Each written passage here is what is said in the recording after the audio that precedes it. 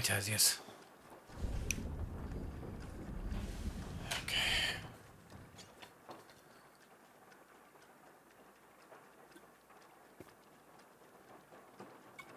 What's up, Tommy? Okay. Let's get this started. On like $40,000 in cash in my freezer one night. Can you so see that? She's like, what is going on? You know, and so we have this conversation and I tell her, look, people are looking for me. Who? Law enforcement. Which ones? All of them. You know, she's like, that doesn't even, for what? I go, No. Mostly bank fraud. And she's like, well, how are they not finding you? I mean, everybody, you know, people know you, like, you know, your general contractor, which I met 4 months before. This guy 6 months before, this one 2 months before, you know.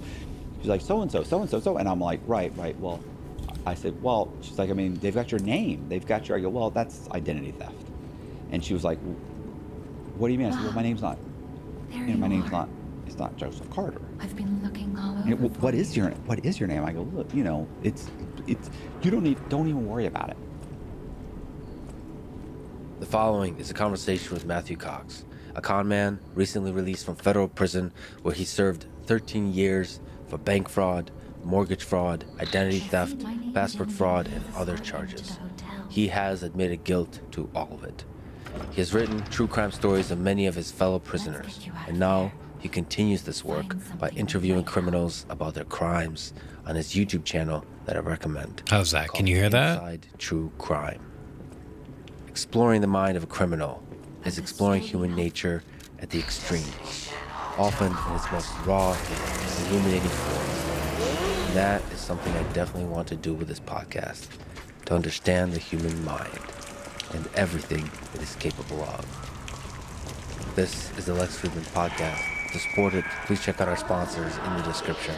And now, dear friends, here's Matthew Cox.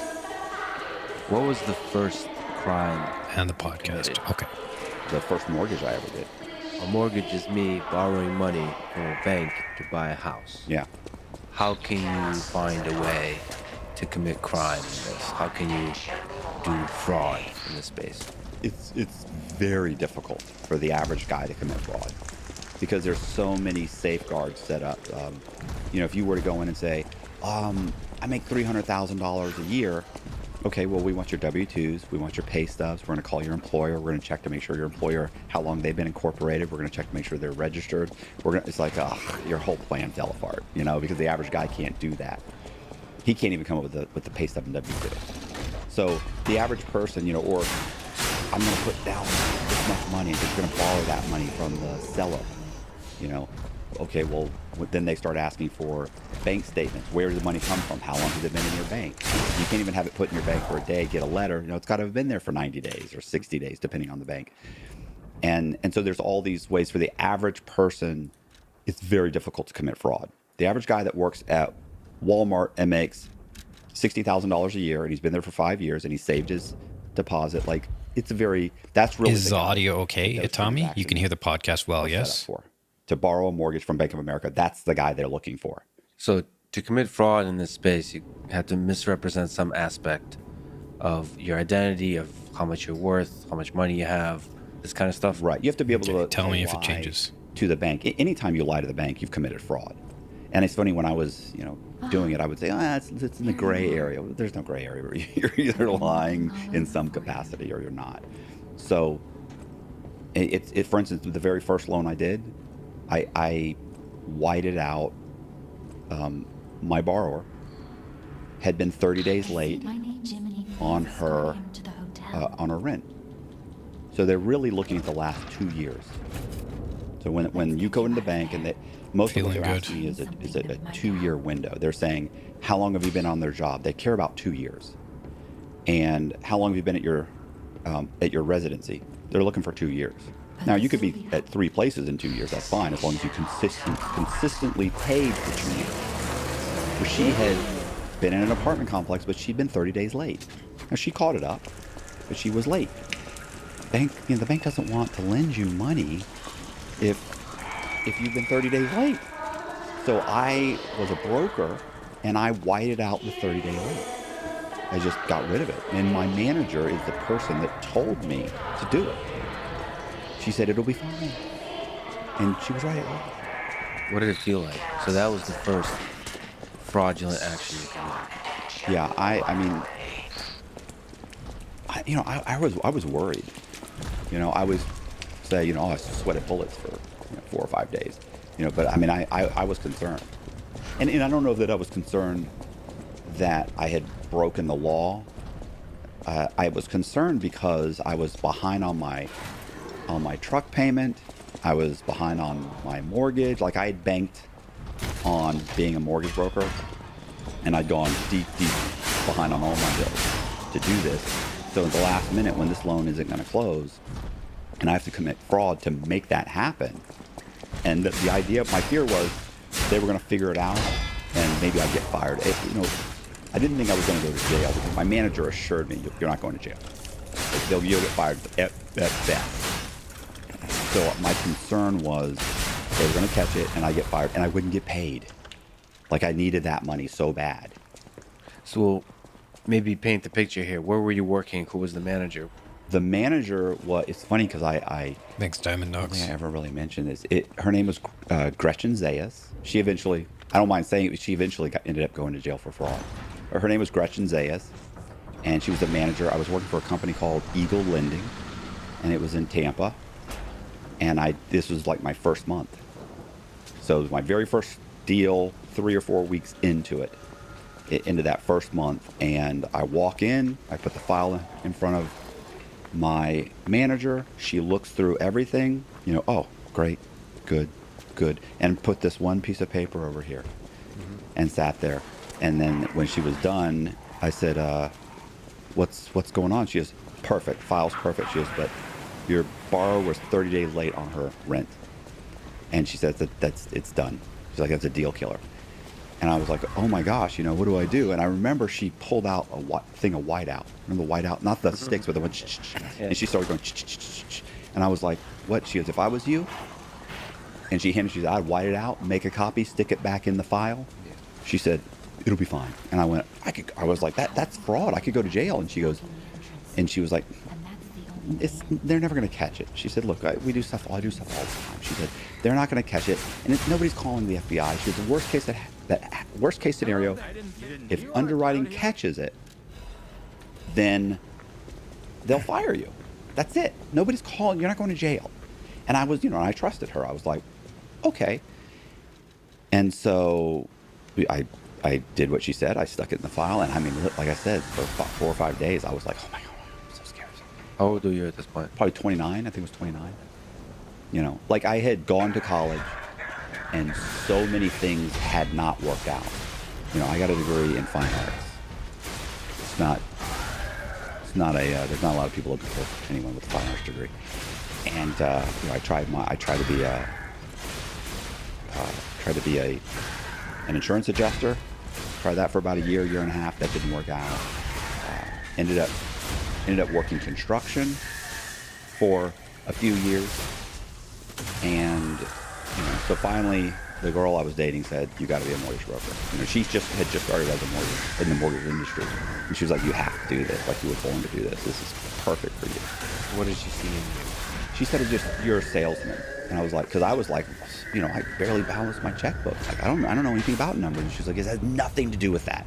It's sales. It's putting together deals. You're good at that. You're good at negotiating. Stuff snow. You're a natural salesman." And I figured I needed to try something. So what aspect of mortgages is sales and deal making? What aspects require the charisma that you clearly have? Well, one, you have clients that have lots of options. They can go to Bank of America, they can go to SunTrust, they can go to Chase. They have options if they have perfect credit. I ended up working for a company that was a subprime lender, and those people didn't have a lot of options. Honestly, by the time they got to Eagle Lending, their options were over. So what ends up happening is you're negotiating with sellers. You would think that a lot of the stuff that in that industry that real estate agents should do, the brokers end up doing.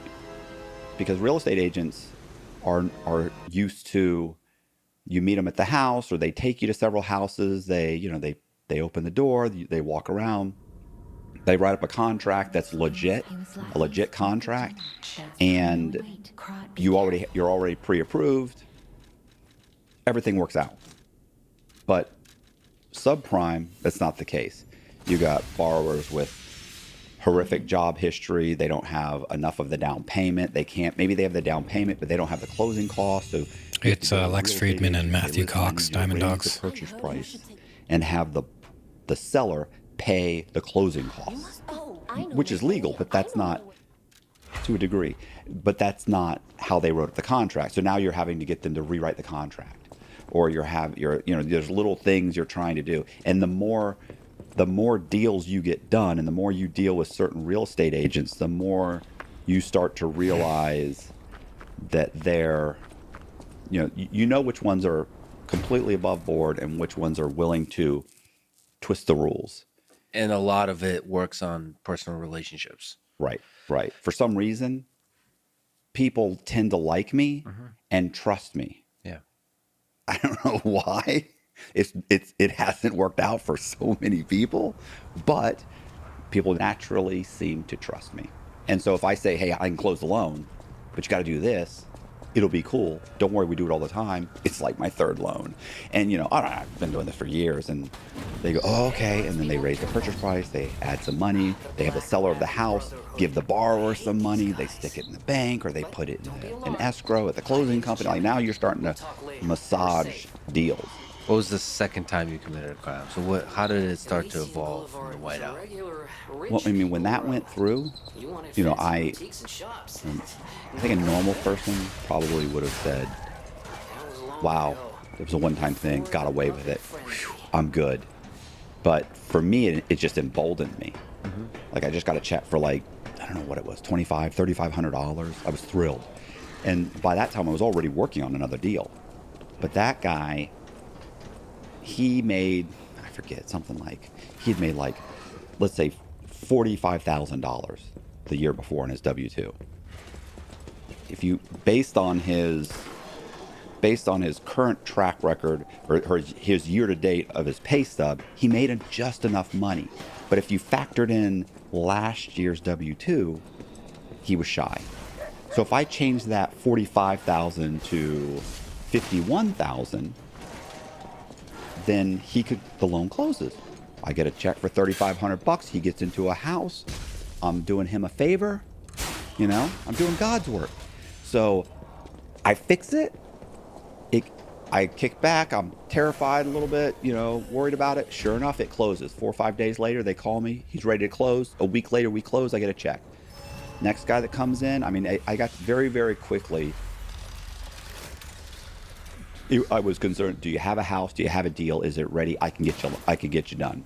Now, if you were in bankruptcy or something, there's some things you pull their credit and you just couldn't help them if they had a 550 credit score or something and no job. I mean, it had to be within reason.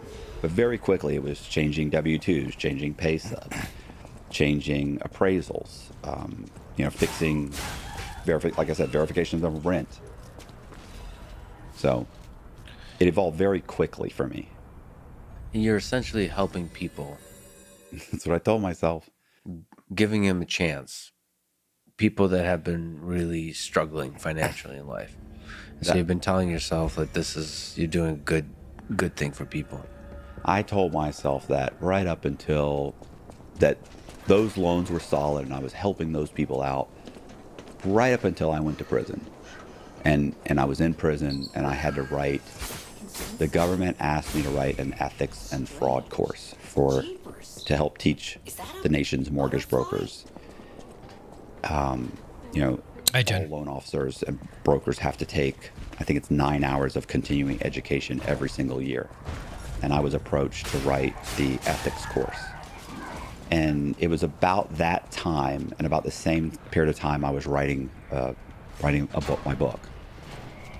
And that I started reflecting on what I had done.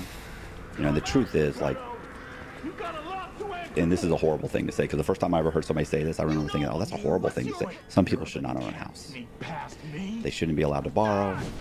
They're not in a position financially, and there were many occasions where I put someone in a house that they 100% swore they could afford. I was helping them. I told myself I was helping them. And a year and a half later, they're going into foreclosure. Their stuff's on the corner. They don't know where to go.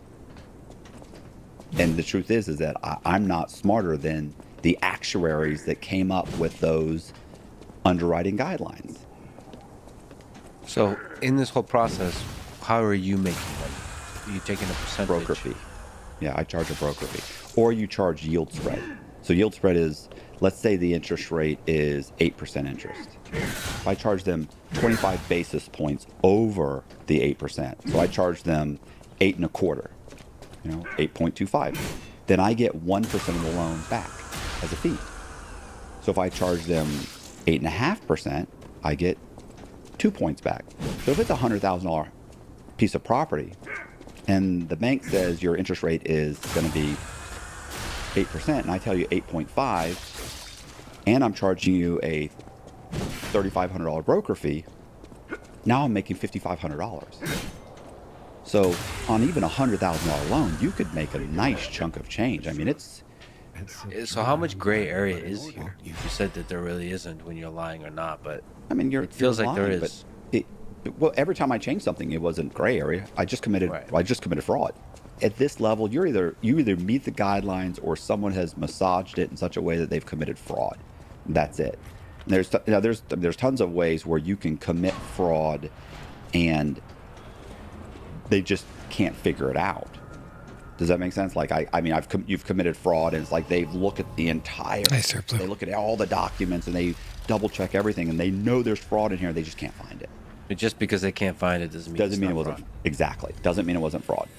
As part of this, you did a lot of fascinating things. One of the things you did, you talked about creating synthetic people, meaning creating fake identities. What does it take to do that well?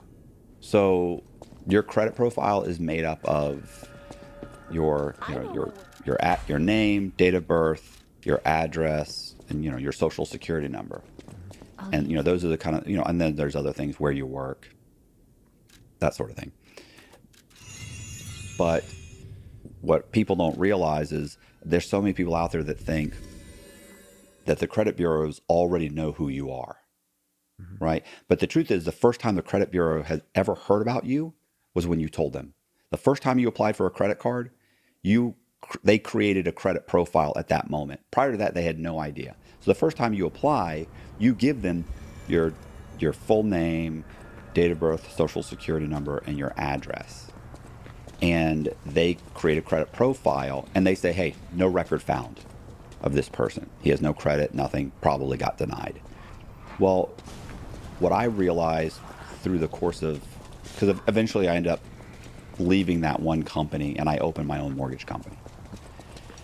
When I opened that mortgage company, I was on the inside. Does that make sense? Like I wasn't just a broker that was sitting out with everybody else and would periodically come in and ask questions or would call underwriting, but really didn't understand what was happening and exactly what the underwriting guidelines were. Now I was actually talking to the underwriters, and you're talking to the owners of the lending institutions and the banks, and you're talking to all of the account executives. Now it wasn't just Eagle Lending I was talking to. There were 40 different account executives coming in on a weekly basis trying to get us to sign up with their lender. And they're on the inside telling you, coming in, showing you programs and saying, look, if your borrower is self-employed, we don't ask for this or this. We just ask for them to say they're self-employed, like liar loans. You've heard the term liar loans? Okay. Or no doc loans, where they don't ask for any documentation. If he's got over, like, let's say a 700 credit score, and he says he's been a plumber and he works for himself, then he's got over a 700 credit score, he just has to say he's worked for himself for over 2 years, and they don't ask for any documentation. He's got the money in the bank, got a 700 credit score, says he's been on the job for 2 years, he's self-employed, we're going to raise his insurance rate by 1%. and he's got, and that's it. He's got the loan. So, but you start to know how things work, because I hired a bunch of brokers to work underneath me, and when they would get caught, I would get the phone call.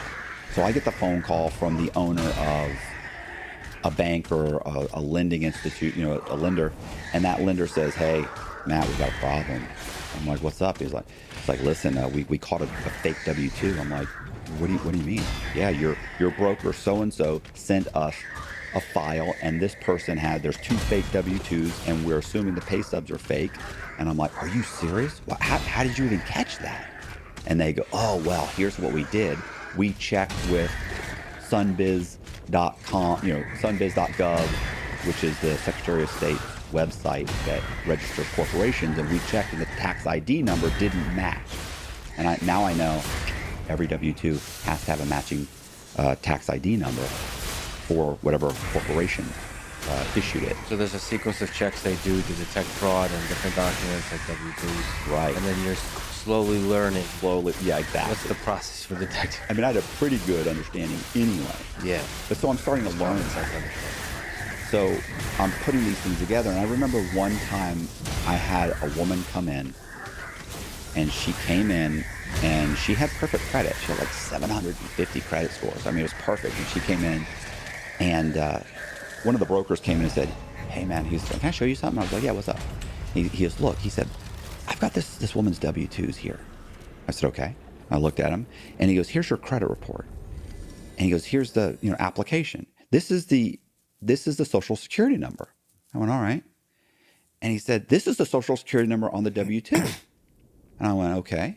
Keep in mind, you go to get a car loan or credit card, they never ask for these things. So, and he was like, and I'm really shocked he even noticed it. I probably might not have even caught it, but they were different. And I went, "Really?" And he goes, "Yeah." He said, "So I did, she just brought him in, she's here." And I was like, "Oh, bring her in here." So she came in, sat down, and I said, "Listen, here's what we just found." And she was like, "Oh, okay, you know what? I don't want the loan." I go, no. I said, "Listen, you're getting the loan. You got a 750 credit score. Like, I don't care what we have to do. We're getting you the loan. I just want to know what's going on. Remember, be careful. How did you get 750 credit scores under this Social Security number when clearly this is your real Social Security number? You've been working for this company for 10 years. And your credit profile says it's only like 3 years old." And I was like, "What happened?" And what she told me she did was she went through a divorce. She had been married for 10 years, used her his surname for 10 years. So she has no credit under her maiden name. But when they got divorced, she switched to her maiden name. Because when she tried to get anything in her husband's surname, it was denied. Bad credit. So he had bad credit. Their credit went bad. So she switched to her name, and a friend told her if she needed to get her electric or anything turned on, she could use her name and use her daughter's or son's Social Security number, which was like a 4-year-old kid. Yeah. So she used that, and it went through. She had to put a deposit down, but it went through at least. It wasn't denied. So that went through. Then she went and she applied for an apartment with that. Sure enough, it went through. She had no credit, but they said, "You don't have bad credit." So she said once she moved into the apartment, she then started getting these pre-approved credit cards. So she goes, "But I knew I had applied there using my son's Social Security number, let's say." So she started filling those out. And sure enough, she got a credit card. And then she got 2. And then she got a pre-approval from Ford Motor Credit. She went and got herself a new car. Got approved. She'd been making the payments ever since. She has 750 credit scores. She thought she'd try her hand at buying a house in his name, in his Social Security number. And we caught it, and she got a house in that name. We closed it. I just was like, wow, like this is great. Can I ask you a question about that? Because it seems like she's able to pay for everything. Right. So while this is highly illegal, is it unethical? Is it like it's unethical in that it's messing with the system on which a lot of people rely. But it feels like there's some aspect of the system that's broken in that it doesn't give people like her a second chance. She could have claimed bankruptcy And then 2 years later, listen, 2 years out of bankruptcy, you can go into Bank of America and get a conventional mortgage, assuming you have perfect credit outside the bankruptcy, you have the down payment, you make enough money. There's a whole bunch of, a bunch of underwriting guidelines you have to meet, but that's possible. But you're right. For instance, she wasn't getting an apartment using with her bad credit. She wasn't getting her utilities turned on. She wasn't getting any of those things done. So getting your life back on track is just harder. It's extremely hard. So there's a temptation to take the shortcut, and the shortcut is often going to be illegal. Right. And she stumbled into it. Yeah, but right. she basically explained it to me, and I mean, I don't think she had walked out of my brokerage office before I went, and I just started making up, names. And I think I went and into our file cabinet and grabbed some people's 1040s, which we had, their tax returns, and looked up children's social security numbers and just grabbed some random kids' social security numbers and their name and went and pulled them. And but I changed their date of birth to be an adult. Pulled it, and sure enough, it came up, no file found. And it didn't say fraud alert or fraud or anything. It didn't say mismatched this, mismatched that. It didn't say anything. It just said, no file found. Well, then we went and we applied for a couple credit cards using a child's social security number. And then we went and pulled our own credit report, and sure enough, it didn't say no file found. It just said that there had been 2 inquiries applying for credit cards. So I was like, oh, wow, like that's a credit profile. So that turns into me going to Social Security and calling Social Security and trying to get them to issue me Social Security numbers to adults that had never had a Social Security number issued to them. I need to get Social Security number to give me a clean Social Security number. But I called up, and of course, I'm a novice. I don't really know what I'm doing. So I call up and I say, hey, I'm never had a Social Security number issued. And they were like, how old are you? And I was like, I'm 31 years old, and they were, yeah, that's not possible. Do you have a driver's license? Yeah. Do you have a bank account? Yeah. You have a Social Security number. Bring your driver's license in and we'll pull it up. Okay, well, that's not going to happen. Hang up. Call back. Hi, my son is 7 years old or 3 years old, and he had never had a Social Security number issued. Oh, okay. Was he born in a hospital? Yes. Well, he has one. Go ahead and get your son. Come in here. No, I'm not doing that. Hang up. Call back. So I called back probably 10 times. And eventually, someone said, I kept altering it. Kept altering what I was saying. Till I got to the point where I was saying, my son was born with a midwife, not in the hospital. And the pediatrician told us that we needed to get Social Security to issue a Social Security number. And they would say, well, he should have issued it, but that does happen sometimes. So bring your son in and we'll, you can fill out the paperwork, we'll have one issued. First we'll check to see he never had one issued. And if he hasn't, we'll issue one. And so then it turned into, my son is out of the country and I need this. And then that turned into, oh, I'm sorry. Well, how old is he? I was like, he's 3. And they go, well, I'm sorry, if he's over the age of 12 months old, he has to come in. Hang up the phone, call back. My son is 10 months old. He's out of the country, born with a midwife, never had a Social Security number. And then they go, oh, okay, that's fine. Just get his birth certificate and his shot record, and you can come in, fill out the paperwork, we'll issue you a Social Security number. And that's what I did. So I figured out how to create a birth certificate. I ordered the security paper, when you make a copy, it says, void if copy. So I had to order a bunch of that. And I went online and figured out how to make a fake birth certificate. It was great too, because the county, actually, they give you a blank form, and then they actually show you what it looks like filled out, like a handwritten one filled out. So I knew if he was born this day, he got these shots. 2 months later, he got these shots. 6 months later, he got these shots. So I just filled it out. I even had to order a seal.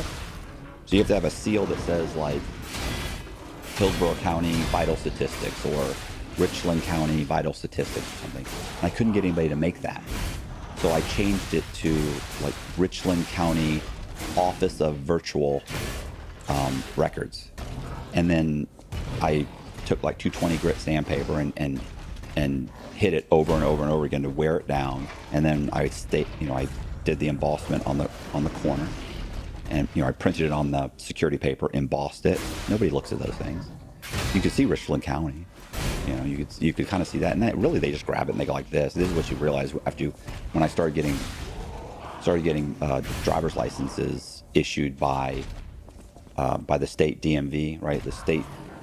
I figured out eventually it was easier to just go into the DMV and have them give me a driver's license than actually make one. So, but you notice they would just grab the thing, they'd feel the form and go, okay, like they don't even look at it. So, which is upsetting if you put as much work into these documents as I am, for them to go, okay, yeah, that's good, sit over there. I felt like going like, hey bro, like take a look at this. This is artwork. Yeah. But they're looking for the low-hanging fruit of crappy fraud. Right, yeah, this stuff was right through, so. Okay, so birth certificate gets you a social security number. So it's interesting because you've done a lot of different approaches to creating synthetic people. There's homeless people involved, so sometimes it's grounded in real people or real names, and then you're right. Like some part is fake, some part is real sometimes, and sometimes it's completely all fake. Right, because now I have the name, I have the social security number, and what's great is they mail you. What's even better is you get to pick whatever name you want.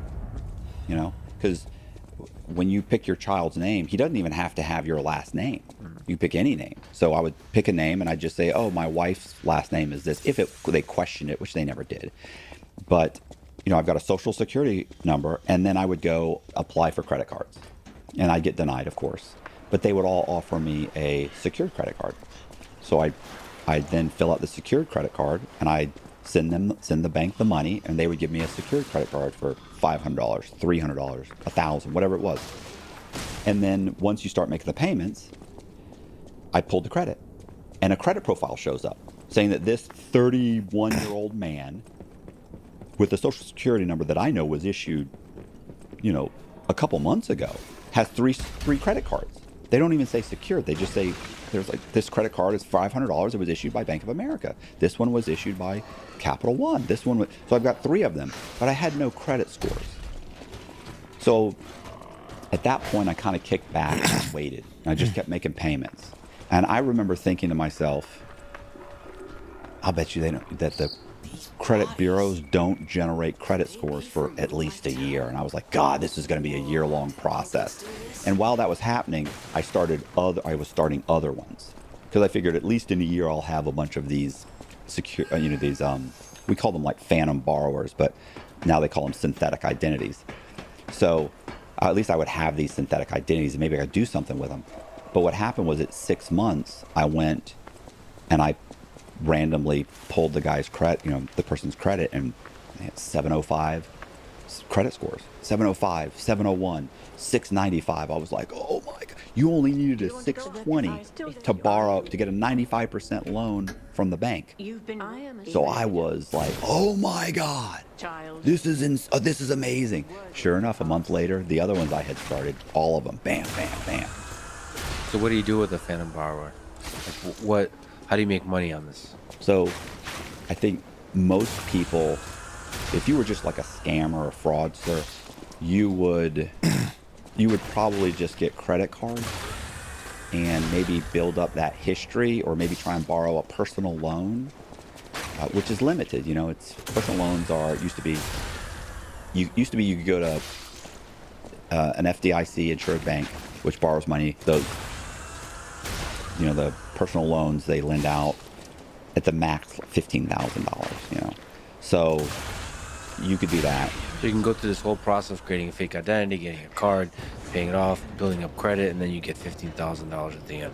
Right, you get 15, maybe, if you want to keep making the payments, if you could wait a year, you could probably get 15,000 maybe you could maybe get 20, 30,000, and a bunch of little smaller ones. You get 7,500 because I did there was $7,500 from Citibank, $5,500 from American General. So you maybe get what 25,000, maybe 30,000 in personal loans. Maybe you could then apply for.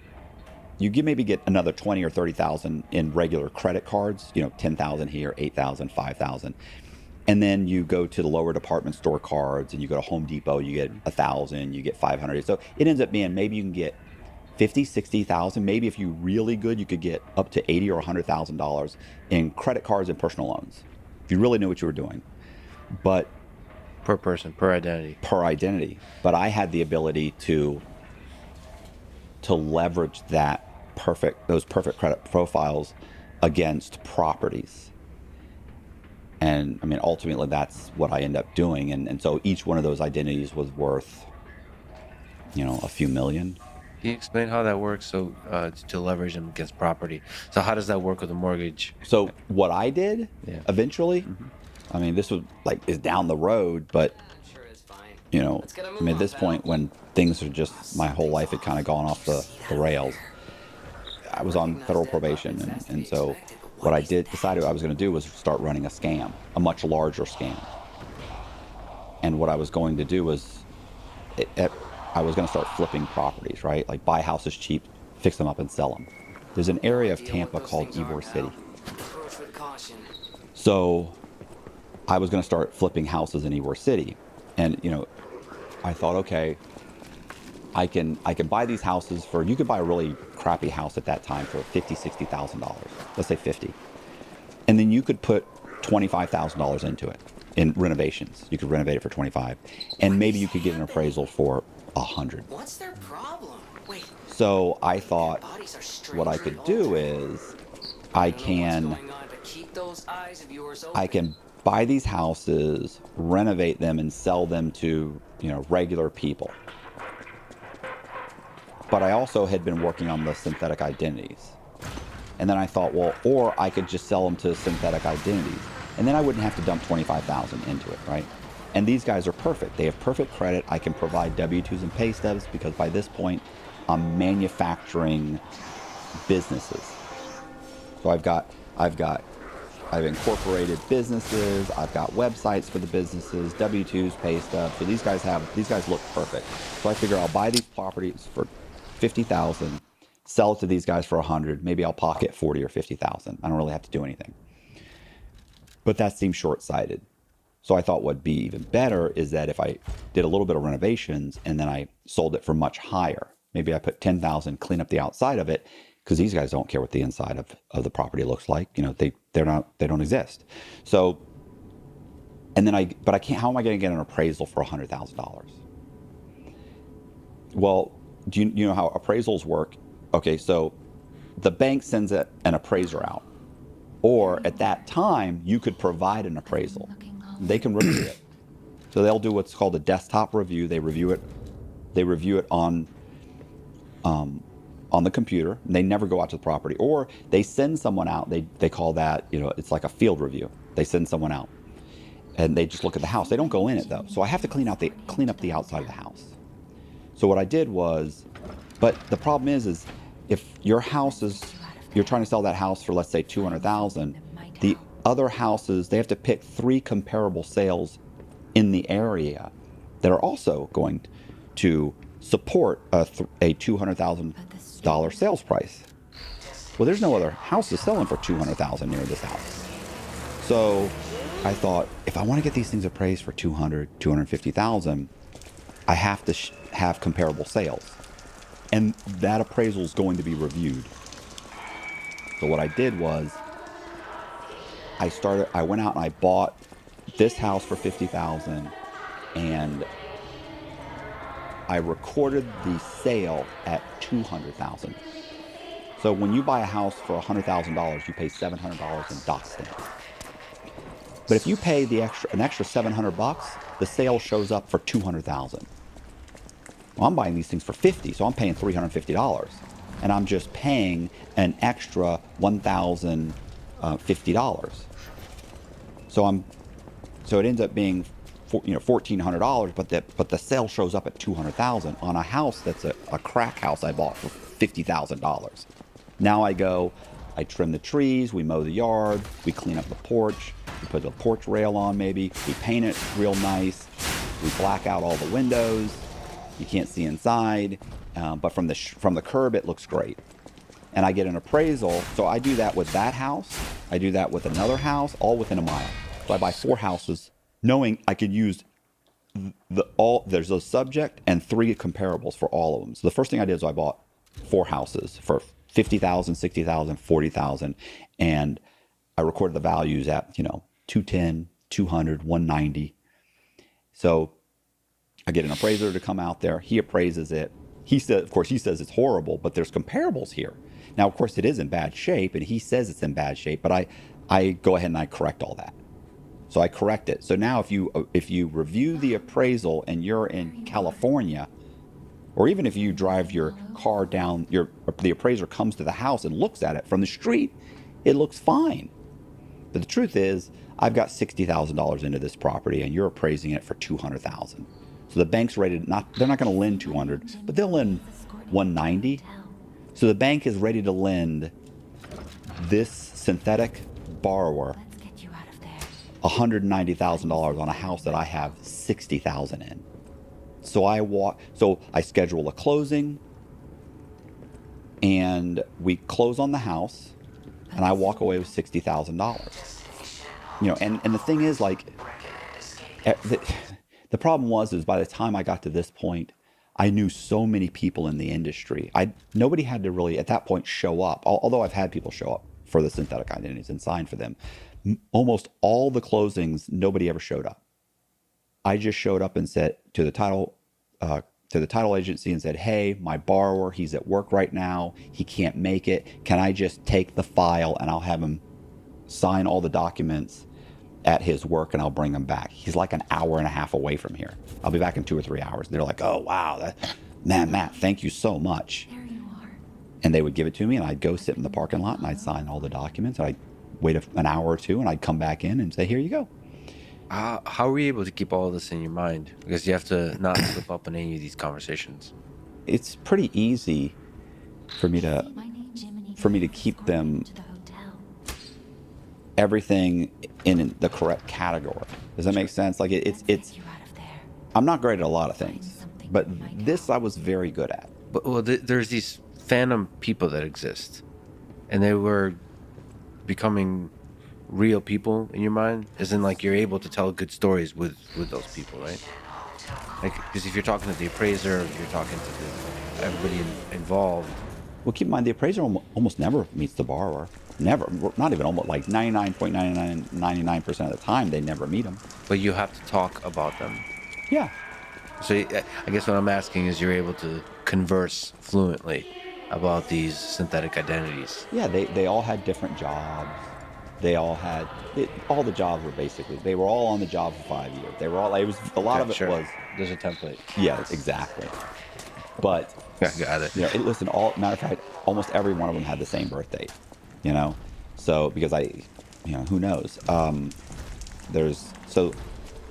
It wasn't difficult. And keep in mind, a lot of the brokers barely ever meet the borrower. They call in on the phone, but it didn't matter anyway, because I'm walking in saying, "I got a slam dunk deal for you." Mm-hmm. And they're like, "Oh, wow, Matt, you got the W-2s, the pay stubs, you got all their rental history. You have everything done. It's perfect. Thank you so much." They're happy to do it. "Hey, I print up the docs and I'll have them go sign it." "Great. Wow. Thank you." Assuming they didn't already know about it. And almost everybody involved in this, by the time I was done, was involved. There was probably 15 or 20 people that all knew what was going on. The full of it. They knew the full depth of it. Yes.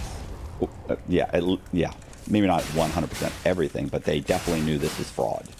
And then we're still going along. Yeah. Keep in mind that even when, I'll give you an example. One of my, and this happened with almost all of them, was he would buy 5 houses. So the guy what happens, the basic design was, I buy the houses, I record the values higher, and this person buys all 5 houses, refinances them. He ends up borrowing a little bit over $1 million in his name. Then, of course, then I go and I get personal loans from several banks. I get credit cards. I run up all of his credit cards. By this point, I've got $10,000, $20,000 worth of credit cards in the guy's name. The guys are all worth like $1 million and change. Well, once I stop paying, you start getting letters from the collection companies, right, from the banks, and then they sell them off. So after about 3 months, you're getting tons of letters. And what I would do is I would take my borrower's name, I would go online, and I would find, or I'd go in the newspaper, and I would find an article about, let's say, like a 12-car pileup. So there's a huge accident on I-4. It's very dangerous. So there's a 12-car pileup, and someone in the accident was life flighted to Tampa General Hospital. I would cut and paste that article, and I would just insert my borrower's name into the article saying that, Brandon Green was life flighted to Tampa General Hospital, currently in critical condition. I would then print that article out on newsprint. I'd then make a copy of them, cut it up, make a copy of the newsprint, highlight his name, and I would write a letter from Brandon Green's fictional sister to the collection companies saying, several months ago, my brother was in a horrible car accident. He is currently, they've got the article, they have the highlighted name. He clearly was in this accident. He is currently in a coma, and the doctors say even if he wakes up from the coma, he will never work again. So you might as well just foreclose on, stop writing us letters, and take the houses back. And that's all they're looking for is a reason. At this point, even if they look into Brandon Green, they can't figure out if he's a real person or not. Because he's got a social security number. And everything went bad at the same time. He's got multiple rental properties or his primary residence. All of his credit cards went bad. Everything went bad. We have an excuse. We have a letter. That happens. People get divorced. They lose their job. They get in accidents. It's reasonable. When they look into it, it all looks legitimate. Even if they ordered another appraisal. By this point, it's not 4 comparable sales or 3 or 4 comparable sales. By this point, it's like 10, 15, 20, 30, 40, 50, because I kept making more and more of these guys. What was your, almost like a tangent, what's your thinking process? There's a lot of cleverness going on here. So like the car pileup as a solution. Newspaper, and you mail it. What, are you sitting there alone and thinking through this? Like, how do you come up with that idea? It's a very interesting, a very clever, innovative idea. So at first I thought about making like a fake death certificate. Mm-hmm. He died, but I thought, I don't know, like what if, like some of these places had like, primary mortgage insurance. Like what if the primary mortgage insurance, like what if they try and claim because he was dead, or like, I don't know that side. So I'm like, I don't want to do that. I want to do something that's semi-verifiable and third parties, like a third party telling you this is what happened. I thought, well, like the newspaper, and, or do I claim bankruptcy? And I've done that. I've gone and got the bankruptcy forms, right? You can go to the bankruptcy court and they'll give you forms to mail to all of your creditors, and you mail them. They stop contacting you. They wait to be notified by the bankruptcy court. But my fear there is, nobody's ever going to notify them. Like I'm not going through bankruptcy for one of these guys. So it was like, this is a better bet than just writing a letter saying, I'm going through a divorce.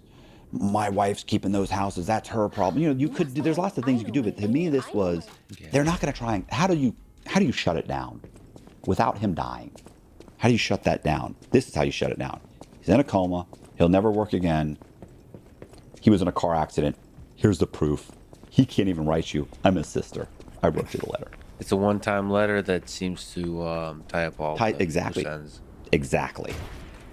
I don't know exactly how that, what sparked that, is as much as there were so many other avenues that I could have gone that I just didn't know. But you were thinking through all those different avenues. Yeah. Are you mostly thinking alone? I mean, I had guys that I was bouncing ideas off of. There were other guys that were involved in the scam. Everybody, I think that scam ended up making like The FBI said, I think it was like 11.5 million or something.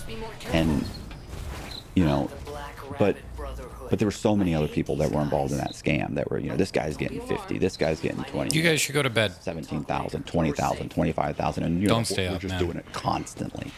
And so the bank would foreclose on that property. You're not missing They too take much. it back. It's just listen to a They put it back podcast. on the I'm just doing MLS. serious time They because put it back on the this is MLS my for last 100 full day to do a 200,000, run. It wouldn't sell. Then they drop it to 150, wouldn't sell. Then they drop it to 125, 130, wouldn't sell. They drop it to 90, and somebody buy it for like 90. It wasn't worth 90. But by that point, that whole area we'd done so many houses at that point. The whole area shot up. And the FBI said we did 109 houses. I don't think that's true, but we when I end up leaving Tampa after that scam falls apart and the FBI shows up, Forbes came out with an article, 6 months later, and they said that the Ybor City zip code was one of the top 20 fastest growing appraising areas in the country. And, everybody was like, oh, that's mad, because this place is a dump. Like, this is a horrible place. Like, this is... And I remember one time I had talked to a guy, years later, and he was like, oh, all the comparable sales have dried up. Like, when you left, there was just nothing even close to 200,000. You mentioned right before telling the story of this elaborate scam that you were on federal probation. How did that happen? So I mentioned that I own the mortgage company, right? So I had started a mortgage company. I had maybe a dozen guys working for me, and there was fraud. Like, I would say it wasn't all fraud, but whatever, 60-70% of it was fraud that was going in there. And from the outside of that business, it looked very legitimate. We were an FHA approved lender, we were a VA approved lender, we did conventional, probably signed up with 40 or 50 subprime lenders. But there was a considerable amount of fraud, and it kept getting, it became a game, right? I started getting just more and more creative. Like I said, every time I would get away with something, like, you become emboldened by it. It's like, nice, like, hey, the underwriter's looking for this and looking for this, and you sit there and go, man, so that she's, that's, what am I gonna do? You know what we could do? We could create our own bank. What? Yeah. Here's what we're gonna do. We're gonna go on. Like, how do they know if this bank exists? These people are in California, or they're in New York. Like, they don't know. So what we're gonna do is we're gonna go online. And keep in mind, this is 2000. This is 2000, 2001. Like, this is the internet's in its infancy still, right? So we figure out. I remember GoDaddy, I think, had just come up with a site where you could build your own website. Like, how cool is that? So I go online with a buddy of mine, and we create something called the Bank of Ybor. We cut and pasted things that we liked from other banks, and we got a 1-800 number you could call, or a 186 number, whatever it was, and you could call it, and it would go to a voicemail. And so we set up this bank, and then I ended up making bank statements, which by this point I already had been making bank statements to prove someone has their down payment. Because a lot of times people, they have good enough credit to borrow 95% or 90%, but they don't have their down payment. So we'd raise the purchase price high enough to cover their 5 or 10% down payment, and we would bring their down payment for them, or we'd have the owner of the house bring the down payment for them. And then we would have a check cut out of the closing statement to a construction company that I owned, and we get our money back. So they get into the house for 100% financing, or 110%. Some of them turned into 130. They want to pay off their car, give them an incentive to sign. They still don't have the money to buy it. So we're doing all kinds of insane things. Well, at some point, remember Gretchen Zayas, my old manager? Yeah, the original. Yes. OG. She came and worked for me for a short period of time. And then she and her husband went and opened their own mortgage company, which you should have known it was going to be fraudulent from the get-go, because it was called Creative Finance. It was CFM, Creative Finance. No, Creative was... Creative was in the name. Yeah, Creative was in the name. Oh. So really on the nose. So she's doing very well, and we became very close, by the way. Where we go on vacation, went to Puerto Rico together. I got married at the time. I was married. Our kids, play together. We babysit. We go to each other's parties. We're close. We're good friends. And she's got her own mortgage company. She calls me up periodically and asks me, hey, can you make a W-2? Or hey, can you make me a pay stub? Sure, no problem. We're friends. That's what fraudulent friends do. So, if I needed somebody to verify rent or verify somebody's rental history or employment, she had cell phones she would answer, that sort of thing for me. Well, what ends up happening is she gets in trouble. She starts doing fraudulent loans for some guys, and these guys are doing what's called a cashback scam. Mm-hmm. So they're getting like a $500,000 loan on a house that's worth $300,000. So they're getting they're buying a house for whatever, $600,000. It's really only worth $300,000, $350,000. Whatever. But she happened to be in an area where she could get the appraisal jacked up. So they buy the house, they get $200,000-$300,000 back, and it's a straw man scam, right? It's a cashback straw man scam. So it's a real person that's buying the house. He's got perfect credit, but he's willing to ruin his credit to get a couple $100,000 in his pocket. So he never has any intentions. So it's not a synthetic identity. It's not a stolen identity. It's a straw man. He's a fake, not a fake person, but he's just a straw man. He's a stand-in. So he stands in, he signs the paperwork, he buys the house. They end up getting $200,000-$300,000. Well, this guy buys like 5 houses. So it's $2-3 million. They've lost $700,000. And these guys never even make the first payment. They just let them go into foreclosure. So the bank immediately investigates and realizes this is fraud. So the FBI comes in, they grab Pete and Gretchen. She has to hire an attorney, of course. And she doesn't get thrown in jail or anything. They just come to their office and they tell them they're investigating them. They know what's going on, and they want to talk to. They're like, well, look, we want to talk to you, and you're going to be indicted. Okay. So she comes to me. Well, actually, Pete came to me and said, look, man, can you refinance our house and get us $75,000 out to pay our attorney? I said, no problem. Gretchen gives me W-2s, pay stubs, fake. The whole thing's fake. I refinance. I get a second mortgage on our house, $75,000. They pay their attorney. Their attorney immediately says, you need to wear a wire on this guy.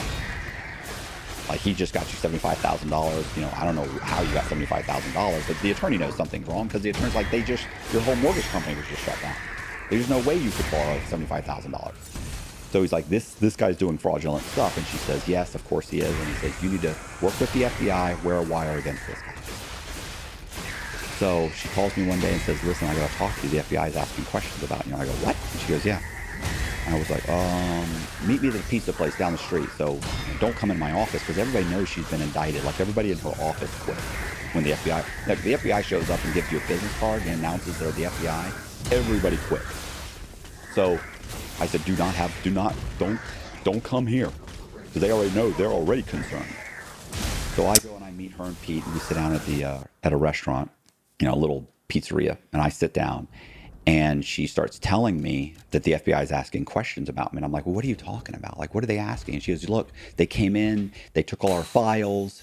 And I was like, I don't know any of this. I'm like, when did this happen? She's like, yeah, they have a couple weeks ago, and they have some of your files, because I had closed several loans for my wife at the time. We were buying rental properties.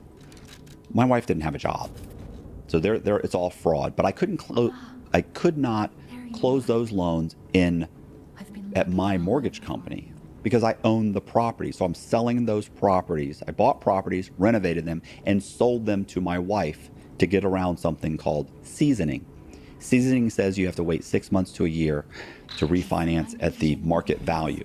Otherwise, if you want to refinance, that's fine, but you have to refinance at the price you purchased the property at. But I bought these properties for $80,000 or $100,000, renovated them, sold them for $200,000-$300,000 to my wife, who didn't even get a big mortgage.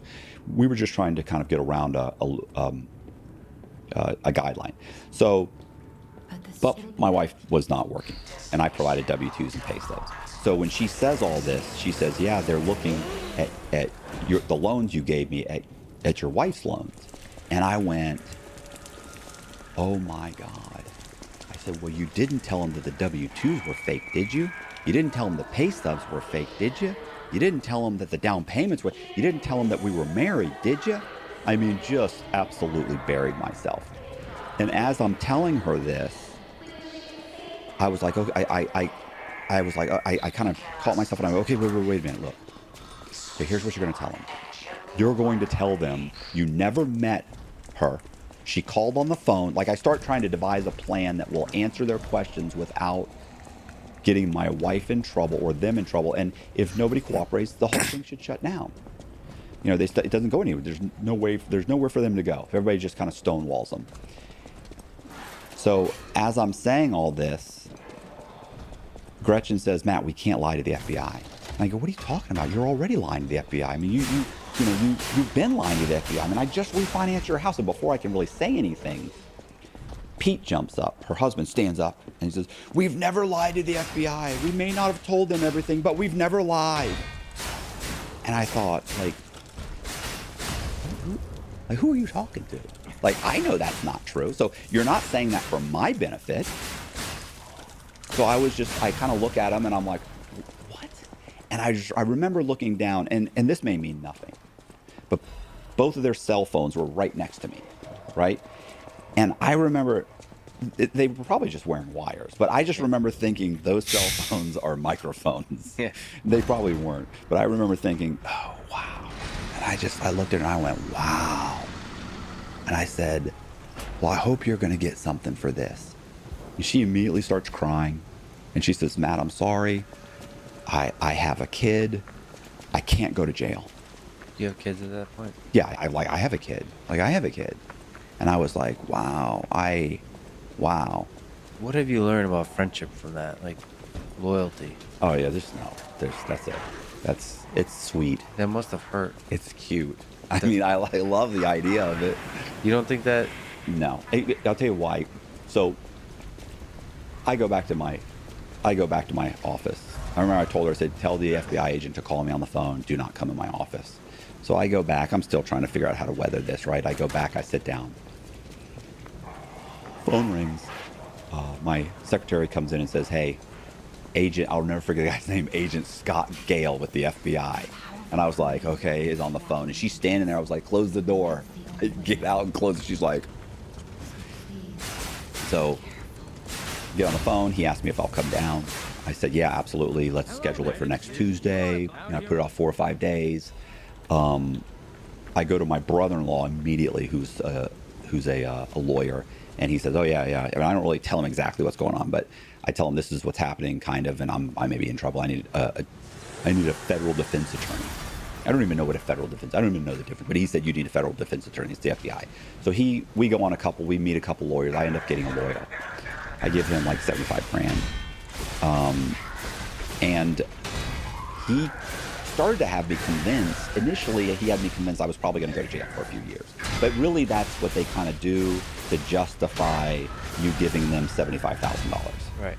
And then, but the more I thought about it, and read, he gave me the guidelines that supposedly I had the fraud that I had committed, and what the guidelines that oversaw that. And I read it, and I was like, I'm not really in trouble because I'm looking at a felony, but I'm not going to go to jail because there was no potential for the bank to lose money. So, because I bought the house with like a hard money loan, and then I renovated it with my own cash, and when I sold it, it appraised at $250,000. My ex-wife borrowed like $180,000. So there's plenty of equity. If the whole thing had gone into foreclosure, they still would have got their money back. And to be honest, by the time all of this happened, there was only like 3 properties. It was like 5, but we'd already sold a few. And at this point, we'd just sold another 2. There's like 1 or 2 properties left. And we're selling, at that moment, we were selling them. So I was like, no, I kind of argue with him, but then he wanted $75,000. I gave him $75,000. And then he comes back and he says, good news.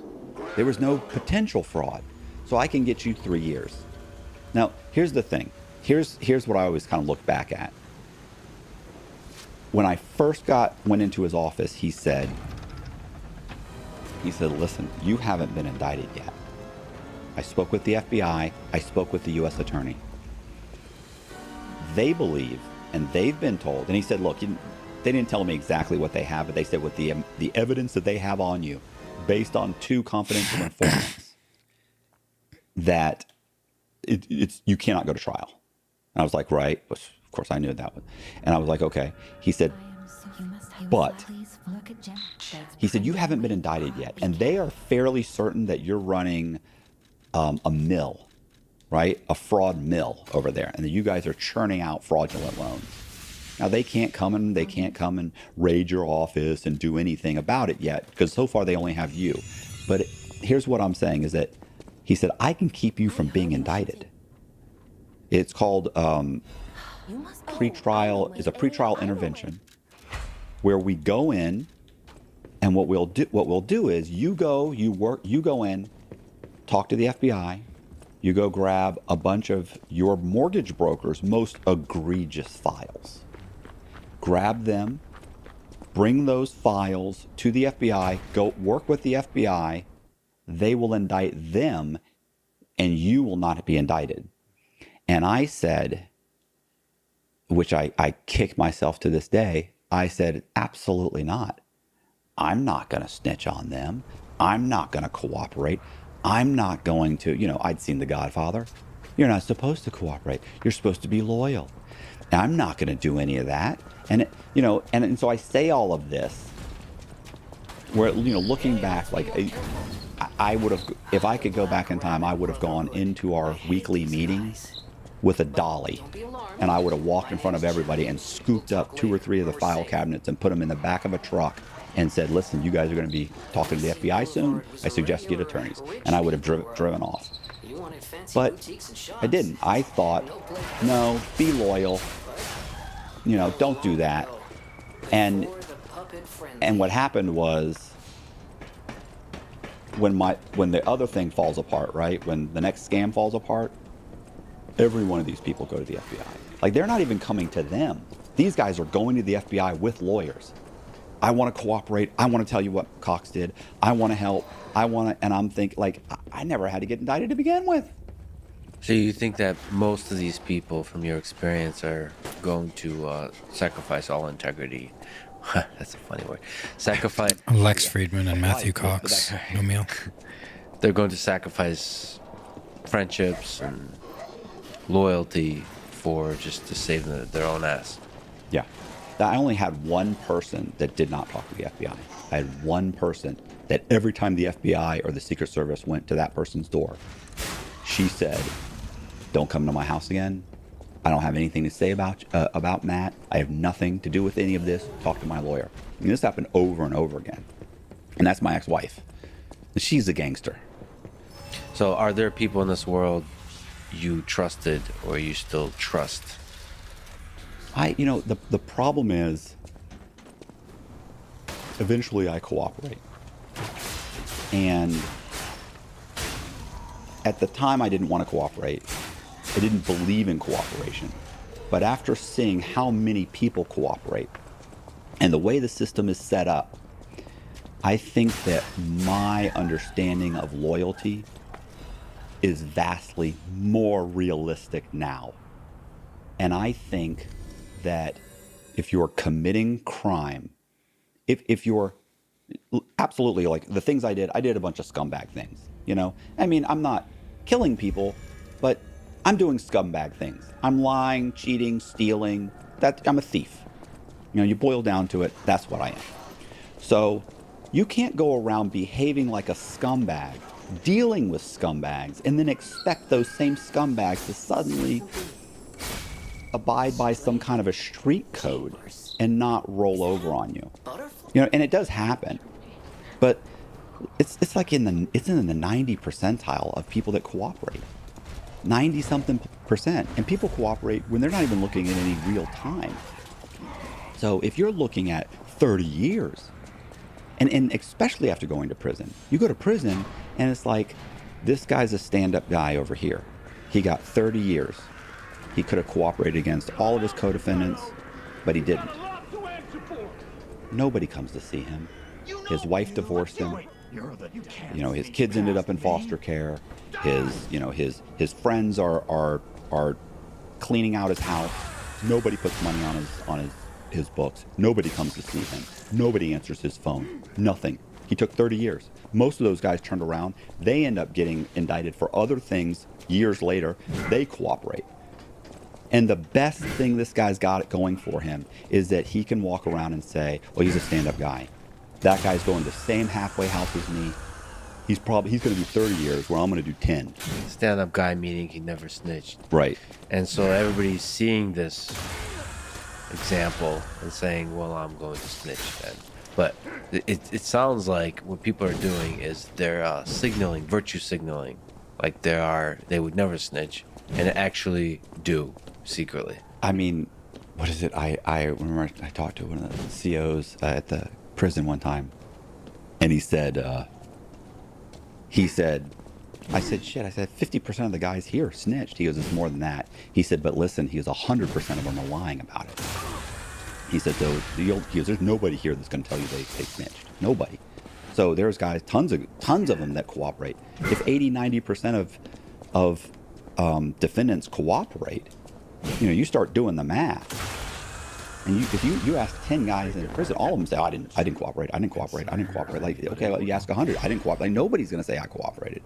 Does that break your heart a little bit? That people backstab each other like this? It does. It does, but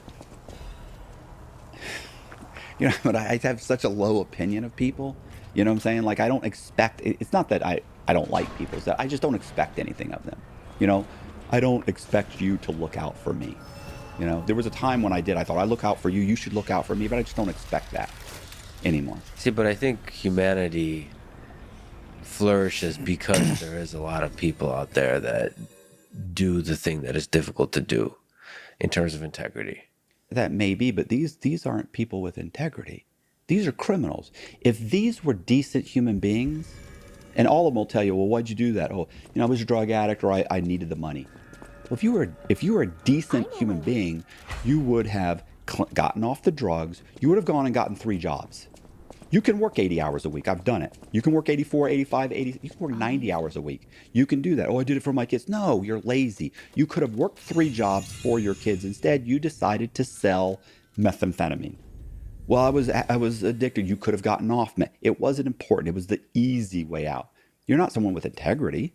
So for you to sit there and say, hey, I'm going to act like a scumbag, but now I got caught or you got caught and I don't want you to tell on me. Well, you're a guy that robs banks. You stick guns in people's faces. You kidnap people. You torture people. You sell drugs.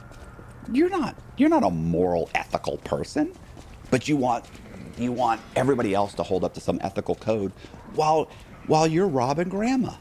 That's not right. Like, you know, so, you know, I get the whole Omerta code, you know, and there was a time when I was delusional enough to believe that.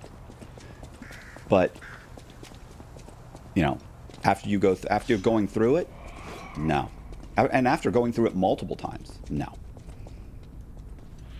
I have to really think about that, and I deeply appreciate your honesty on this. Okay. Because right. I think, I mean, there's all kinds of criminals in this world, and they all have all kinds of stories. And your story is one of, I don't know if it came from desperation versus a love of this kind of game, right? Like it wasn't part of it an attraction to the creative aspect of this, of breaking the rules when nobody else can and you figure out a way to do it? I think initially it was, I needed the money. Like, that's the first thing, you know. You say, oh, okay, well, and if you ask most guys, oh, well, man, I need the money. You need the money. But, and then I definitely needed the money. But then you get $50,000 in your bank, and then you get 100, and then it's 200, and then it's $500,000, and then it's $1 million. And what the hell are you still committing fraud for? You've got $500,000 or $1 million in the bank, or worth of real estate, or you're making $5,000-$10,000 a month just in rental income. Why are you still committing fraud? So I think it morphs into the creativity in part for me, and two, it was a chance for me to prove to everybody how smart I was. You know, I mean, it was done out of desperation initially, and then it just turned into pure narcissistic arrogance. Look at me. Look at how I can do things that nobody else can do. Look how smart I am. I just walked into Bank of America, handed them 7 documents that were all fraudulent, and they cut me a check for $250,000. Like, wow, I'm amazing, you know. And guess what? They're never going to get their check, and they won't even know where to start to try and find the person because they're looking for a phantom. So, you know, and you feel great. I felt great. I used to say I felt like James Bond. I felt like 007. It was amazing. And, you know, and it did it. It feeded my need to feel important, you know, even if it was even if that was a lie, because all that success was just a lie. Well, no, you were good at it. It was good at it, but it's not. It was It's illegal. not like I'm Elon Musk. You know what I'm saying? Like it's not like I'm an exceptional human. I'm an exceptional human being at a horrific thing, at committing fraud. Well, the question is how many people are getting hurt, because initially, nobody got hurt. That's the thing. Nobody ever lost any money directly. Like, I didn't go and say, give me $50,000 and I ran off with your money. Like, I wasn't doing that. And that was a great justification. But at some point, and we'll get into that, you know, I take off on the run. Mm-hmm. And people do lose money. I didn't take that money directly. And for some reason, in my, you know, sick mind or whatever the case may be, that seems like a distinction to me that makes me feel okay. Is that I never said, give me $10,000, and I ran off with it. But I put people in a position where I damaged the credit or damaged the title to their house. Here it is. And they had to go get a lawyer to fix that. Everything you see here you know, belongs and so that they had to go pay a lawyer $10,000. So I absolutely caused that person you're a victim, and I owe you that money. And it was a shitty thing to do, because even at the time I was like, oh, they'll make a couple phone calls, it'll be fine. It wasn't fine. And if I had really put any thought into it at all, I would have known it's gonna really affect these people. And those people had done nothing wrong, with the exception of trusting me. They rented me their house, or they owner financed their house. They made the mistake of bumping into me, and now they owe $10,000, $20,000. You know, and I'm sure a ton of anguish. So what happened when you were caught that first time? So I was caught. I got 3 years probation. Matthew Cox and Lex Friedman. Took the probation. Outdoor. What does that involve? Initially, it was such a slap on the wrist. Were you allowed to still practice? No. Well, okay, so I wasn't. I couldn't own the mortgage company anymore. That was a good question, because you would think, you know, wouldn't it be great if I could keep on going? But what they said was, you know, you have to forfeit your brokerage license and your brokerage business license. And what I did was I transferred my brokerage business license to a guy that essentially bought my business. They allowed me to work as a consultant in the mortgage industry, you know, because they went, you know, they go, my lawyer goes to the judge and says, what else can he do? So, and so I have a friend, his name's Dave Walker. He was a CPA. He came in and he bought my business, and he paid me like $9,000 a month. And that covered my bills. My wife and I got divorced. So she's my ex-wife. And I don't know what to do, right? Like, I could, you know, and I always say, you know, I could have, like, you know, you look back and it's like, I could have claimed bankruptcy. I could have moved into my parents' spare room, something like that. But, because I lost everything in my divorce. I had huge child support payment. Not that has anything to do like with my ex-wife. Like I absolutely signed up for that. Like I wanted to pay that. But it was a chunk of change, So we're talking about a couple $1,000s a month for child support. She got all of the apartments that we had. We had about $1.5 million worth of apartments, which isn't a lot now, but that's probably $5 or $6 million now.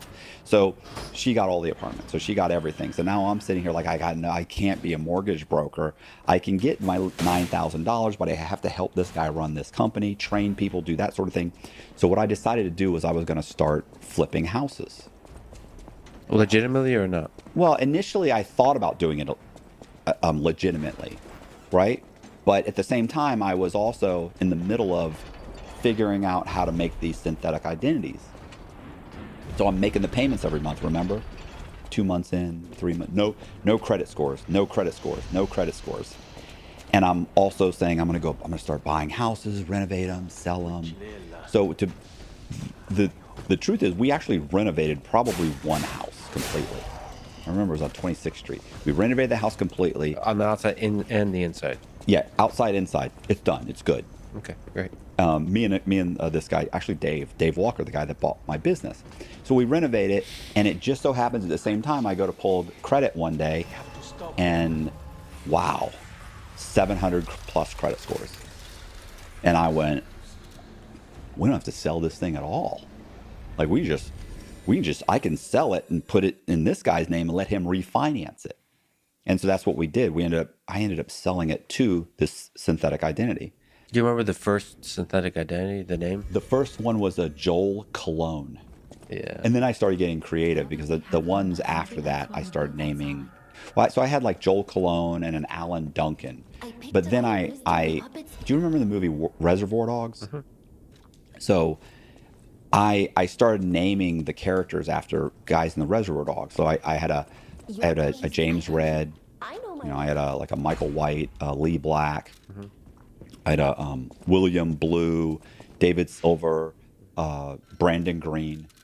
So then I start developing these guys. Now I thought, oh, forget those normal names.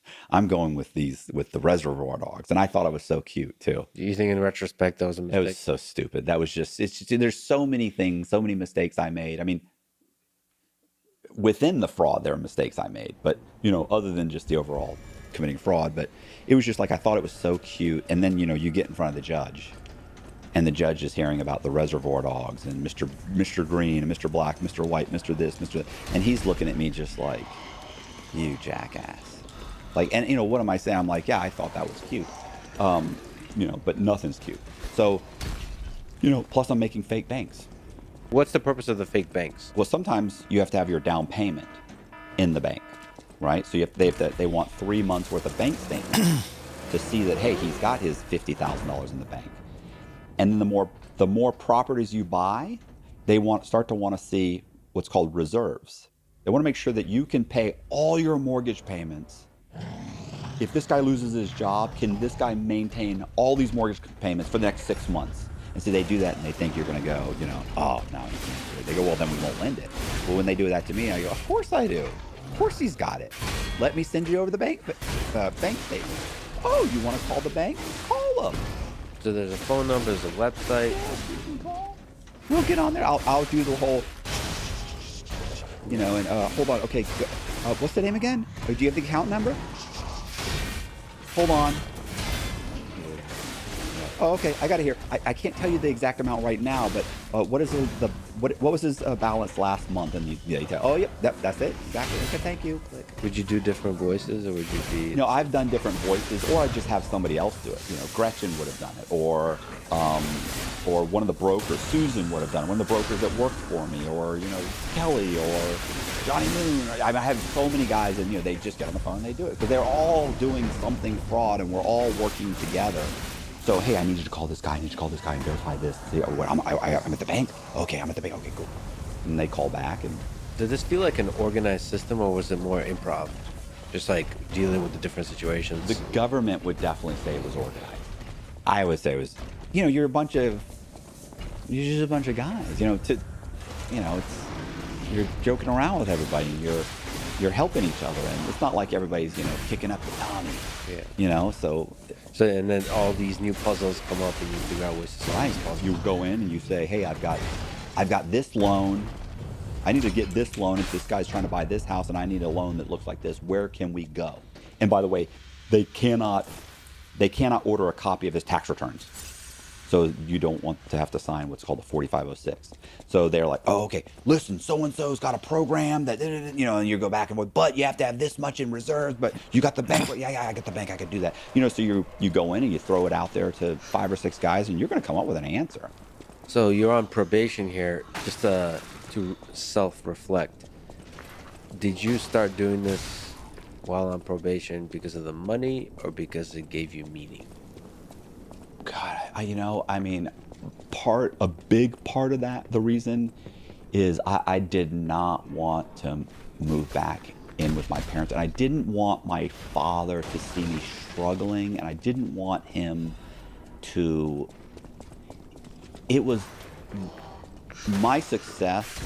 He had no idea. My success had been the first time he'd ever really been proud of me.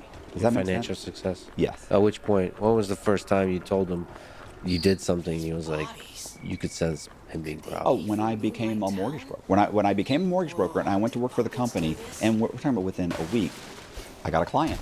3 days later, I got a client. A week later, got a client. 2 days later, got a client. Like, I closed 4 loans my first month. And my dad was like, well, how much money are you going to make? And I'm like, oh, I'm charging this much, this. I got a point on the back. I got this. Boom. I'm thinking I'm going to walk home after taxes, like 10, 11,000. Jesus, God almighty. Are you serious? Well, we'll see. Don't start counting your chickens before that, And then, 3 weeks later, 4 weeks later, boom, I got a check. It's like $9,000 or something. And then, the next month it's 12, and the next month it's 16, and then they make me a manager, and it just, he didn't know. No. It was no, he thinks my son, he's brilliant, he's great, he's wonderful. I had, was certainly not proud of me prior to that. But my dad was athletic. He was extremely bright. I mean, brilliant. And I was a kid who had to be put into special schools, who barely graduated high school, who ended up going to college and getting a degree in fine arts because I was never going to be able to get a degree in business. It wasn't going to happen. So when I graduated college, I remember with the degree in fine arts, he said, the best thing you could do with that is maybe you could draw caricatures at Disney World. You know what I'm saying? Which wasn't a compliment. It wasn't like, hey, you could draw. So yeah, he, and then I. Yeah, this podcast is 6 hours. To go to work for State Farm Insurance, which is who he worked for. He worked for them for like 40 something years. And I failed the aptitude test. So then I went and worked for another insurance company, and I was an insurance adjuster, but I couldn't keep up with the workload. And then I ended up working construction. I'm still barely paying my bills. That's basically where my dad felt like that's, he was polite to me. We were, cordial, but yeah, I wasn't. I think he felt he deserved a better kid. So. Well, when you started doing mortgages, that's when he was like, of course, he was like, oh, this kid's got something. I'm driving I just pulled in a new car, and I just bought a house that was, 4 or 5 blocks away from his house, from where I grew up, from where he lived at that time, 6 blocks away from where my sister's married to her lawyer husband. Like, I'm doing pretty good. And then within 3 months, we bought, where my new wife we buy a quadplex, and then we're buying a triplex, and another quadplex, and a 10 unit, and a duplex, and another duplex, and a quadplex. And it's like, what the hell's going on? This guy is blowing up. He's going on vacation here and vacation here, and you know. So he, and so when the FBI comes in and they indict me, and I take the 3 years probation, like I'm fine. I'm just trying to concentrate. I only have today to get the run, basically. So I'm really trying to focus. To just sell everything and go move in and start over and sell used cars. Not that there's anything wrong with selling used cars, but I just felt like, I just didn't want to disappoint him any more than I already had.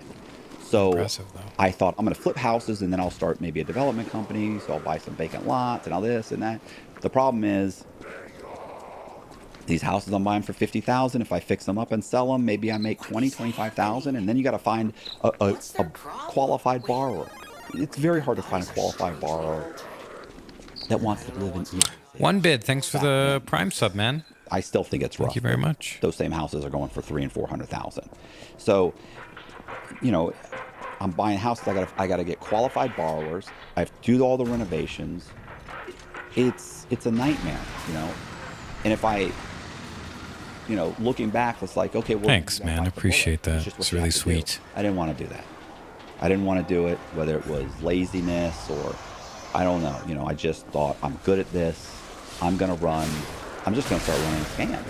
I'm going to figure out how to drive the prices up, buy the houses for 50, record them at 200,000, and then have these synthetic identities, buy all the properties, refinance them, pull out the cash, make 6 months worth of payments, let them all go into foreclosure.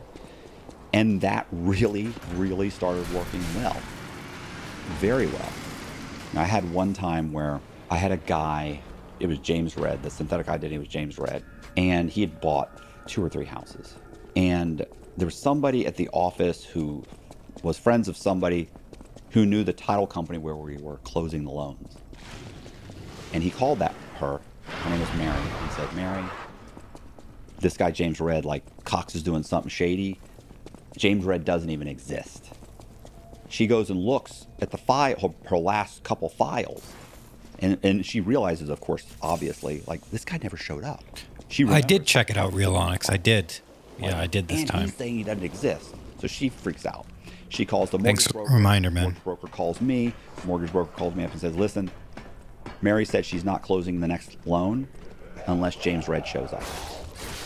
And I went, wow, that's a tough. And she's like, okay, so what do you want to do? Do you want to go to another title company? Like, we're supposed to close in like 3 days, 2-3 days. And I said, well, I mean, he's going to have to show up then. I said, I'll figure it out. Like give me a couple days. Let me figure this out. And she's like, okay, well, I don't know how that's going to happen. He doesn't exist. Keep in mind, at this point, I don't need IDs. I don't need a real ID. I mean, I figured out how to kind of make a real ID, right? Like I could make one. I could take sandpaper and sand off the information on a regular ID, and then I would print the corrected information in reverse on a piece of transparency. And let me get to after Andreas Onyx, and I'll tell you. It actually worked pretty good. I don't know. Pause the podcast. It's not going to pass muster with a cop, but somebody at the bank, like I was able to go in and I would open a bank account with it. Well, so one of the things I had done when I was closing these loans was I would go online and I would pick. You have to pick a photo of somebody, right, to put on the driver's license, right? So I'm not making a fake ID for all these guys because I don't need a fake ID for all these guys, not with my picture on it. But I need I need a copy of an ID, but I need a picture. Where do I get the picture? So I go to Hillsborough County's arrest website, and I would find people that I knew that had been arrested.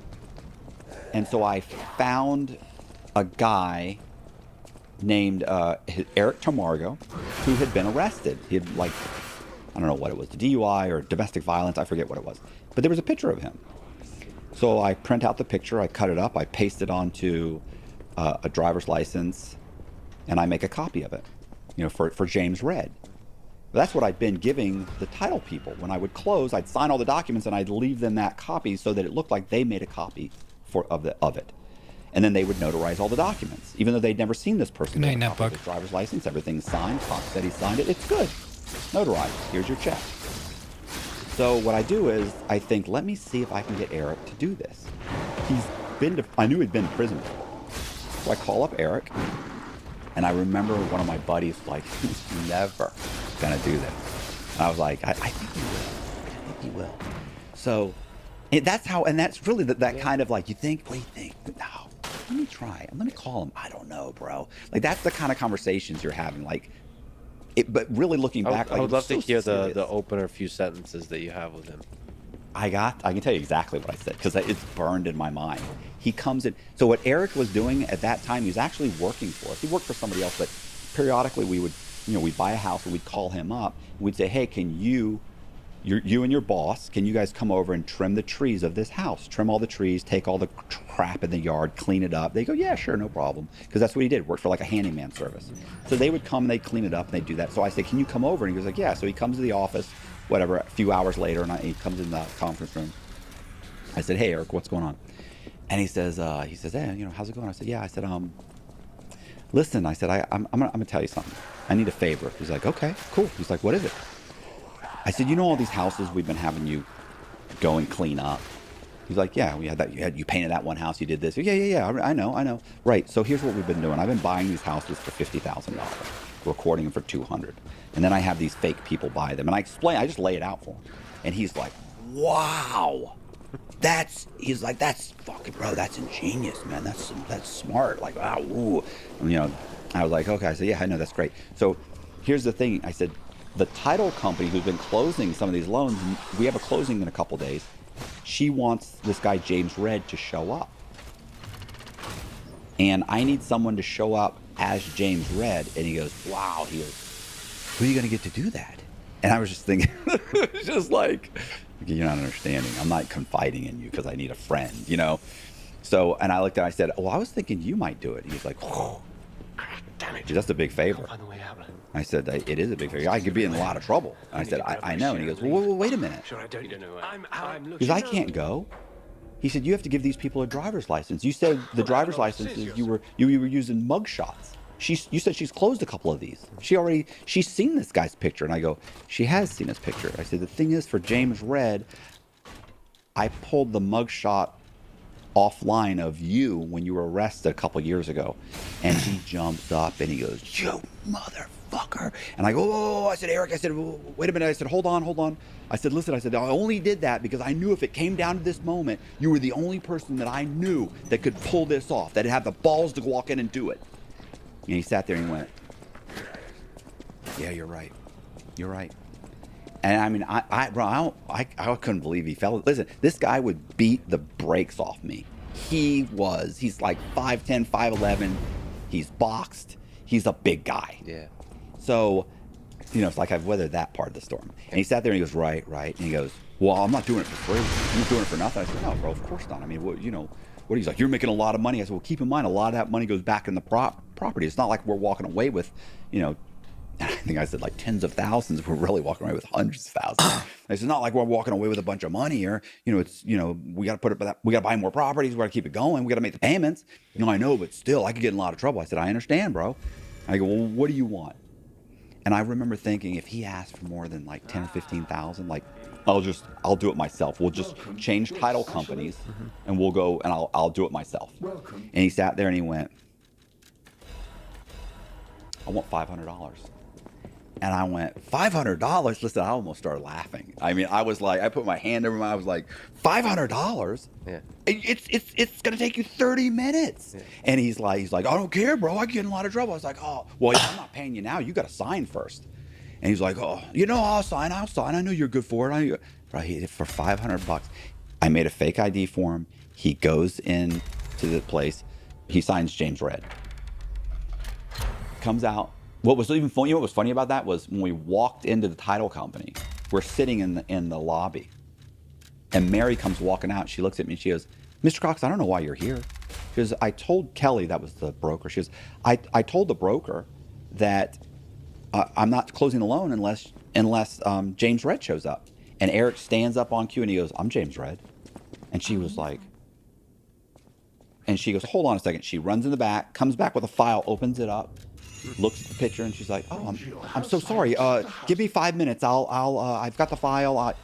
prints up the docs. He goes in, signs, and when we're there, she's passing out the checks. 5,000 here, 25,000 here, 35,000 here, 7,000 here, 6,000 here. So he sees all these checks, and I'm like, oh, I got that. And the construction company, no, I have that. I'll take care of that. I'll take care of that. So I get all the checks, and I leave.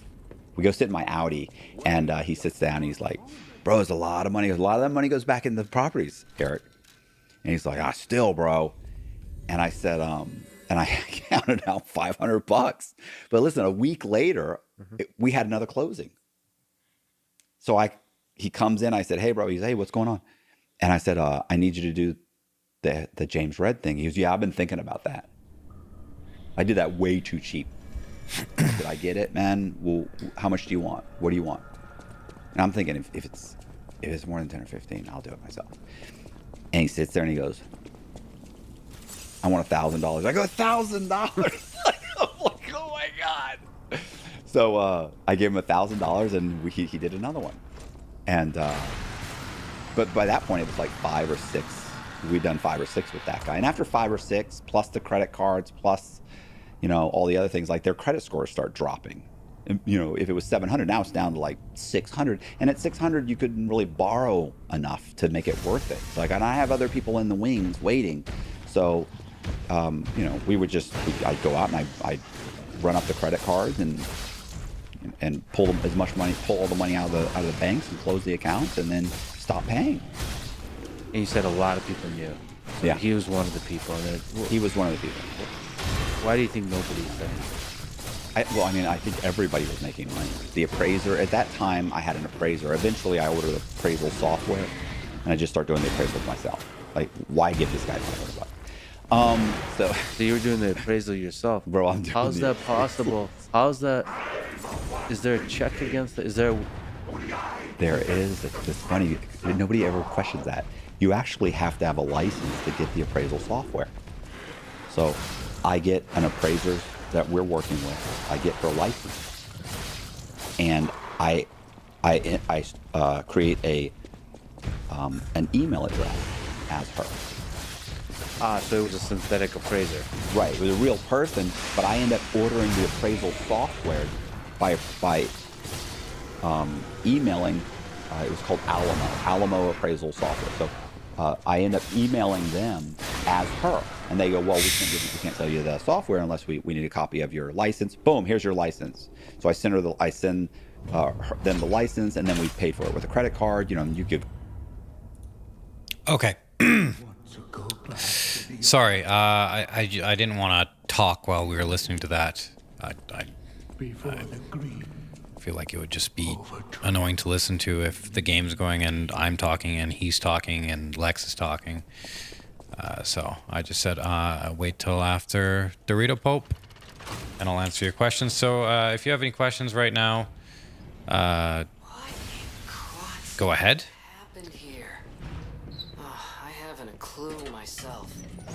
There's gotta be someone at the hotel who knows. And I'll answer them until Brotherhood. How's that sound? Real Onyx, could you clarify? Like, you asked me what I thought about the last hero of Nostalgia. I need you to be more specific. What do I think about the trailer? What do I think about what? The game, the gameplay? Like, give me something specific to work with, and I can answer your question to the best of my ability. Post of little importance. But otherwise, if anybody else has anything they want to Literally was say or ask, go ahead. Now's the time, because when some in the after I answer these questions, left the old town behind. I'll turn the interview back on. Through isolation. And Its first some people might ask, oh, why am I listening to this? dangerous alleys and This is basically my last day to try and get the run. bright side Like my last full day. I might have 2 hours here and there in the next week, and after that week I'm gone. It's true what they say. A receding tide turns all boats. So I'm using the podcast as a means to focus, because it means that I can just I'm not sitting here in silence, which is it's not great for me, and at the same time I'm able to focus on the run. Starting a new job? No, I'm going to Europe.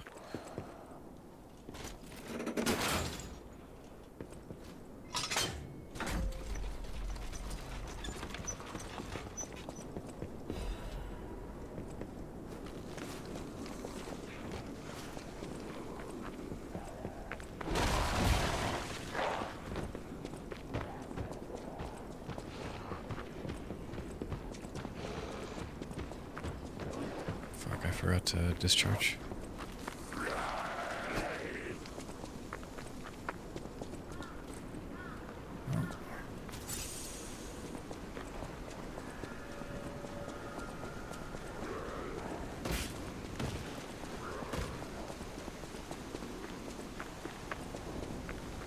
Mic test 1 2 1 2. We have a schedule What did you think on the take of Souls-like? tonight. To me, it just looked like Dark Souls.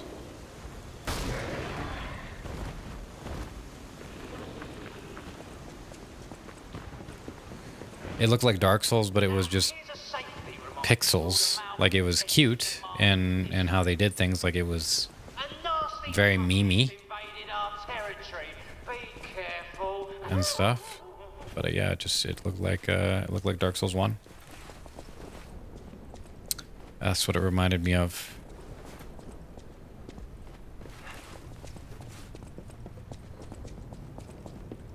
Your favorite run so far? Probably either favorite run. It's tough, man. I'd probably say Hollow Knight, Pantheon 5 hitless. Yeah, Hollow Knight, Pantheon 5 hitless was pretty good. Other than that, Sekiro was good. Bloodborne all content was good. It would probably be between. I like all that comes to mind right now is Hollow Knight. Zelda was fun. Like I like a lot of the runs that I did. I'll tell you what it wasn't. It wasn't Dark Souls 1. Dark Souls 2. Demon Souls. I'm worried. Wasn't any of those. Did you get a haircut? I did, Jen. Thank you for noticing. Okay, any other questions? Ask them now. Because as soon as I get to Brotherhood, I'm turning the podcast back on. Did you like the weird humor? I didn't mind it. Like, it was clever.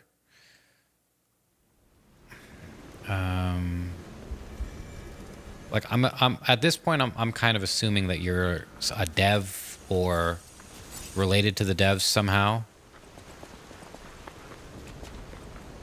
And so it'd be better for you to just to ask straight up questions. Questions that you probably would I try it? No, I wouldn't. Like I wouldn't, because like I said, I don't really like these games very much. If I liked playing games like that, I might try it out. Like if those games gave me some form of joy or meaning, then yeah, maybe. But I don't, so I definitely won't.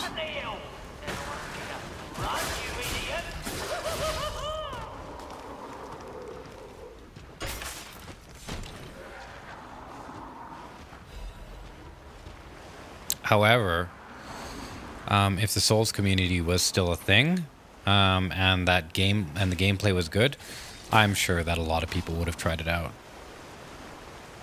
Oh, I'm not. I seen it. I played halfway, got bored. Oh, then why are you asking me all these questions? I don't understand the interest.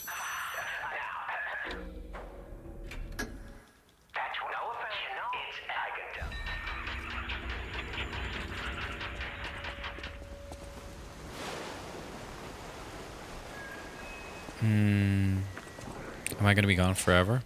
I'm not sure. It depends what I have to do when I get back.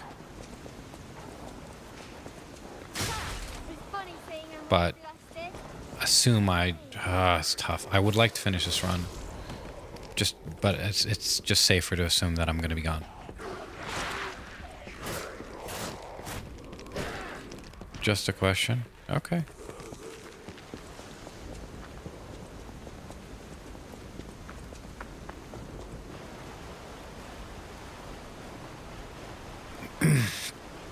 All right, back to the podcast. If you guys don't like this, that's okay. It really helps me concentrate, so. You go get like a green dot card. You go put $500 on it, or Hopefully you 1,000. enjoy. Right? Software was like $1,500 or something. So you pick them like back then, a long time ago. So $1,500, they mail it to us, and now I've got the software. So now I can, I can do the appraisals myself. What stops you from appraising it not for 200,000 but even more? There's no comparable sales. So no matter what you sent to the bank, they're going to look at it. Like they're going to have their in-house appraiser is going to do a desktop review. He's going to go online. He's going to check to make sure all of the comparable sales are sold for what you said they sold for, are the same square footage, were built, what the pictures look like, how far they are. He's going to double check everything. But, he's some guy who's on salary and he does, whatever, 40 or 50 of these a day or something. It doesn't take him long. And so it's cheaper that way, where we pay for the appraisal, the whole thing. Got it. So everybody's getting paid. Right. And so at this point, I'm doing that, right? And I'm getting caught periodically. Can you give an example? What do you mean getting paid? I'm living in Tampa Heights, which is right next to Ybor City in Tampa, right? So these are all like little suburbs of Tampa, and they're all built back in the 1920s, right? 1890s, 1910s, 1920s. So I bought this 8-unit building. I renovated it into a triplex. I mean, I'm driving an Audi. I'm dating a woman that I should not have been dating. I don't know what she was thinking. So I'm going on vacations, like everything. Life's good. So, but every once in a while, like where things happen, you get a phone call. Hey, this is what just happened. And one time I got a phone call from the same broker, Kelly. Kelly calls me up and said, listen, we got a problem. I want to say this was Alan Duncan. This was one of the first ones that I had done, right? We used him, but, and so she calls me up and says, listen, Alan Duncan never made his first mortgage payment. And I had a friend of mine, or one of my co-defendants, when we closed on that loan, we both got checks for whatever, 40 or 50 grand. Keep in mind, we're also buying, some of this money's going into a business account, we're buying property, so it's not like I'm pocketing hundreds of thousands of dollars, or even, even $20,000 or $30,000 on every closing. I'm more like I'm getting 25, 10, 20, and this guy's getting 10, this guy's getting 15, and then we're taking 60 and we're putting it into the business account. We're buying a bunch of vacant lots, so we're building some new houses. So we're trying to kind of take all this and turn it into a development company. But we still have to pay our bills. So, my buddy's got to go to Amsterdam at least for 2 weeks. Right. He's from Belgium. You apparently have to do that at least once a year. So he was. So when I gave him the check, I said, look, you're going to make here's the like 20 grand or 15 grand, but you got to make the payments on this thing for the next 6 months. He goes, no problem. I said, okay. So she calls me up a month and a half later and says, hey, Alan Duncan did not make his first payment. And I went, oh my God. And he was actually renting the apartment downstairs for me. So I run downstairs and I open the door and I go, bro, I'm like, did you make Duncan's payment? And he turns around and he's like, is it due? And I was like, oh my God. So I run back, I grab the phone. I'm like, he didn't make it. She's like, okay, well, here's what's happening. The account executive is calling. They've got the file, and it was South Star Bank. South Star Bank has it. They reviewed it. They've already been ordering documents. They're saying that this guy, there's a problem. It's falling apart. Like the whole thing's falling. They know something's wrong. But they don't know exactly what. It's just something suspicious. She didn't tell me that on the phone. Okay. Like she's saying there's something wrong. They're freaking out because the account executive didn't really know. She just got a phone call saying, "Hey, have you ever met this broker? Did she meet the guy? Who is the guy? He hasn't paid. We're calling the cell. Nobody's answering." And really, most of this was my buddy Rudy's fault. He's just not doing any of this stuff. Any of the things he was supposed to do. So we go to the office and I call South Star Bank. I get the secretary and I said, look, I need to talk to whatever the big guy was. It was one of them was like the president and one was like somebody else. Anyway, vice president. So I said, I need to talk to so-and-so, the vice president. And she says, I'm sorry, he's in a business meeting. I said, well, listen, tell him this is Alan Duncan. Like you need to go tell him it's Alan Duncan's on the phone right now. I'm assure you he wants to talk to me. And she's like, all right, hold on. And I mean like 20 seconds later, speakerphone. Hey, Mr. Duncan, this is so and so, and I'm here with the with our lawyer and the president of the bank and our head of fraud. We were just discussing you. And I was like, okay, I understand that you guys are, I haven't made my first payment. I said, it actually came back in the mail. I had the wrong address. That was completely my fault, and I apologize. I said, but I can get you a cashier's check today. I will overnight it. No problem. Hope that's going to be okay. They said, we're way past that. Way past that. I said, okay, well, what's the issue? And they were like, I mean, look, to be honest, I don't think I'm talking to Alan Duncan. I don't think there is an Alan Duncan. He's like, I mean, your social security number was issued a couple years ago. We called the bank. And this was we had gone with like South or SunTrust Bank, right? So it was a real bank. Mm-hmm. So it wasn't our normal bank. And they called, they don't have any record of you. And I was like, well, I've never been happy with South Star Bank. It sounds like a banking error. Mm-hmm. And they're like, yeah, I don't think this isn't cute. He says, I don't think I'm talking to Alan Duncan right now. Right. And you were terrified. You're just terrified. But you have to be playing it cool, I guess. I mean, I know. What am I going to say? No, you're talking to Matt Cox. Like, I can't say that. Like, I'm just got to keep running with it. Just like, okay, well, look, and he's like, we called the DMV. This, they don't have a list for you in their website. We think that we don't think you exist. Yeah.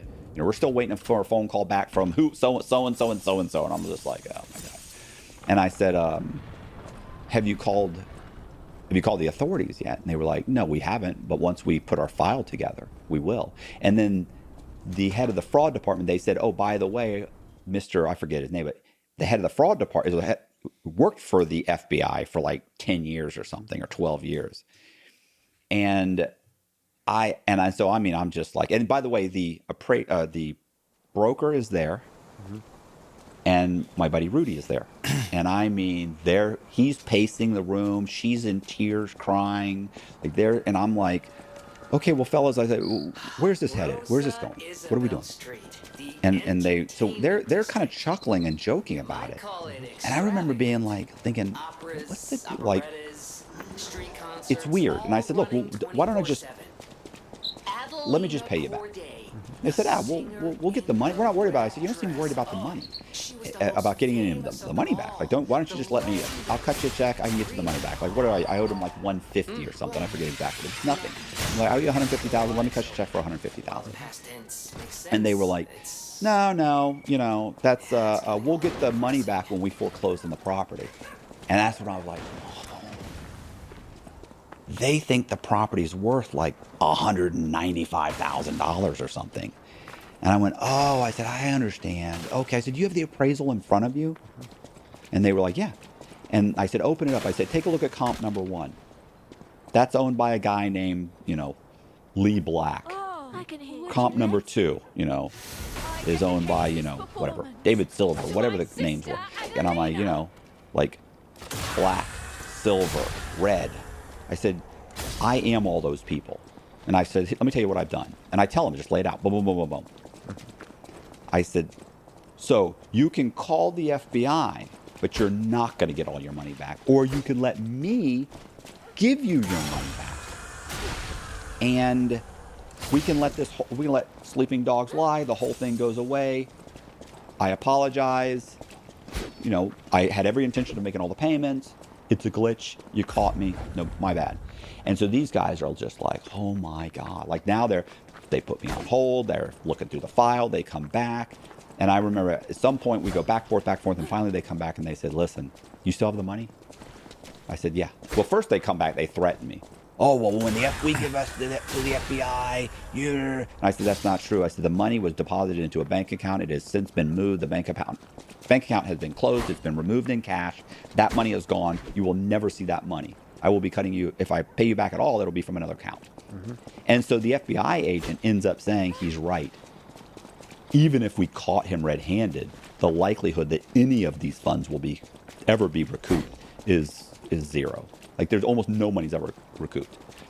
And so we end up, they put me on hold again. They come back and they go, how quickly can you get us a cashier's check? And I go, and like that day I go, get them a cashier's check, overnight the cashier's check. They never called the FBI. They never did anything. Now, at that point, we actually ditched that James or Alan Duncan. I remember at that point we went to the mall, ran up all the credit cards, and just threw everything away and walked away because it was shot. You know, that guy was shot. I think we borrowed whatever, $800,000 or $900,000 in his name. So with the banks, it's really all about the money.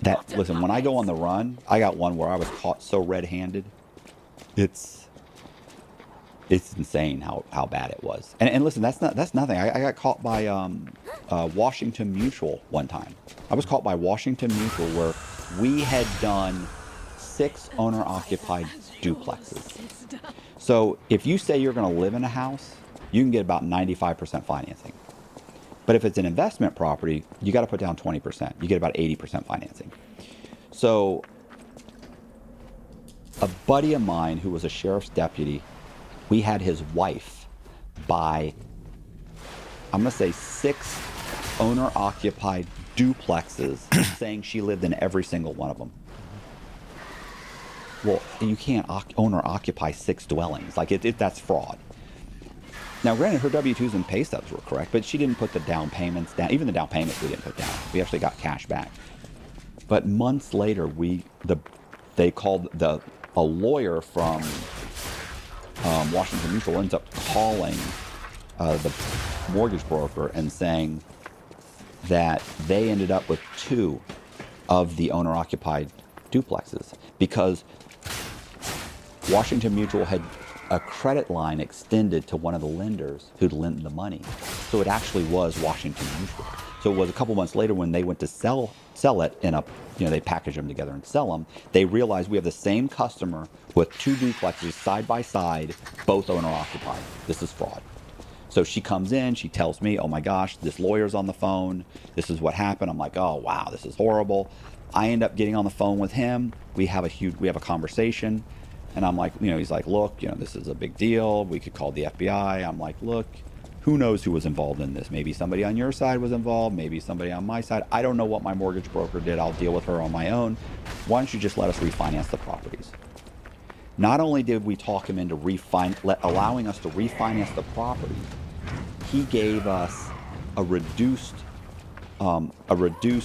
balance of what we owed him because we couldn't borrow enough to pay him off. So they took like a $20,000 hit just to refinance those properties. Never called the FBI. Never did any. It was absolutely fraud. I had a broker one time, we got caught with over $1 million in loans that he had done that were fraudulent. Pinnacle Bancorp, which was out of Chicago, the owner called me and he was like, look, your mortgage broker did this. Like, there was a bunch of Sagan, thanks for the raid, man. So they looked like they had run through Nice the to bank see for you, big somebody's boy. rent, but they hadn't. Does that make sense? Like, Yeah. You pay your rent, they deposit it, it goes to the bank, and they've got all the numbers and everything. Well, I had a bunch that were blank, that all you had to do was fill out your borrower's information, and then you cut and pasted his name and his address at the upper left-hand corner. You make a copy of it. It looks like canceled checks. We had 24 of them. Well, one of my brokers was using them for all of his files. Like, even if the person really had a rental history, he didn't want to order it. He just did this. It was easier. It's faster, yeah. Yeah, just an idiot. Wow. So they catch $1 million worth of loans. They call me up, and then they caught another $1 million, but they had already sold them to Household Bank. So while I'm on the phone with the owner, his name's Gary, and we're talking, he's like, look, this is what we found. This is what happened. And I remember I said, Gary, at the end of this conversation, if you think I'm cutting you a check for $1 million, I said, I just don't have it. You don't have it. And this was when I owned the mortgage company. And he says, no, I'm asking you for your word that if any of these come back on us, they're in Florida, they're in your area, you'll help us get rid of the properties. We'll foreclose. We're going to have to resell them. I don't want to be flying down there. Just help us get rid of them. I said, absolutely, of course, no problem. I said, well, what are you going to do with them? He goes, well, they're going to be a part of a package, like a $3 million package we're selling to Household Bank. The other ones they had caught had already been sold. The ethical thing to do is to contact Household Bank, say, we will buy those back. We're going to You take care of you. ingenious. It's not what happened. In fact, Gary flew down a couple weeks later, took me and several of the brokers, not that broker, but several of the brokers out to dinner, had a few drinks, and he openly admitted, he's like, look, I don't care if all the loans have fraud in them, as long as they don't come back on me. That's what I'm concerned about. Because there's a clawback clause for 1 year. He's like, so if they can perform for 1 year, I don't care. That was it. How many people in the industry do you think are operating like this? And by like this, I mean in the aforementioned gray area. I would say there's probably after after the 2008 financial crisis, Yeah. I would say it cleaned up considerably. But I would say at this point, it's just as bad as it ever was. And keep in mind, a lot of the loans that caused the problems were they called them liar loans or no qualification, like no qual loans, right? No income. Well, those loans they exist again. Like there are subprime companies that are doing that again. I don't think they call them subprime anymore. They call them, so they got some other name. Yeah, rebranded. Yeah, they've rebranded a little bit, but it's happening all over again. It just seems the whole real estate / banking system is very prone to this kind of corruption. I mean, but how can you fix it? Like if a lot of the things they fixed, a lot of the manipulation they fixed, but if you tighten it too much, then the average person can't get a loan. Mm-hmm. Like and the thing is, some of these loans, sometimes changing a W-2, should that person have gotten into that house? No, he shouldn't have. He didn't qualify. But he makes all of his payments. So it's like, is it a fraudulent loan? Yeah, but it performed. So, I think that I would say that, I forget what the FBI statistic was. It was like 20% or 30% prior to the financial crisis. It was like 20 or 30% of like bank loans they were saying that contained some kind of fraud, even if it was just a lie. If you want to cut 30% out of the that's a ton. That's a ton. So you're on probation and you're doing these. You're almost getting caught. And you're doing these really large scale scams. How does it get to the point where you're on the run? So I'm doing multiple scams, right? So it's not just that I'm doing the scams with the Reservoir Dog scams, right? I'm not just doing those guys. I'm also creating other identities because I've got other people that are involved. They want to do a scam. So this chick I was dating, she wanted to run a scam.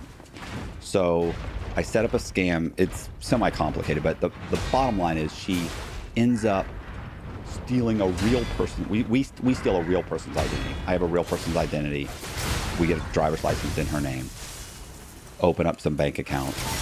Go rent a piece of property in her name. And I transfer the deed from the property out of the real owner's name. I transfer it into her stolen identity.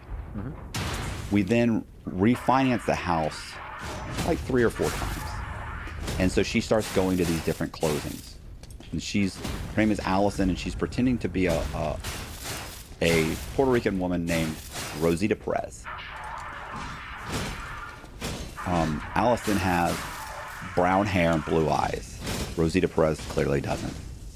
So Allison, when we make the ID, she dyes her hair black, curls it a little bit, and gets the pictures taken of herself. But before she goes to the first closing to get a check for like $100,000, we've got like 3 of these scheduled.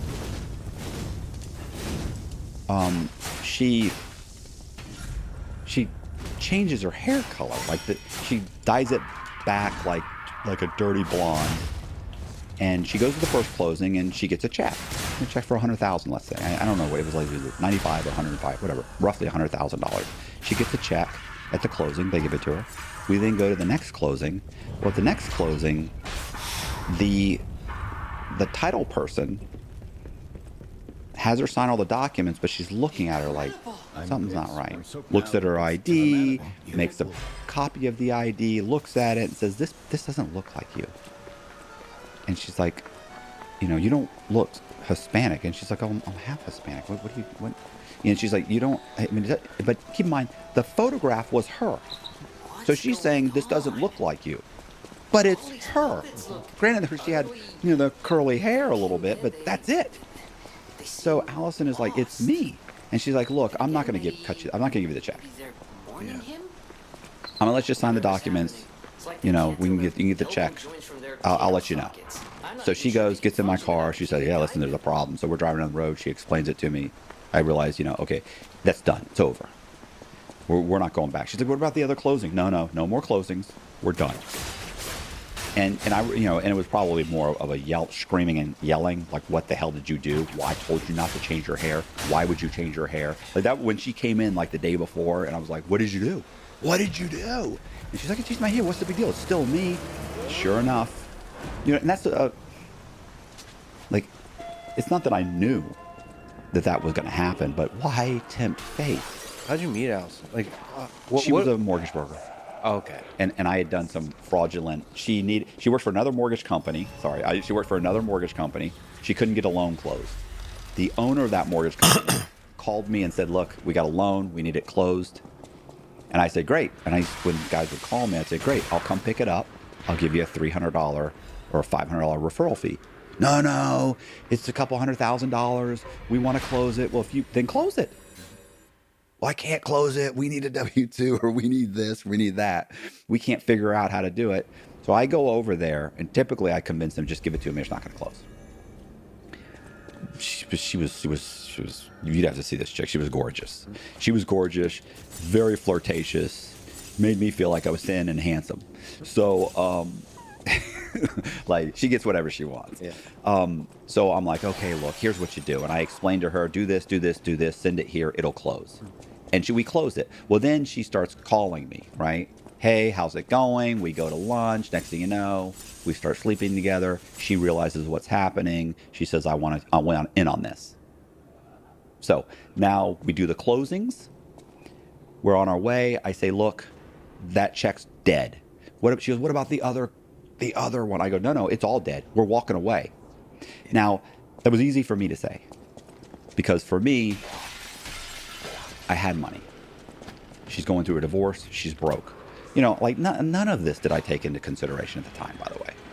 To me, it's like, nah, that's dead. We're done. We'll start over again. Well, and to her, in her mind, she was about to make, we were getting probably, that was $1 million scam. She was about to end up getting, you know, whatever it was, half or 1/3 of $500,000 in the next week. Now she's got nothing. So, she says, look, let's at least cash this one. And I had a buddy named Travis Hayes who had been, you know, we've been friends since high school. We were like best friends, right? Really close friends in high school. We were so close. Travis was running a scam. This one, hers was in Clearwater. His was in Orlando. So I'm getting all over the state at this point, right? So he's running an Orlando scam that's already yielded $500,000, maybe more. He's still we're still refinancing properties, right? So he's about to close on another $500,000 worth of properties. He's got a bank account that's open. She says, let's give it to Travis, have him deposit it in his account. He's already pulled out like $300,000 out of the account. And she's like, shouldn't be a problem. I was like, no. And she just let me call him. She calls him. I think I called him and I explained the situation. He's, do you think it's okay? And I said, no, I don't think it's okay. I don't think it's okay at all. And he's like, no, it's not a big deal. Just give me the check. So I give him the check. He goes, he deposits the check. They say they're going to hold it till it clears. You know, that was kind of a thing back then. It takes, I don't know, 5 days, 6 days, whatever it was. He was supposed to go back and it would have cleared and he would have been able to start pulling money out. And so I call him one day because Allison's bugging me. So I call him and I go, hey, where are you at? He goes, I'm actually on my way to Orlando. And I said, oh, okay, so but let Allison know I'm not getting any money. He said, the bank manager called and said that because the check was over $100,000, they have to witness me endorsing the back of the check, or they had to see my something, right? And for me to come in, I said, something's wrong. Something's wrong. Don't go to the bank. What do you think's wrong? I think the cops are waiting for you. That's what I think's wrong. And he goes, no, the cops aren't. He goes, man, I'm in the parking lot right now. I just pulled in the parking lot. There's no cops. I'm like, they're not going to be in squad cars. Like, and he's like, no, he said, it's fine. You're overreacting, bro. And I'll never forget what he said. He said, you're shaking like a little girl, bro. Calm down. I got this. I'm cool with the manager. Like the manager, like because you've chopped it up with the manager, he's going to let your fraudulent check go through. So he walks in. The cops are in there. They locked the door. This told me later, they closed the door, locked it. Cops. Congrats, girl at a desk. Him. And they bring him downtown. He didn't say anything. He won't say anything. That's not true, by the way. But here's what he told me. He wouldn't say anything. All right, I told him I'm not talking to you, coppers. Oh, he told. Yeah, he told you, but he actually did. He actually did talk to him. So, what ends up happening is we can't get in touch with him. Yeah. So we're calling and calling and calling, and then finally I decide, you know what? I'm not going to call his cell phone anymore. I'm going to call the name of the person he was, the synthetic identities number, right? So I go and I call the synthetic identities number. I call and I say, somebody answers it, and I go, hey, is so-and-so there? And he said, and it's a gruff, authoritarian voice, this is law enforcement. And he's like, no, who's this? He goes, no, this is Officer so-and-so. Who's this? And I go, I was like, this is Lee Black. I said, he goes, how do you know so-and-so? I was like, oh, no. Click, and I just hung up. And I called for like a payphone. So I turned around and I said, he got arrested. And then later on that night, he showed up on the county website, the arrest website, showing he had been arrested. And the next day he calls me and he asks me to get him out of jail. Like, hey, you got to go. So I have to give his brother-in-law money.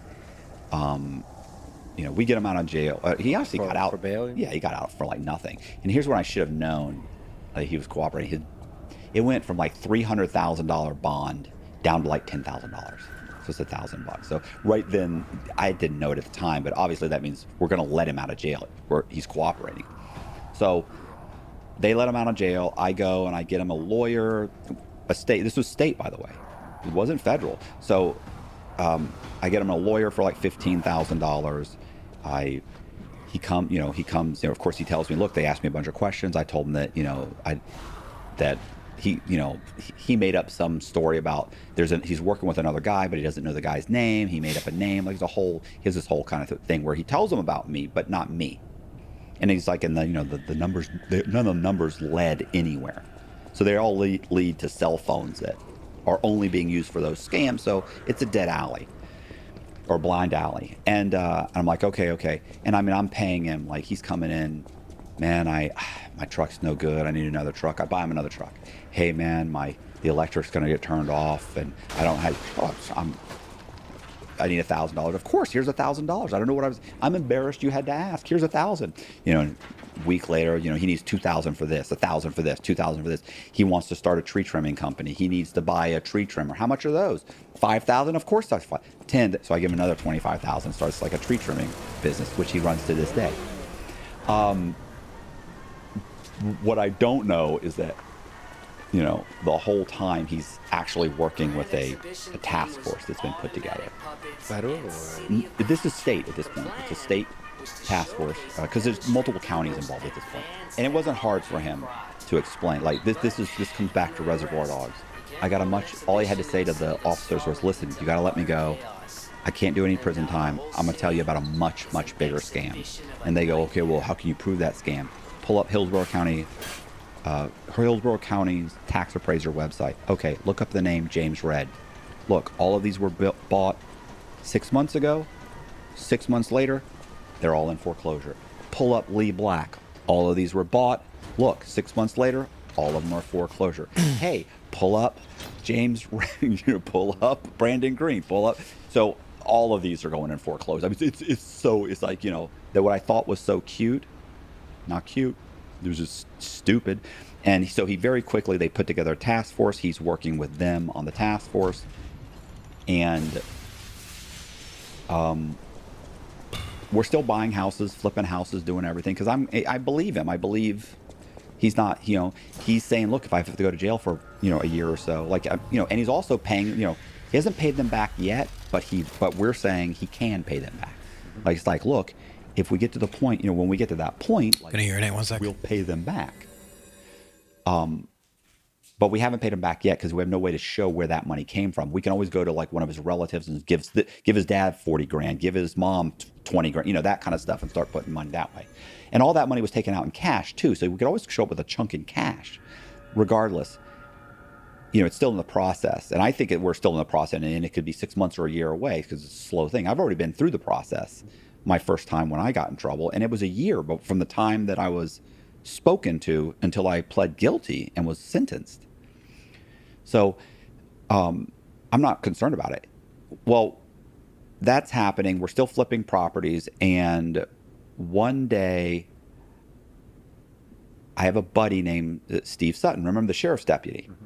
And keep in mind, it's funny because like I've done bad loans for police officers, sheriffs, lawyers, doctors, like, across everybody across. These aren't like all, Yeah, everybody. guys that, these aren't all like, construction workers or guys that work in, or mechanics or something. These are like legitimate people that have credit problems or whatever the case may be. So one day I'm sitting at work and we're listening to phone calls for the prior Lex week Friedman and from people at Matthew title Cox. companies saying, hey, Matt, wanted to let you know we just had some subpoenas served on several of your files. And I'm concerned, like that had me concerned. Then a guy named Jeff Testerman starts making phone calls. Jeff Testerman is a reporter for the St. Petersburg Times. He's calling people saying, hey, I noticed that you sold a piece of property to Lee Black. Have you ever met Mr. Black? You seems like, and they're like just hanging up on him or saying, no, I don't know what you're talking about. I'm not sure what that guy's name was. Let me call you back. I'm getting phone calls from people. So I know something's up with the newspaper. Now I know something's being looked at, but nobody's really talking. I know that there are subpoenas being served, and I'm nervous. I'm very concerned. And then one day I'm in my office and the sheriff's deputy walks in, Steve Sutton, in his uniform too, which everybody always stiffened, when he would walk in. So he walks in, I go, Steve, I said, what's going on? He said, and usually he's jolly and laughs and stuff. And he says, I got to talk to you outside. I was like, okay. I walk outside. What's up?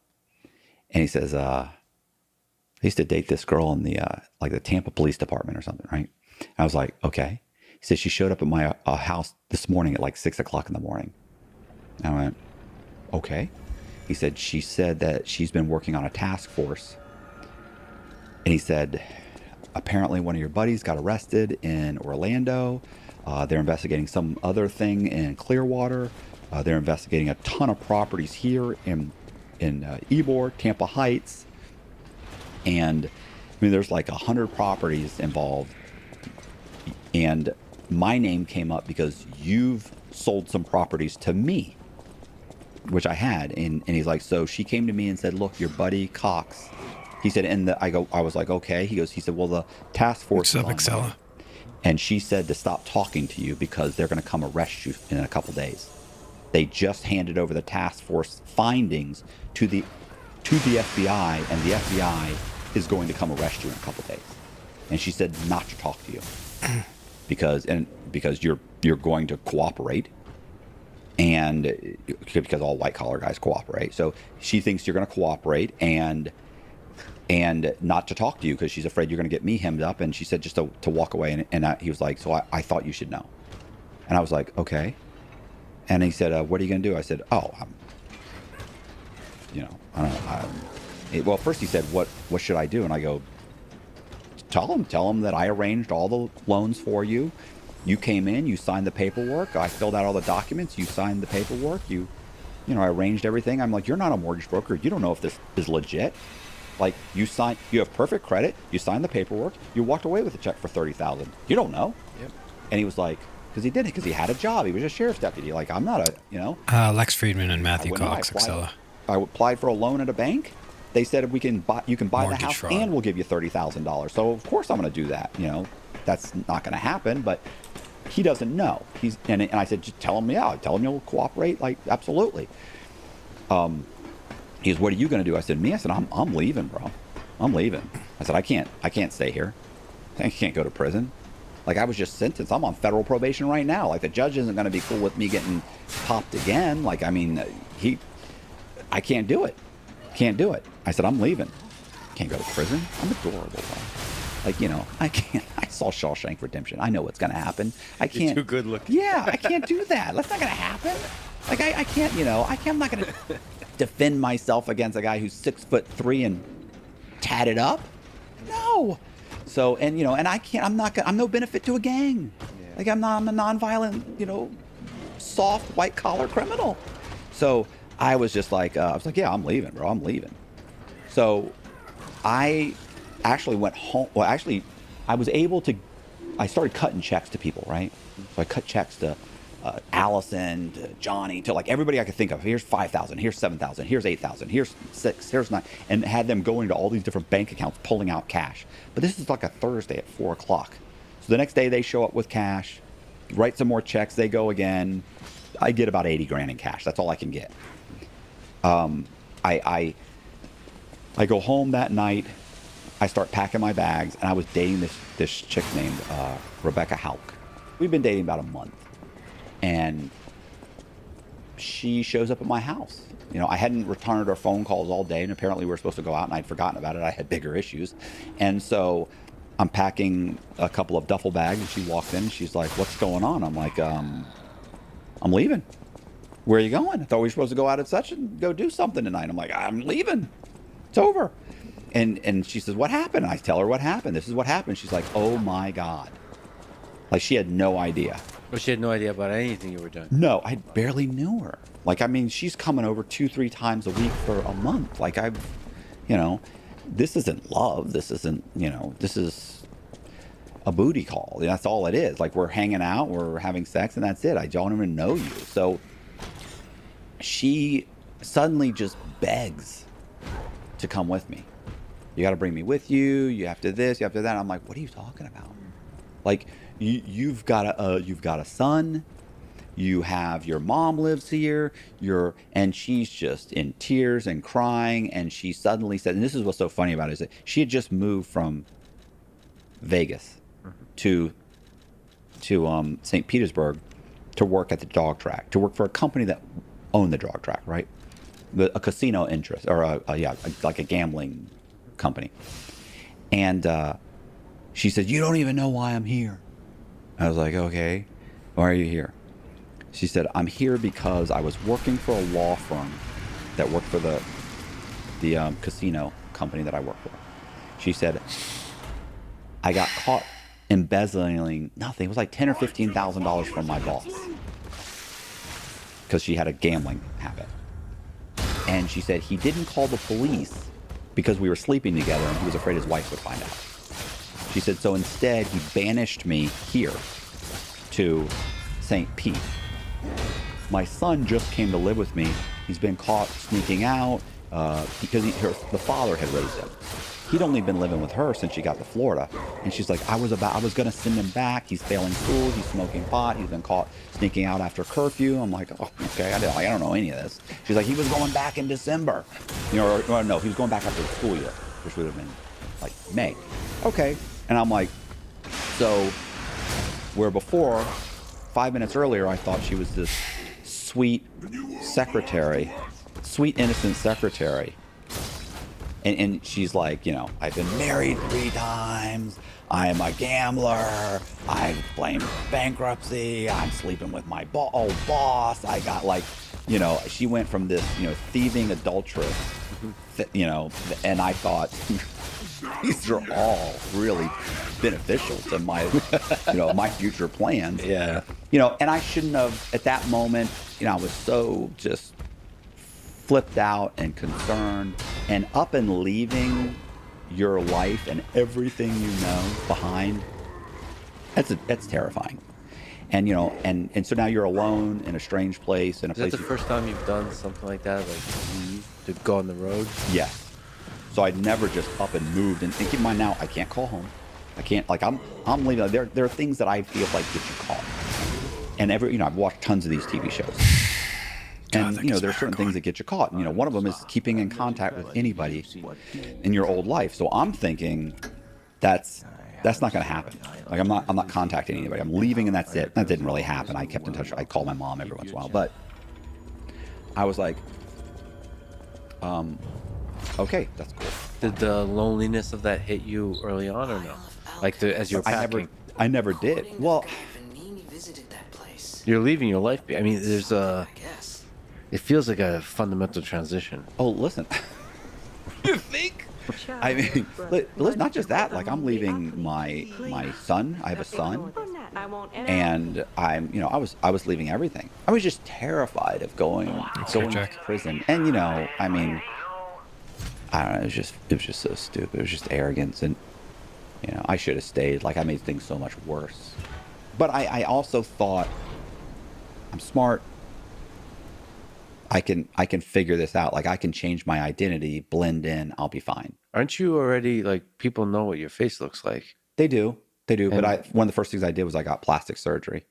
What kind of plastic surgery? I've got a nose job. Mm-hmm. I got what they call a mini facelift. They go in through your back of your ears and they suck out all the fat in your neck. Does that change appearance much? A little bit. I was balding. I got 2 hair transplants, 2 hair grafts. So the hair in my head, this isn't my hair. It's my hair, but it's from back here. So they cut it from here and great. I appreciate it. So they reimplanted it there. Got liposuction, just some, other stuff. And, got my teeth done, that sort of thing. So, and that was kind of like my plan. I'll take off. I got 80 grand. I'll steal some more money, But I let her come with me. And we ran up all my credit cards over the next few days, packed up the car, traded in my Audi and got like an Audi, I don't know, was it like an A6 or like a 4-door, like a big 4-door, whatever it was.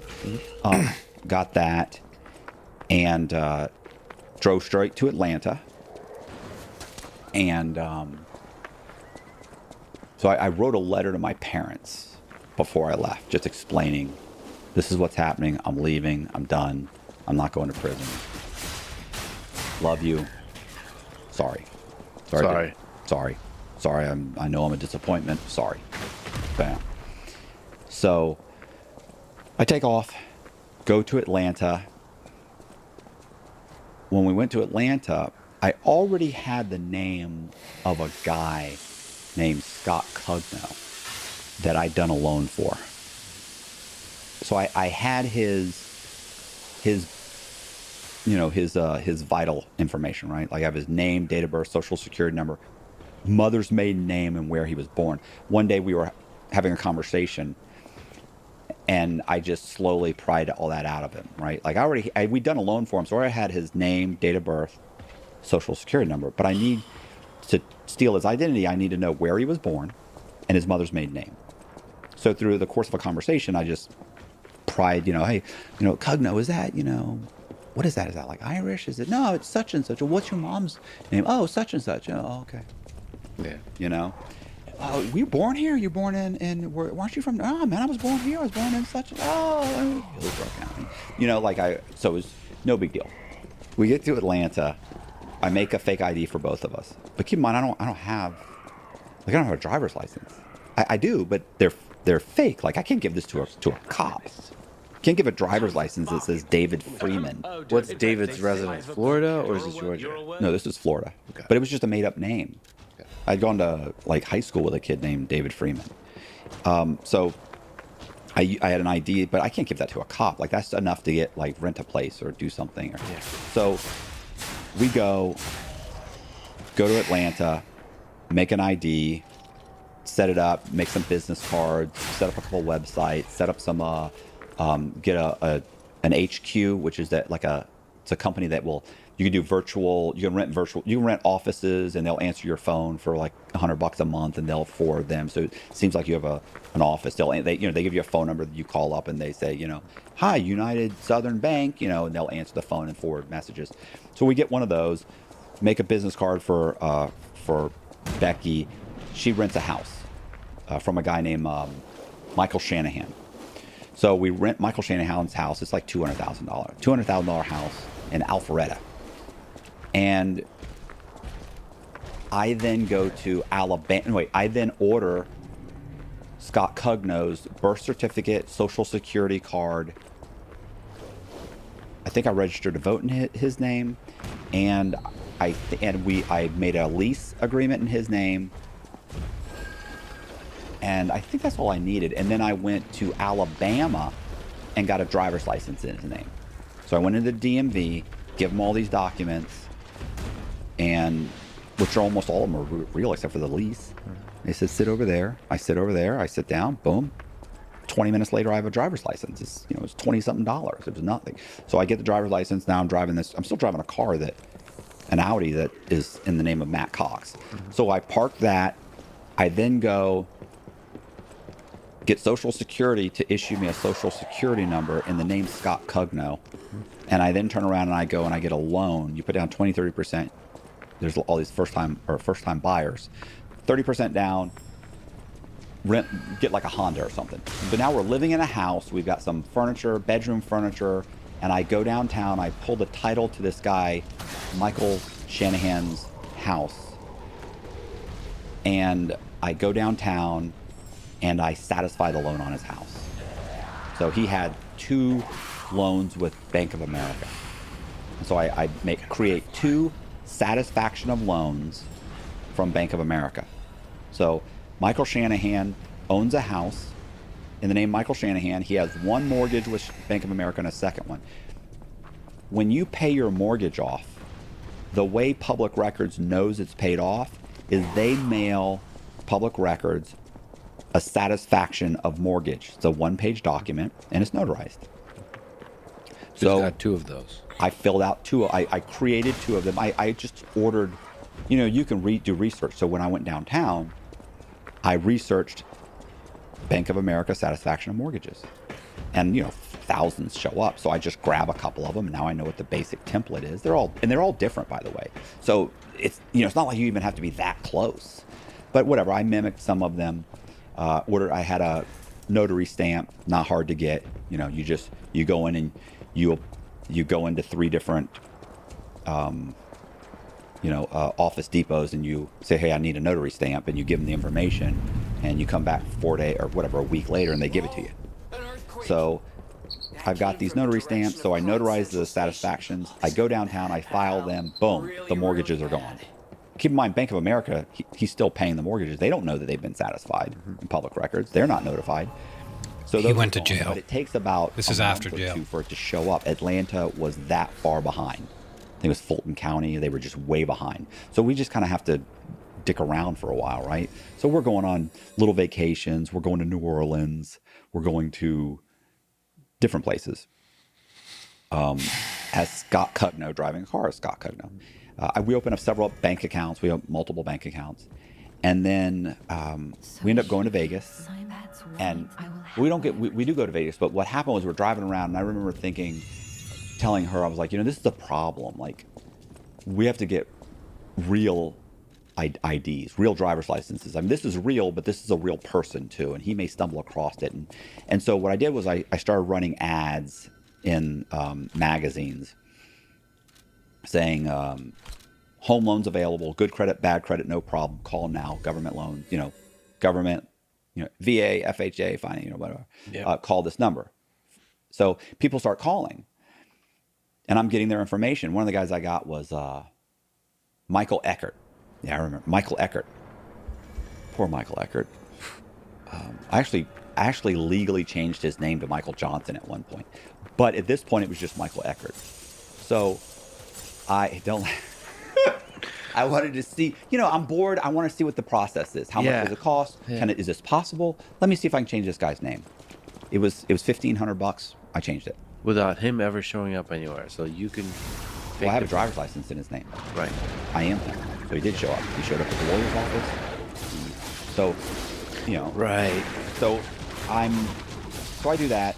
I'm living in the house, and we're driving along one day, and I'm saying, man, we gotta get real. Like these people that are calling, like that one guy, I get his information, but during the course of taking the application, and I'm asking like these government survey questions at the very end. It's like 20 questions, and I'm rambling them off. And at some point, he's like, he volunteered. Like I never even asked anybody about criminal history, and he ended up saying something. Well, I do have a felony. Does that matter? I mean, he's like, it was a DUI. I've had a couple DUIs, but I got my license back, and that was part of the reason he had bad credit. And it was like, okay, no, it doesn't matter. Don't worry. I'm thinking you're not getting a loan. So I'm just stealing from you, sharing your information. So I get all this information. I'm gathering it, and so one of the things I said to Becky while we were sitting at this stoplight is, I'm like, we got to get people's real information. And I said, like, for instance, I said, what if I steal somebody's identity? I get a driver's license in his name, 4 states from where he lives, and he gets a DUI. I could get pulled over 2 years later and get arrested for a DUI that he got in Florida. And she's like, well, what do you thinking? Are you thinking like criminals, or are you thinking like prisoners, like mental patients? Like, and I went, I mean, I don't. And I looked over, and there was a homeless guy holding a sign. And I went, like that guy. And I don't never forget, she goes, she's the hobo? Like, I know who calls them hobos. And she's like, the hobo? I said, yes, that guy. I said, hold on. I pulled over to a Subway, got out. She went inside to get Subway. I walked across the street, pulled out like $20, and I said, hey, bro, can I ask you some quick questions real quick? He's like, yeah, what's up? And I go, here's $20. I said, listen, I said, when was the last time you were gainfully employed? He's like, whatever, 10 years. I'm like, oh, okay. Do you have a criminal record? He's like, I've been arrested in misdemeanors, like, vagrancy, and he names off some things, drunk in public, whatever. And I was like, are you on probation? He goes, I can't do probation. They don't give us probation. They keep us for 90 days. They release us. Like, the judge knows I'm not going to show up for a probation. I'm like, okay, do you have a driver's license? He's like, maybe. I don't think so. I think it's just, I go, is it skip DUI? He's like, no, I think it's just expired. Did you have a driver's license with you? He's like, no, I got nothing. I'm like, okay, well, he told me he lived in like a tent in the woods. And so I give him like another $20, asked him a few more questions. And then, and I remember in the middle of it, he goes, oh, you taking a survey or something? And I remember thinking, I kind of chuckled. I go, you get a lot of surveyors out here? Like that? And he goes, yeah, and sometimes. And I was like, really? He goes, yeah. He said, like he said people from like, halfway houses and, what do you say? Social workers and stuff. They'll come out and they'll pass out stuff and they'll ask us questions and stuff. And I'm like, oh, okay.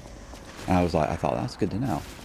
So I go back, grab Becky, and she's like, did you give him money? I said, give him like 40 or $60 or something. Forget what. And she was like, what a waste of money. I said, that was good. That was money well spent. I said, that guy's perfect. I said, that guy he's got everything. He has no way to be contacted. He has no documentation on him. I said, he's not going to drive a car. He's not going to get a DUI. He has an expired license. I just have to get his license reinstated, and I can be him. So I went home. I typed up what I called a federal statistical survey form, and I made a little thing. I mean, I went online. I'm always filling out federal documents as a mortgage broker, so it looked identical. I mean, I had like this little, like the recycle symbol, and it was like, federal form 17017, and so I print out these forms. I go buy a clipboard. I make a Salvation Army ID. I pin it on me, and I go out and I start doing surveys. I start surveying homeless people. Don't judge me, bro. I was in a bad spot. I see the judgment. Let's maintain civility here. Like, stay neutral.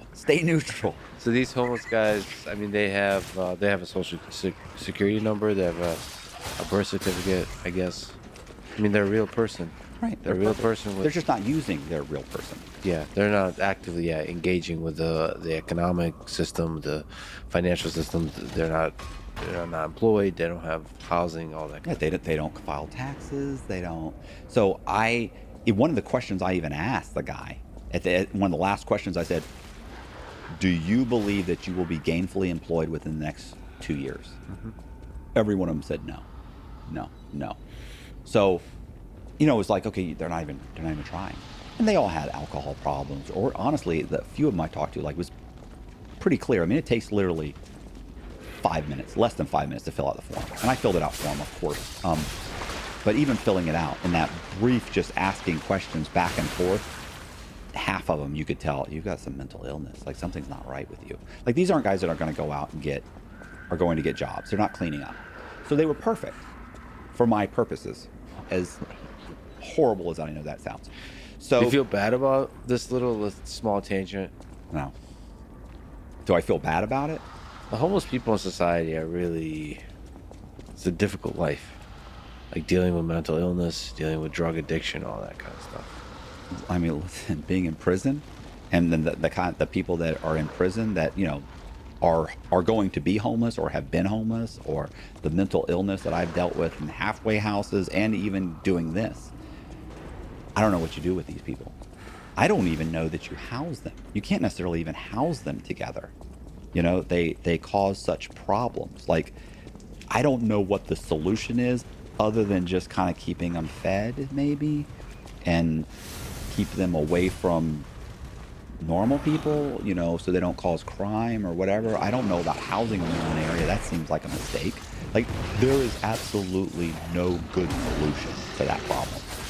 None. Because it's not like, hey, if we gave you a house and we gave you job training and we gave you this, okay, you might get 5%, Yeah. 10, but most of them are on the street because they've just messed up over and over and over again. And But- they just kind of gave up. But, you know, I guess we still have to remember that they're human beings. And you mentioned off mic, Soft White Underbelly. He highlights the humanity of people who've had a real difficult life. He doesn't.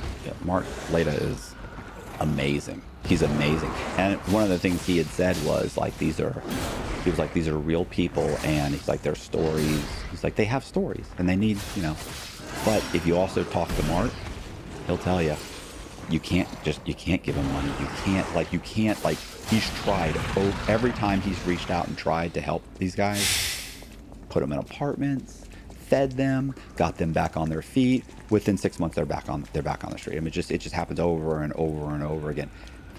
I mean, I think the amount of money that would have to be dumped into correcting that problem, I don't know. I mean, you can say, well, yeah, but just, you know, you should do it because it's the right thing to do.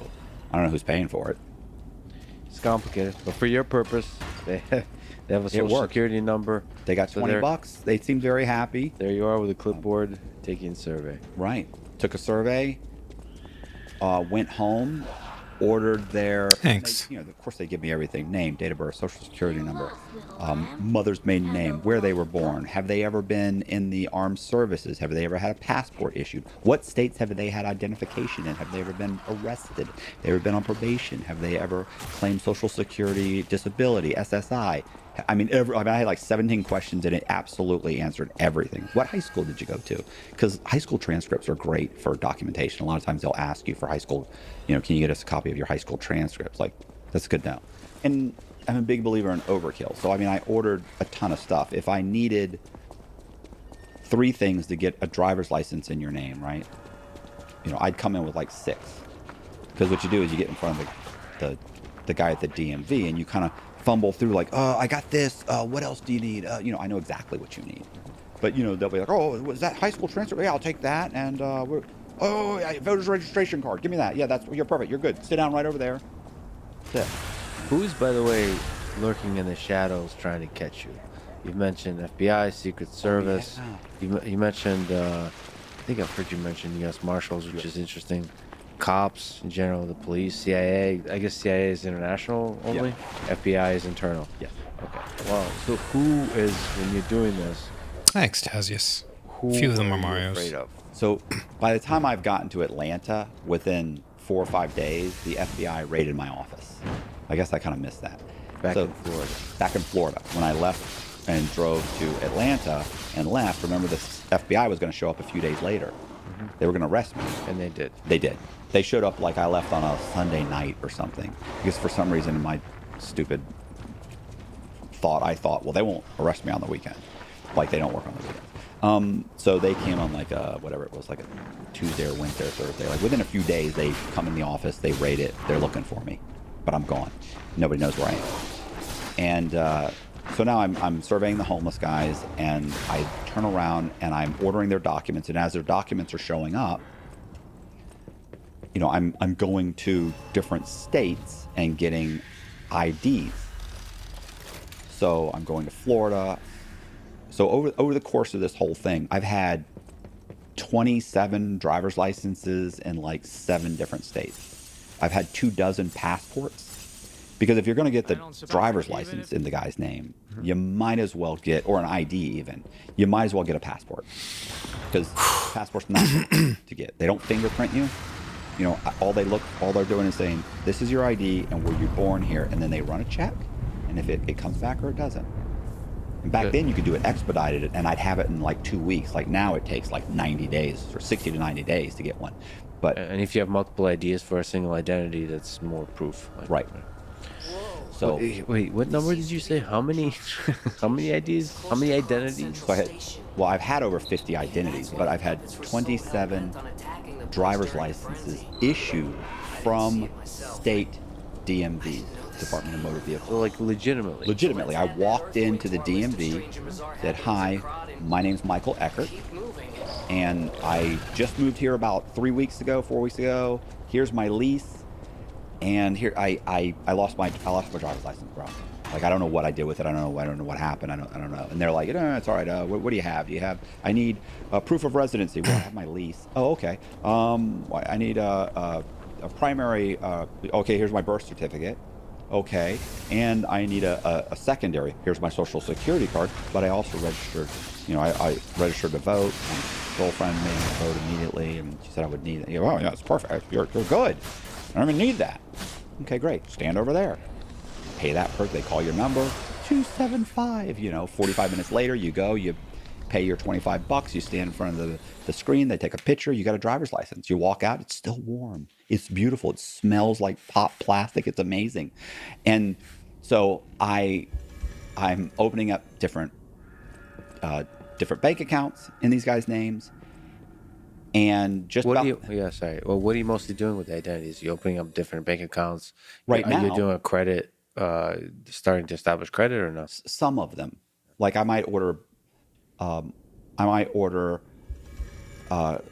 secured credit cards. So I can't get credit. You know, I'm building their credit. Like, it's not helping me in any way. I'm just sending out $500 to get a Capital One card or a Bank of America secured credit card, whatever. So I'm building their credits, but not all of them.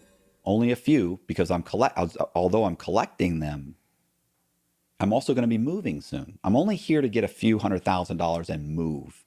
I need some kind of a base. So I don't want to start getting credit cards and building up a history in Atlanta in anybody's name. But I am getting driver's licenses in other states. So I'm in like North Carolina, South Carolina. What's the primary method of income here when you move to a place? South Carolina, how do you make $100,000 at this time? Oh, well, right now I'm living in this guy's house, and I satisfied his loans. The house is worth $200,000. Got it. So what happens is one day we go and we check public records. Remember I told you it takes months for it to show up, and it shows up. He's got no mortgages on the house. So now I turn around and I make a fake ID in the name Michael Shanahan. And I'm living in his house. But I have no credit. Right? There's no credit. So I've got the ID, I've got a social security number, and I order some secured credit cards in his name. So if you pull that credit profile, it shows up saying he's got some credit cards, but they're only a month or two old. So I can't go to like Bank of America. I mean, I could, but I needed to get the money as quick as possible. Like I want to get out of Atlanta. So, and at this point, by the way, there's multiple articles showing up in Tampa. So the St. Petersburg Times is writing multiple articles about me. With your face. With my picture, yeah. But it's honestly, it's not pre-internet, but it's post-internet, but it's in its infancy. Like nobody's, it's not huge, and honestly, it's a It's a local newspaper in Tampa. It's not that big of a deal. Like, I'm not concerned about that so much at this point. What I'm concerned about is getting a chunk of money and just moving on and kind of reestablishing ourselves in a better way, where we're not living in a building that we're going to be committing fraud in with. All right. So, but I'm living in this place. I make a fake ID in the name Michael Shanahan, and I call up three hard money lenders. A hard money lender is a guy that lends his own money or other investors' money on property. Kind of like a bank, but he's lending his own money, so he doesn't have to really meet banking requirements. And he can charge a much higher interest rate. These guys are charging 12, 13% interest, simple interest. And they're only lending you a much lower percentage of the value of your home. So they're not lending you 90% of the value. They're lending you 65%, 60%. So I call three of these guys. They all come out to the house at different times. And each one of them says, I'll lend you $100,000. Or it's like $150,000, $150,000. Like, they all lend roughly $150,000. So we schedule three separate closings. None of them know about the other person. So what I do is I close one loan on, let's say, Monday, and then one on Tuesday, and then one on whatever, Wednesday or Thursday, or that may have all been the same day, to be honest, but I don't remember. The point is, I go to three separate title companies or real estate attorneys, and we close, and I get checks for, after costs and everything. The total ends up being roughly $400,000. So I've got $400,000. Now, Becky and I run another scam in Tallahassee, Florida, and we get like 50 grand. And plus the 80s dwindled down to close to nothing, because we had gone on several vacations. We went to like Bermuda, and I think we went to Jamaica. We actually stayed at the Ritz in Jamaica. So it was very nice. You and Becky. So Becky turned out to be pretty good in terms of scams on the road. No, she was useless. She was horrible, and she just spent money all the time. And what I realized too very quickly is she's bipolar. So she's bipolar, and she's absolutely insane. She smokes pot all the time. Did that matter for you personally, or did it actually affect how good you were able to do these particular scams? It was that she was the type of person that would start an argument at 1 o'clock in the morning and scream at the top of her lungs and get the cops called. Okay. So I can't have the police called. I can't get taken downtown and fingerprinted. I can't have the police showing up. I don't know who's really looking. We haven't had plastic surgery at this point. We're still pulling money together. So I shall open it. Oh, Becky. Yeah, Becky's a problem.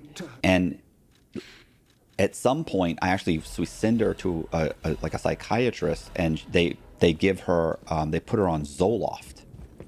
Mm-hmm. She takes it for like a month or two, and then she stops taking it. She thought she was all better. Mm-hmm. Like, you're not all better. So can you give me a timeline here? How long are you able to be on the road here successfully? 3 years. 3 years. This is me. This is the first few months. 3 years. Well, so 3 years. Yeah.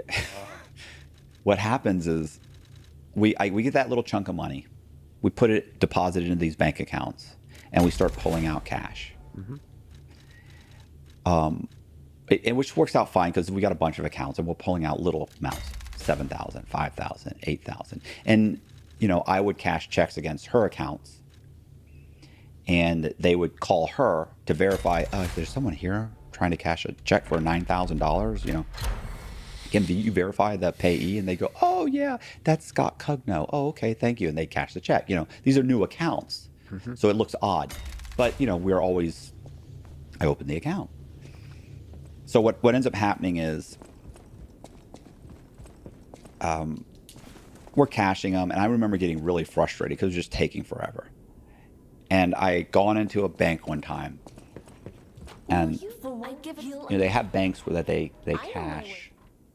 They actually cash like large checks.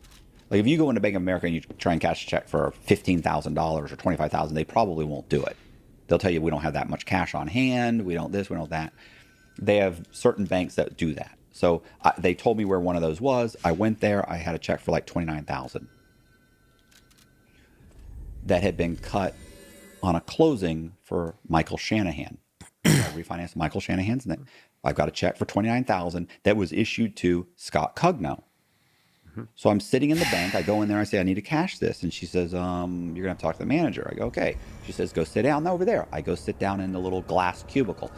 He comes over and he says, I see you're trying to cash this check. And I was like, right. He goes, why don't you just deposit in your own bank? And I went, my bank is a credit union or something. And it's in like Florida. Like they'll hold this thing for like 2 weeks. Like I need the money now. I have people I need to pay. He's like, well, I'm not sure. And I was like, well, it's fine. It's a cashier's check. Like, it's good. And he goes, no, it's good. It's good. Like, you have the money. And he's like, yeah, we have the money. He said, it's just odd. Hold on. He goes back in the back and he comes back and he says, where'd you get the check? Cashier's check. I said, it was a cashier's check. It was drawn off of a closing for somebody's property that we're doing. The company I work for, we're putting on an addition on. Oh man, guys. I was like, I'm cashing. My hand slipped, so I was here, and my hand slipped, and I pressed the dodge button as it fucking slipped. Yeah, that was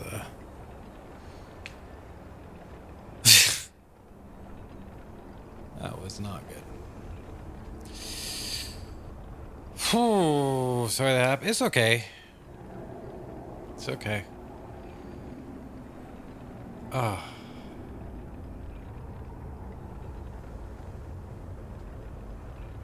Is that PB? No, I've gotten all the way to Luxasia.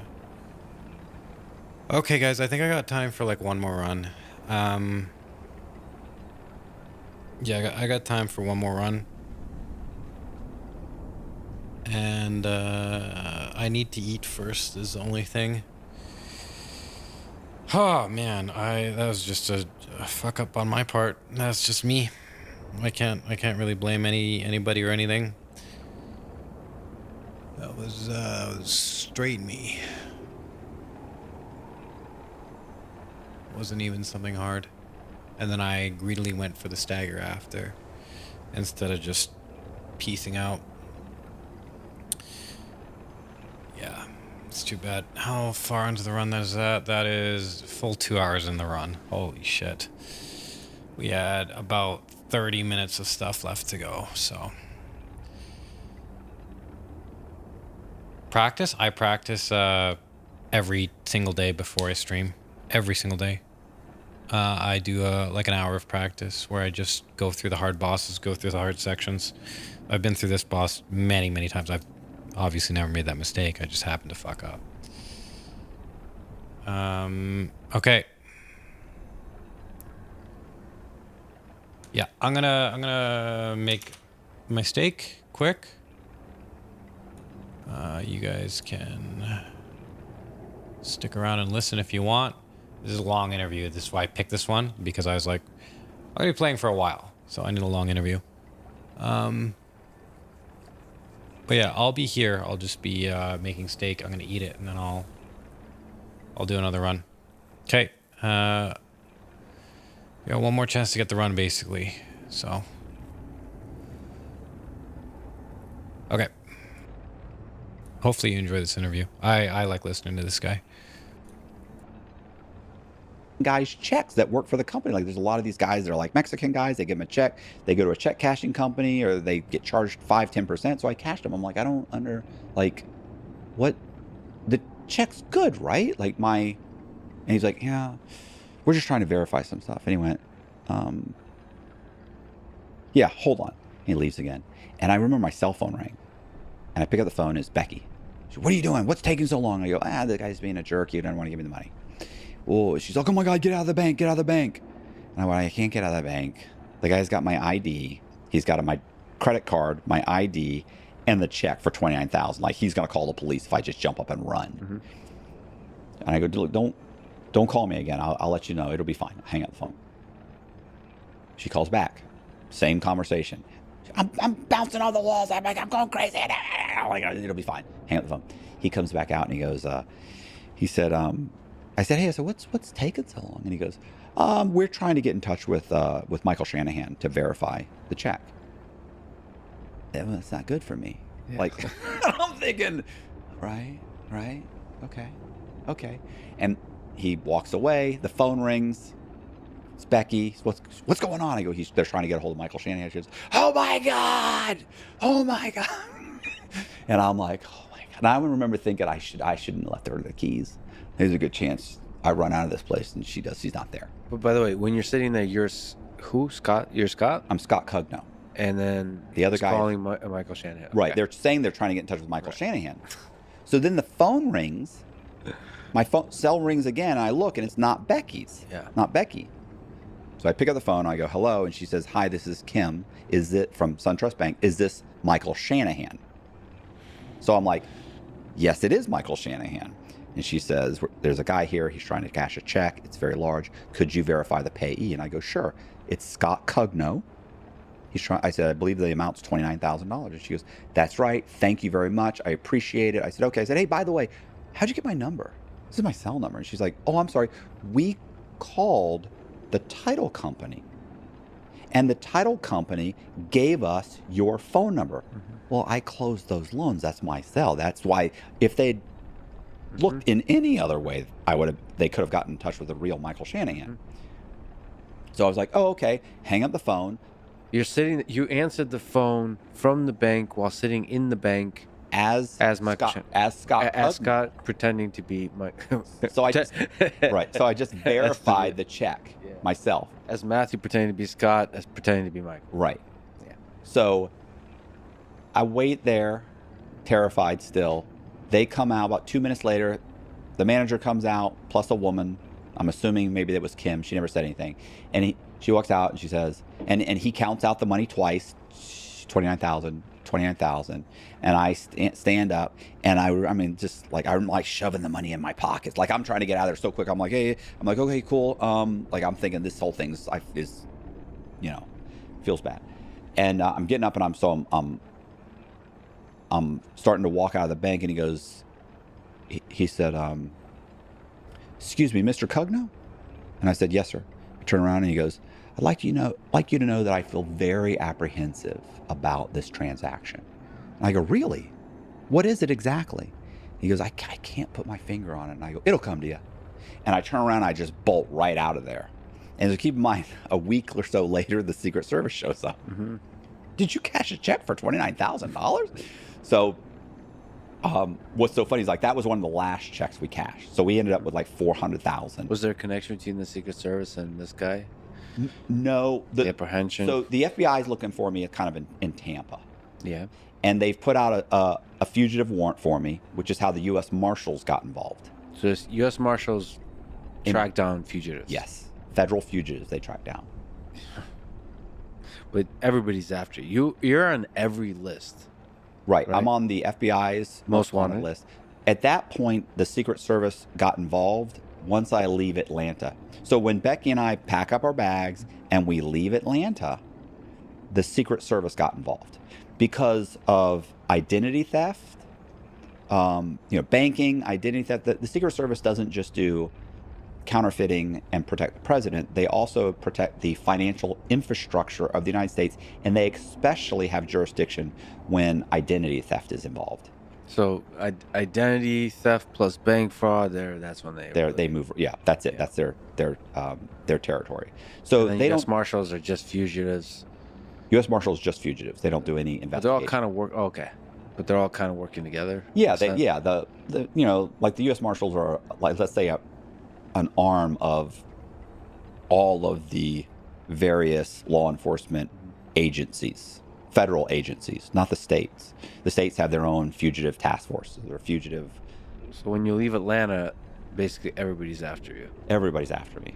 Did you know this at that time, or did you sense it? Or? No, I mean now every day you're just looking your name up every day. Like I'm not, because I'm just trying to get a bunch of money and just blend in, right? Things were not as interconnected at that time as they are now. Yeah. But they're starting to get interconnected. But of course, I have no idea how much. I barely go on the internet for anything, dating. That's the only thing. The internet. I'd never been on Facebook. And at this point, Facebook isn't even out yet. This is 2006. Still, were you trying to stay low? Yeah, I am. I'm not a flashy person. Like, I'm not driving. Like I didn't go out and buy a red Lamborghini. I'm driving $40,000-$50,000 cars. I've had some sports cars, 70, 80. Maybe that's a $150,000 sports car now, but it's still not flashy. It's not like it's bright red or yellow. I mean, it's always something, nondescript. And I'm living in areas that these cars are everywhere. I go to so I end up going to Charlotte, North Carolina. We rent an apartment. We decide to run a scam in South Carolina. So I go to Columbia, South Carolina, and in between this period of time, we go to Las Vegas. And when we go to Las Vegas to drop off a bunch of money to Becky's son's father, who's taking care of her son. We drop off some money there. We go and we start, and while we're there, it's like, hey, there's homeless people here. So we. Usually I don't feel bad telling these stories. You make me feel bad. I'm sorry. My judgment is showing. No, but you have to be collecting identities, I guess, to be constantly creating new identities. So I got my survey forms. So I go and we go out and I'm taking surveys, and I end up going up to this guy. There's like 2 or 3 guys that are standing on like a bench or sitting next to a bench or something, and I see them and I walk up, and one guy gets up and he comes over. He's like, "Hey, what do you need?" And I went, I'm taking surveys for the Salvation Army to determine where we place our next homeless facility. And the guy goes, "Oh, I'm not interested." And they always said that. And I said, "It pays $20 cash right now. It'll take you 5 minutes." Mm-hmm. And they're like, "What? $20 cash right now?" I was like, "Yeah." I show them the cash. And they go, "Okay, yeah. What do you need?" Name, date of birth, social security number. So when I get to criminal record, the guy, he says, criminal record. He's like, "Yeah, I've been arrested." He's like, "I've been arrested like 3-4 times for prostitution." He said, but they're like misdemeanors. And I went, okay. And it was like, okay, well, prostitution, to me, women get charged with prostitution, Men get charged with solicitation. I went, prostitution? And he said, yeah. He said, I offered to blow an undercover cop for $20. Mm-hmm. He said, that's what I thought you were coming up here for. And I was like, no, bro. I said, okay. And he's like, yeah. He said, he goes, he said, a girl's got to do what a girl's got to do, and he made some comment or something. I was like, okay. Yeah. So I jot down the rest of it. We're good. I give him $20. I get in my car. I leave. We get back to North Carolina. I order all of his documents. His name was Gary Sullivan. I then go to South Carolina. When I go to South Carolina, I get a real estate agent. We drive around for a day.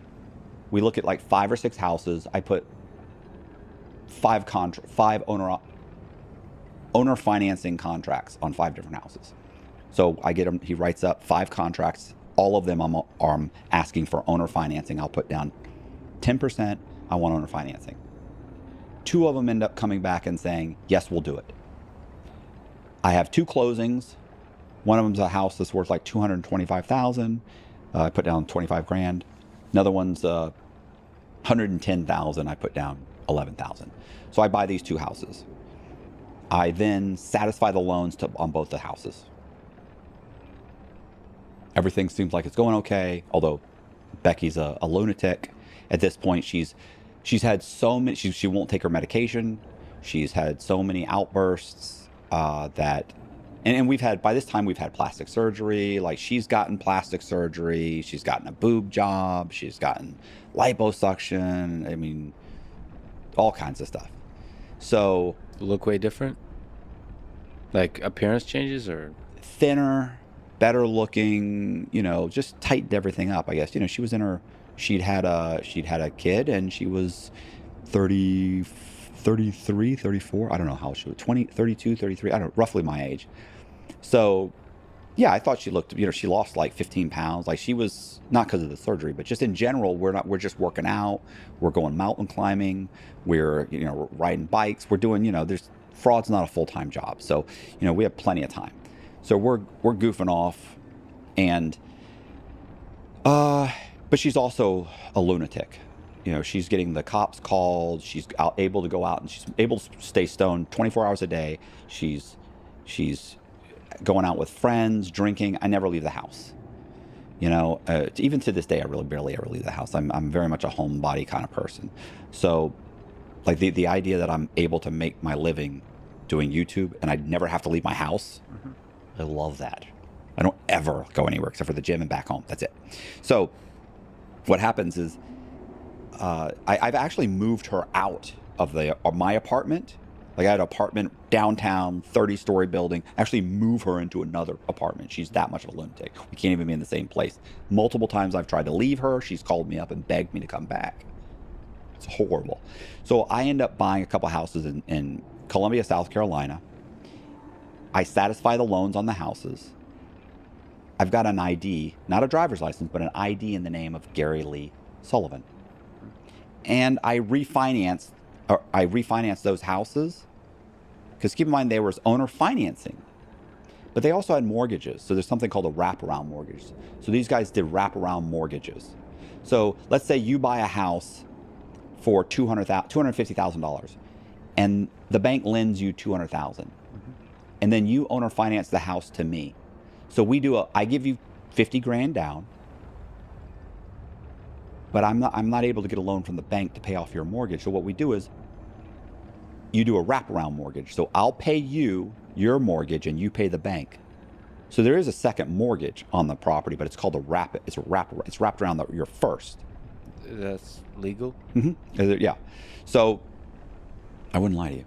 So these have wraparound mortgages. So You're always selling. And you're good at it. So I satisfy the loans, the owner finance loans, the wraparound mortgages, and I satisfy the loans, the original loans that these people took out on their own mortgages. One of them, by the way, you have to sign as the president of the bank, right? Yeah. So I sign it as C. Montgomery Burns, which is the aging tycoon in the guy that owns a power plant in The Simpsons TV show. Yeah. So I sign that and I notarize it, which I thought was cute. I actually wanted to sign all of them cartoon characters, and Becky was screaming her head off and wouldn't let me do it, right? Like I wanted to do all the Simpsons, right? But she wouldn't let me do it. She's screaming and hollering. So I ended up, nobody knows who C. Montgomery Burns is. So I sign it, notarize it. All of those are satisfied. I then go to the multiple banks and I start refinancing all these properties multiple times. So I'm applying for these loans, and I'm getting the loans, and I'm closing. So I've got like 5 or 6 loans on this one house. The house is like $225,000. I think it was like $230, whatever.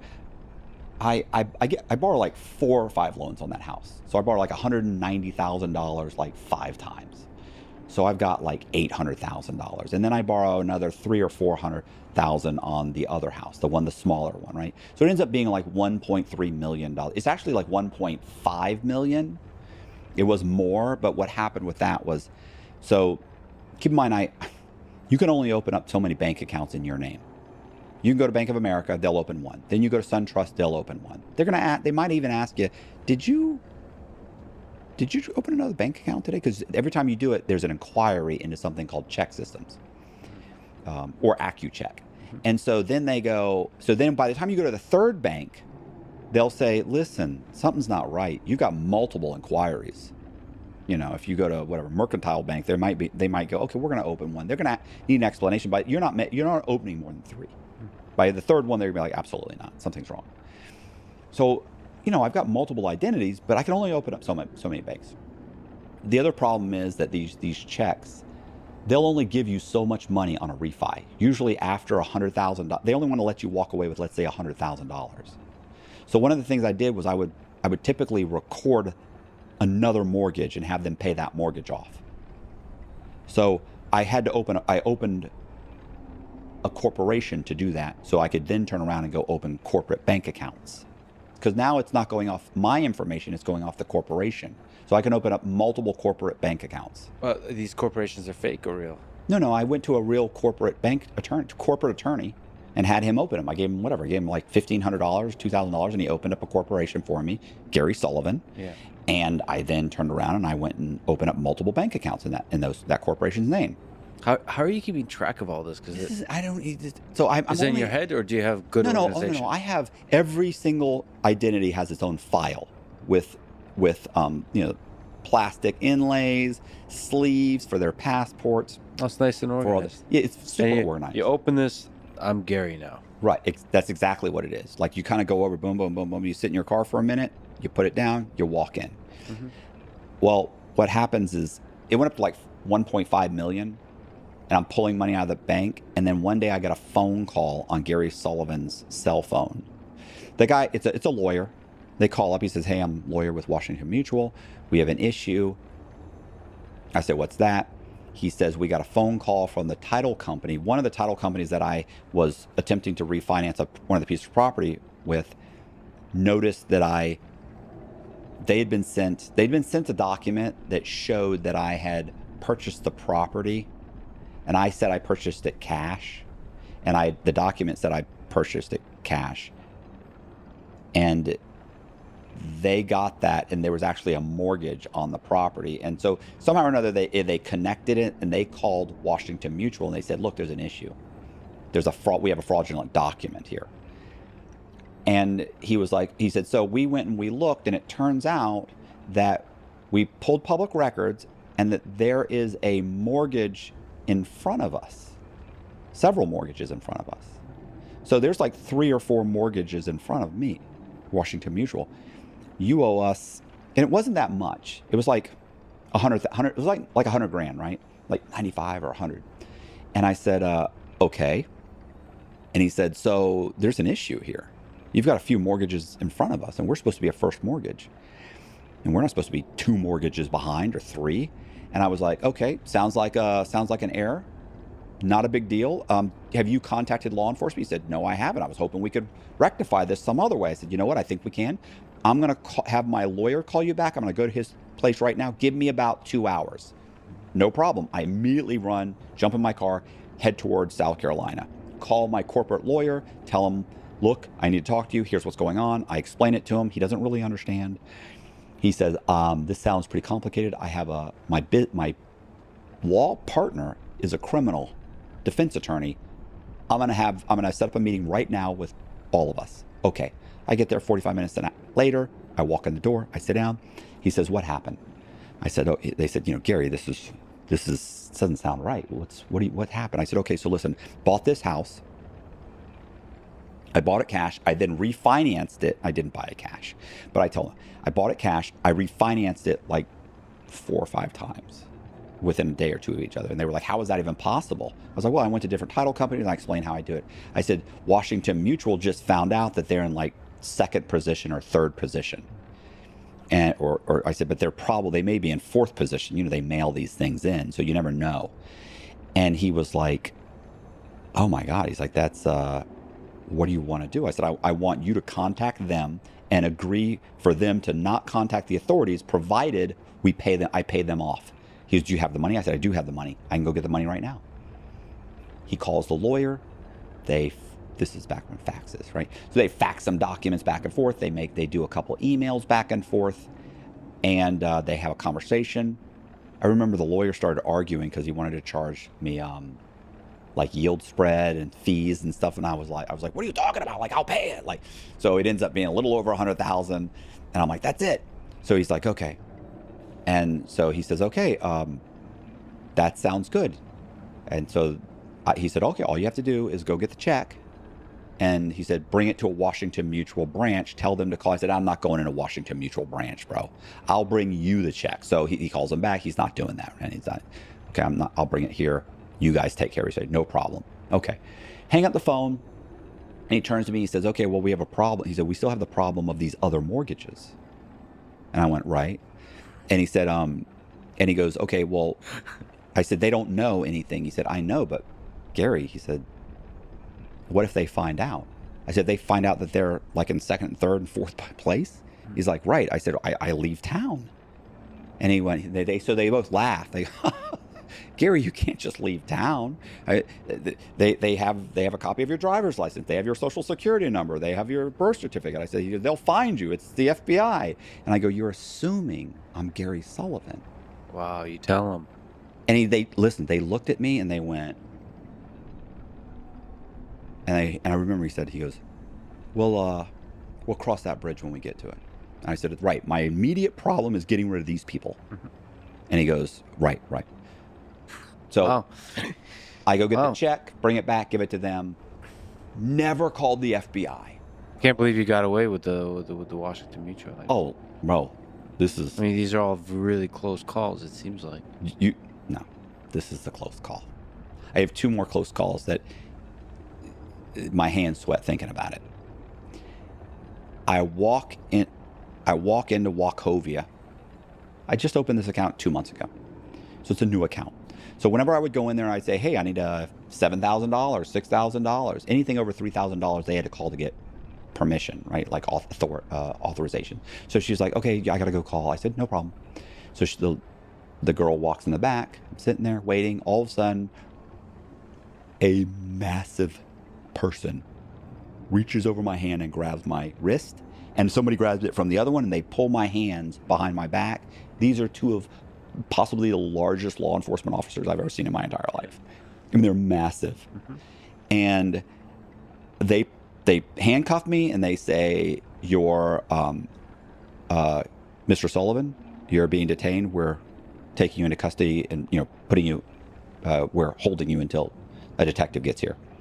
Who are these guys? Is this U.S. Marshals or is this cops or what? These are sheriff's deputies. Sheriff's deputies. Right. Okay. And as they walk me Gary in the Sullivan, right, as they walk me in the back, they're calling me Mr. Sullivan. Right. They sit me down, and by now I'm, the Secret Service are looking for me. They're calling me. Well, they were calling us John and Jane Doe, but now they figured out who we were, and so now I'm on the Secret Service's most wanted list. I'm not like number 1. At that, right, like I probably was, but we just found out I was on that list. So it's getting bad. So they sit me down and I'm waiting. And I remember thinking that the FBI was coming. I don't really know. At that point, I couldn't tell you the difference between everybody. And then 5 minutes go by and, I'm sitting there going, what is going on? Do you guys have any idea what's going on? They're like, we don't know. We're just grunts. We just do what we're told. So suddenly this guy walks in. He's probably in his early 30s, maybe. He walks in, gray suit. I think he looks like he's FBI. He says, hey, I'm a detective with the, I want to say Richland County, whatever, Sheriff's Department or Police Department, whatever. And I was like, oh, okay. And he says, yeah, listen, we've got an issue. Wachovia wants this. They want us to arrest you. He said that they're saying that you've got 3 mortgages on your house. And I go, is that illegal? And he looked at me and he went, to be honest, I don't know. Yeah. And I distinctly remember thinking, I'm walking out of here. All I have to do is convince this guy I haven't done anything wrong. He's already said he doesn't know. So he gets on the phone with the head of Wachovia's fraud department. And he's saying this guy is running what's called a shotgunning scam, which is absolutely right. And so what is the shotgun? It's where you close on so many loans simultaneously they can't catch it. Anyway, they start going back and forth, and he's on the phone. And he's like, "Why did you close 3 loans?" And I said, "Why are you pulling? What?" I said, "It's not illegal. I have a first mortgage, a second mortgage, and a home equity line of credit. That's perfectly legal." And he goes, and you can hear the guy, yeah, it's not, they're all first mortgages. And I said, I read every one of those documents. Not one of them said they were first mortgages. And they don't.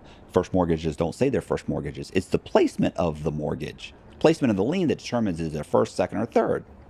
So it's possible that I wouldn't have known it. Certainly that I could have read those documents and not known. And he's like, that's not true. And he's screaming. And so I go, yeah, listen, and he said, well, you're taking out all cash. Why are you taking out all cash? I said, well, I mean, I don't know if this sounds, I said, I don't know, this might be illegal. I said, I don't know. I said, I mean, I work for a labor company, labor on demand. I pull out my business card. You can call. So I'm like, I work for labor on demand. And I said, we hire a lot of guys that they don't have bank accounts. So the company pays them. And then usually I'll pull out money and I'll cash their checks because they get charged like 10% of these check cashing companies, and I feel bad. I know the checks are good, so I just deposit them. I mean, I don't think that. I said, but I don't know if that's illegal. I don't think that's illegal. Like if and he's like, no, that's fine. That's a decent thing to do. It's not. That's fine. I'm like, oh, okay. So he's talking to the guy, and Wachovia is screaming and hollering. He says, he's doing that. He's going back and forth. So we're going back and forth. And I'm just derailing everything this guy says. And at one point, he says, he's screaming, he's committing fraud, we want him arrested. And he's like, I don't know what to charge him with. And he's like, he's saying these aren't, how did you, he's like, hey, look, how did you even do this? I go, look, I didn't do this. I said, I came to Wachovia. I met with a loan officer. I said, I need a first mortgage. I need to pull out like $100,000. I want to start buying houses. He goes, that's right. You own another house here too, don't you? I said, I do. I said, we're putting a new roof on it. We're going to build an addition. We're putting in a pool. I'm buying one right down the street from that one. I said, so I'm pulling out money. Mm-hmm. I said, so I told them I need $100,000. They said, that's fine. They said they could only get me $100,000 out. For something about Fannie Mae guidelines, which is true. And I said, so then she said, I can send you to a friend of mine who's a loan officer. She can get you a second mortgage, which she did. I said, then I told her she could only get me $100,000 or so, $190,000. And she said, you should get an equity line of credit if you're going to be doing renovating properties. So she sent me to somebody and they got me an equity line of credit. I said, I haven't committed fraud. I said, I wouldn't know how to commit fraud if you told me. I said, what sounds more reasonable? A guy that worked for a labor company ripped off a bunch of banks for over $500,000. I said, or some loan officers got together and did something illegal. I said, there's a problem at the bank. And he says, I think you've got a problem at the bank. And this guy goes nuts. And while he's screaming, he needs to be arrested. This is fraud. My loan officers have not done anything illegal. They wouldn't do that. He says, look at his ID. His ID is fake. His ID starts with 000. South Carolina IDs start with 000. This guy's in California. He has no idea. So when he says that, the detective looks at my ID and he goes, listen, he said, this is a real ID. I ran this guy through NCIC. He said, this is Gary Sullivan. And I looked at him, I go, now I'm not Gary Sullivan? I go, come on, bro, what are we doing here? And he goes, I know, Gary, I know. Hi, guys. And he says, I'm going to take him downtown. I'm going to talk to my lieutenant, whoever, captain, and I'm going to fill out a police report, and I'll let you know. And he hangs up. I get up. They've taken the handcuffs off. I stand up. As we're walking out with the detectives, as we're all kind of walking out, he goes, hey, you have an ID. Do you have a driver's license? Mm-hmm. And I went, I do, but it's in like Nevada. Mm-hmm. And he goes, oh, that's right. He goes, you're from Vegas. And he looks at the two deputies and they all kind of grin. And I think he ran me through NCIC, which means he ran a statewide criminal database, which means he thinks I've been arrested 3 times for prostitution in Vegas. Ah, right. I'm humiliated. I was just like, and the grin told me, and I was just like, oh. Yeah. And so one of the cops goes, here, give me the ID. Takes the ID. He goes, I'll check and see. Because I have to follow him back in my car. So he goes, and by the way, my car is in the name Michael Eckert. So Michael Eckert, he doesn't have a photograph of Michael Eckert. Right. Because you can't pull up photographs from other states. So he doesn't have a photograph, but he knows that's not my car. And he asked me, whose car are you driving? I said, oh, that's my boss, Michael Eckert. And I said, that's my boss. And he goes, oh, Michael Eckert. I said, yeah, exactly. Mm-hmm. And he's like, and I'm like, oh my God.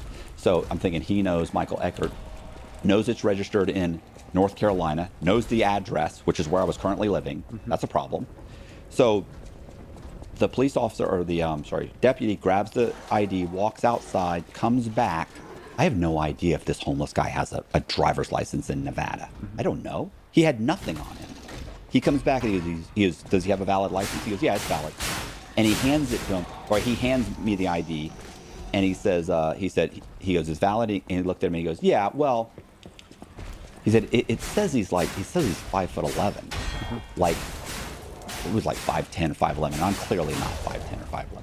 And they all look at me, and I go, fellas, with a good pair of shoes, like that, and they all go, ha, ha, ha, follow us, Gary. Yeah. I follow them back to the police station. Becky is calling me on the phone, screaming her head off. Now, I'd always told Becky, if I ever get arrested, immediately go get me a lawyer. The lawyer will be able to get me out on bond because I'll be arrested for something stupid. I said it'll be something like trying to cash a check, a fake check, or use of something. I said it won't be. All my IDs are real, so it won't be for a fake ID. So my ID won't be in question. And most police departments and sheriffs at that time did not run your fingerprints through AFIS. So they didn't, because they charge them. So they don't typically do it unless your identity is in question. Mine wouldn't be. I have a valid driver's license or a valid ID in that state. So I go back. She's screaming. She's like, "Oh my God, you don't understand. I just checked the internet, the website. You are #1 on the Secret Service's most wanted list." And I was like, I got bigger problems right now. They just held me in the bank. I'm following them right now. I know. And she was like, Yeah. Get on the interstate. Go. I cannot go. The detective's in front of me. The cops are behind me. They're escorting me to the police. Listen, she's like, "Oh my God, run." I go, "Look, I'm not a NASCAR driver. Like, I'm driving, it's a sports car, but it's not going to outrun a radio or a helicopter. Like, that's not going to happen. I know it seems nice. I'm not that guy." So I was like, I can't. I said, "Look, you don't understand. I was in handcuffs 30 minutes ago. I just talked my way out of them. I'm going to get out of this." And I said, the worst that happens is I'll be arrested as Gary Sullivan. You can get me you can get me an attorney. He can get me out. And she goes, "I'm not getting you an attorney. I'm not getting you out on bond. Becky. I'm not risking everything I've got for you." Because she has all the money. We've got $700,000-800,000 at this point. So, and by the way, she's not even in North Carolina at this point. She's relocated to Houston, Texas. Because when this scam fell apart, we were going to move to Texas. So we were already moving there. So, But by the way, just a small tangent. Where do you store money in situations like this? Like when you talk about 800,000, you have to keep moving accounts to make sure it's not accessible by there's about FBI. There's about 600,000 or 700,000 accounts. But keep in mind, I'm getting it out in cash. Like, there's no Bitcoin. None of that stuff exists. So I probably should have bought diamonds or bought gold or I don't know any of that. All I could think of is go in slowly, be patient. Don't drain the accounts, fluctuate them. Like, I was getting cashier's checks from one account to another, so the balances were doing this. They weren't just going, they were doing this. And then one day, boom, they're gone. Okay, got it. So we got out like whatever. We've gotten out like 600,000 or 700,000. There's still like 600,000 or 700,000 in the bank, but I'm not going back. I get frustrated. I actually, to be honest with you. So look, I go in. So I go into the. Believe me, I get frustrated. And first she says, if you go in the police station, I'm done. If you get arrested, you're done. I said, well, then I better not get arrested. And I hang up the phone. Cop standing behind my car. Get out. I go in the police station. I walk in. I fill out the police report. He tells me, I got to talk to my captain real quick. Can you wait? He couldn't leave me in his cubicle. He goes, can you wait in the hallway? I can't leave you in the I said, no problem. So I go and I wait in the hallway. In the hallway are a whole wall full of, on the corkboard, wanted posters. Black and white, like, car thief, rapist, murderer, Secret Service's most wanted. And I'm on my face is right there. I'm like, holy Jesus. And, everything in me told me, run, bro, just fucking haul ass right now, just go. Your luck's run out. Not that I even thought there were so many, I didn't think he was going to see it. But it everything in me just said run. The problem is if you've ever been into a police station, you're not getting out of it.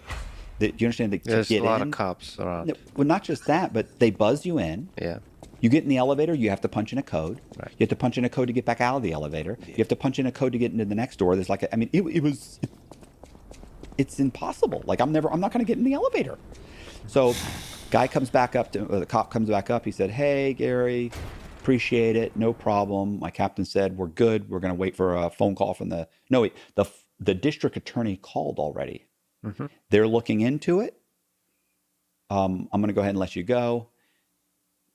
I go downstairs. He walks me out to my car. He said, "Look, do me a favor." He's like, we do have some serious questions at this point. Like the district attorney said, there's some things up.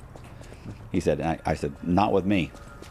And he said, "Well, just do me a favor." He goes, don't leave town."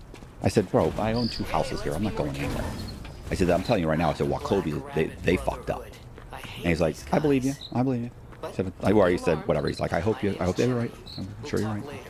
Okay, so I get in my car. I leave. I go to 2 more banks, pull out more money. But at one point, I go into a bank and like 2 of the cashiers practically slam into each other trying to get to the phone. And I could tell something's up. I go, no, something's up. So I get in my car, back out. One of them even kind of runs out and looks at the tag number, you know. So I drive. I get on the interstate. I go.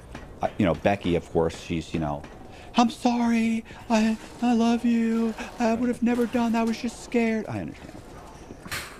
I go. Becky sounds like a handful. Oh my God, bro. So I go all the way back to Charlotte. I pack up my apartment. I drive all the way to Houston with my entire apartment packed up, by the way, in a U-Haul. Like the next morning, she's got people there packing it up, movers. Mm-hmm. We pack it up. I drive the U-Haul all the way to Houston. It takes a couple days. I unload it into. We have some guys unload it into a storage unit because I'm going to stay with Becky until I find my own apartment. As we're driving around the neighborhood, super nice. She's living in like the 20th floor or something of some huge high rise. Great apartment. We drive by and I go, "Oh, stop the car!" And I want to get out. It's one of those cone things where there's flyers for the house, for a house. Mm-hmm. I jump out and I get the flyer, and she's like, "What are you doing?" I go, "Well, I just want to, I just look at the flyer." And she says, "I don't want to do a scam here. I want to live here. This place is nice. I love it here." Mm-hmm. And I went, "Right, I understand." I said, I said, "No, but I have to find an apartment." Mm-hmm. And she goes, "Oh, I'm just so disgusting. You can't stand to spend even a couple weeks with me. Mm-hmm. And she goes just ballistic. She's screaming at the top of her lungs. And I know she's going to get me caught. She's never going to get me out. Right? She's already told me that. Mm-hmm. So we go back to the apartment. We go upstairs. I was so scared of this chick, bro. I was so scared. I remember I was going up in the elevator, and this girl gets on. This clearly a stripper. Mm-hmm. I mean, drop dead, but wearing stripper clothes. Yep. And I'm staring, and as soon as she got on, Becky gave me that with the face, and I'm like this. I'm like staring in the corner. Is that a and never look at the girl. And I remember we get off the elevator, bing, it opens. I bolt off it. Becky bolts off this, and I off the elevator, and I remember she squealed, "I bet you just love to fuck that tramp." And the girl, as the elevator doors are closing, she goes, "Hey!" I thought that was funny. So I go to the apartment. We have a screaming match, kind of. Tell her I want to split up the money. She tells me she's not going to give me split the money. Why? Because she said, "You can go somewhere else and do this again. You'll have $1 million in 6 months. I have to live off this money." Did she threaten you? Oh, she threatened to. It was funny too because the conversation back and forth. I remember saying, "No, I want half it," and she goes, and she said, "I'll give you $10,000." I said, "You're mine." I said, "I'm telling you right now. You come up with something reasonable, I'll take all of it." Mm-hmm. And she said, "What did she say?" I said, "I'll take all of it." She goes, "And what? Escape in that U-Haul? The cops are gonna be looking for in 5 minutes?" And I just remember thinking, "Oh wow." And keep in mind, all of my IDs, everything, are in the storage unit that she has a key to. Like, I'm not getting those. It's over. Yeah. I got an ID right now that says my name is Michael Eckert. Yeah. I'm driving a U-Haul van. Yeah. Sounds like she has a lot of negotiation leverage. Right. So we start arguing back and forth, and she says $100,000. Yeah. I'll give you $100,000. I said, I'll take it. She counts it out. Counts out the 100,000. Later, when I recount it, it wasn't even 100. It was like 98,000. That's fine. It's fine. So, but she, we've got them all marked. 2,000, 5,000, 6,000. She's like 2,000, 5,000. That's 12. That's it. She ends up stiffing me. That's fine. It's not my money. So I take it. I end up. I take it. I leave, and as I'm leaving, she'd always called me before on the phone and begged and pleaded and cried. I messed up. Please give me a chance. I'm sorry. I'll take my medication. I'm sorry. I thought it was better. I thought it was okay. And I remember walking out. I put my cell phone on the counter and just walked out. Went downstairs, got in the truck, and drove. Drove. When I got to Louisiana, I stopped at Baton Rouge and got at some point I stopped and I got I think I got a room or something. At one point I know I stopped. So you drove without a plan, essentially? I drove back to Charlotte to get my car. Got it. So I can't be driving. I can drive in this truck. Right. So I stopped at Baton Rouge at one point and got a cell phone, like a burner phone, like a Verizon, Virgin Mobile or something. One of those little phones. So I bought one. I call a few people at home, back home, called my mom. She's in tears, crying. My dad's yelling in the background. I call. What's your mom? Just a small tangent. What did your mom and dad say? You remember anything stand out to you? My dad, well, I hope you're happy. Your mother, every time someone mentions your name, your mother cries. Which is funny to me because, growing up, he was never concerned about her crying, So it was since when did you care, And my dad's he's an alcoholic. He's been sober for 2 years, a month and a half drunken binge, drinking binge, and then sober for 6 months, and then did it again, and sober, it just went back and forth. Yeah. And in and out of alcohol, drug programs. But like I said, it worked for State Farm, and State Farm, he was a top selling manager. And so what they would do is they'd put him into a 30-day program, and I mean, like he has to stay there. And they were the only ones that had that kind of control, because they're like, you're going to do this and you're going to pass it, or we're firing you. He made a lot of money, and he made a lot of money for State Farm, and he hired and trained a ton of agents, and he had one of the top performing agencies. So he was worth a lot to them. And so I end up, what ends up happening is I'm driving through, I get that phone that I was telling you about, and I call. So I talk to my mom. She's crying. She's like, I love you so much, and I just want to make sure you're safe. I end up calling Susan Barker, which was one of the brokers that worked for me at the time. Call her and I say, hey, what's going on? She's like, oh, Matt, man, what's going on? FBI is everywhere. They've been talking to everybody. And this has been, it's like a year and a half at this point. And she's like, it's not, they come around every once in a while. Everybody's gone in. Everybody's cooperating. Everybody's talking. Everybody's blaming you, including me. And so as we're talking, she said, look, the main FBI agent on the case, she told me if I ever spoke with you to have you call her. And I was like, yeah, I'm good. So her name is Candace, and she wants you to call her. She says, at least call her. For God's sake, maybe you could just turn yourself in. Maybe you can negotiate just a couple of years, because if they're not going to catch you, then maybe turning yourself in, maybe it'll help. At least hear her out. And I was like, okay, all right, you're right. Hang up the phone. I call Candace. She picks up the phone. And I go, hey, who's this? And I go, this is Matt Cox. And she goes, hey, hello, Mr. Cox. How are you? And I go, I'm doing okay. How's it going? I understand you want to talk to me. She goes, I do. I said, what can I do for you? She goes, you can turn yourself in. I go, well, that's not going to happen. I said, what else do you need? And she said, I think that you should think about turning yourself in. I said, why? Well, what am I looking at? She says, well, that's not how it works. the way it works is you turn yourself in, and we take that into consideration. I said, no. I said, that's not good enough. I said, I'm not stupid enough to turn myself in and hope for the best. So she says, well, let's talk about this. And I said, well, what am I looking at? And she says, I don't really know. I can't, really, I can't tell you that. And I said, well, then we don't really have anything to talk about. She goes, well, wait a second. She said, hold on, let me call the U.S. attorney. Maybe we can work something out. So she calls the U.S. So I said, okay, I'll call you back. And she said, well, give me your phone number. I'll call you. And I went, no. I said, I'll call you. I said, I'm going to hang up the phone. I'm going to turn the phone off. I said, for all I know, you're triangulating this phone call right now or something, And she says, oh, give me a break. She says, you're not that important.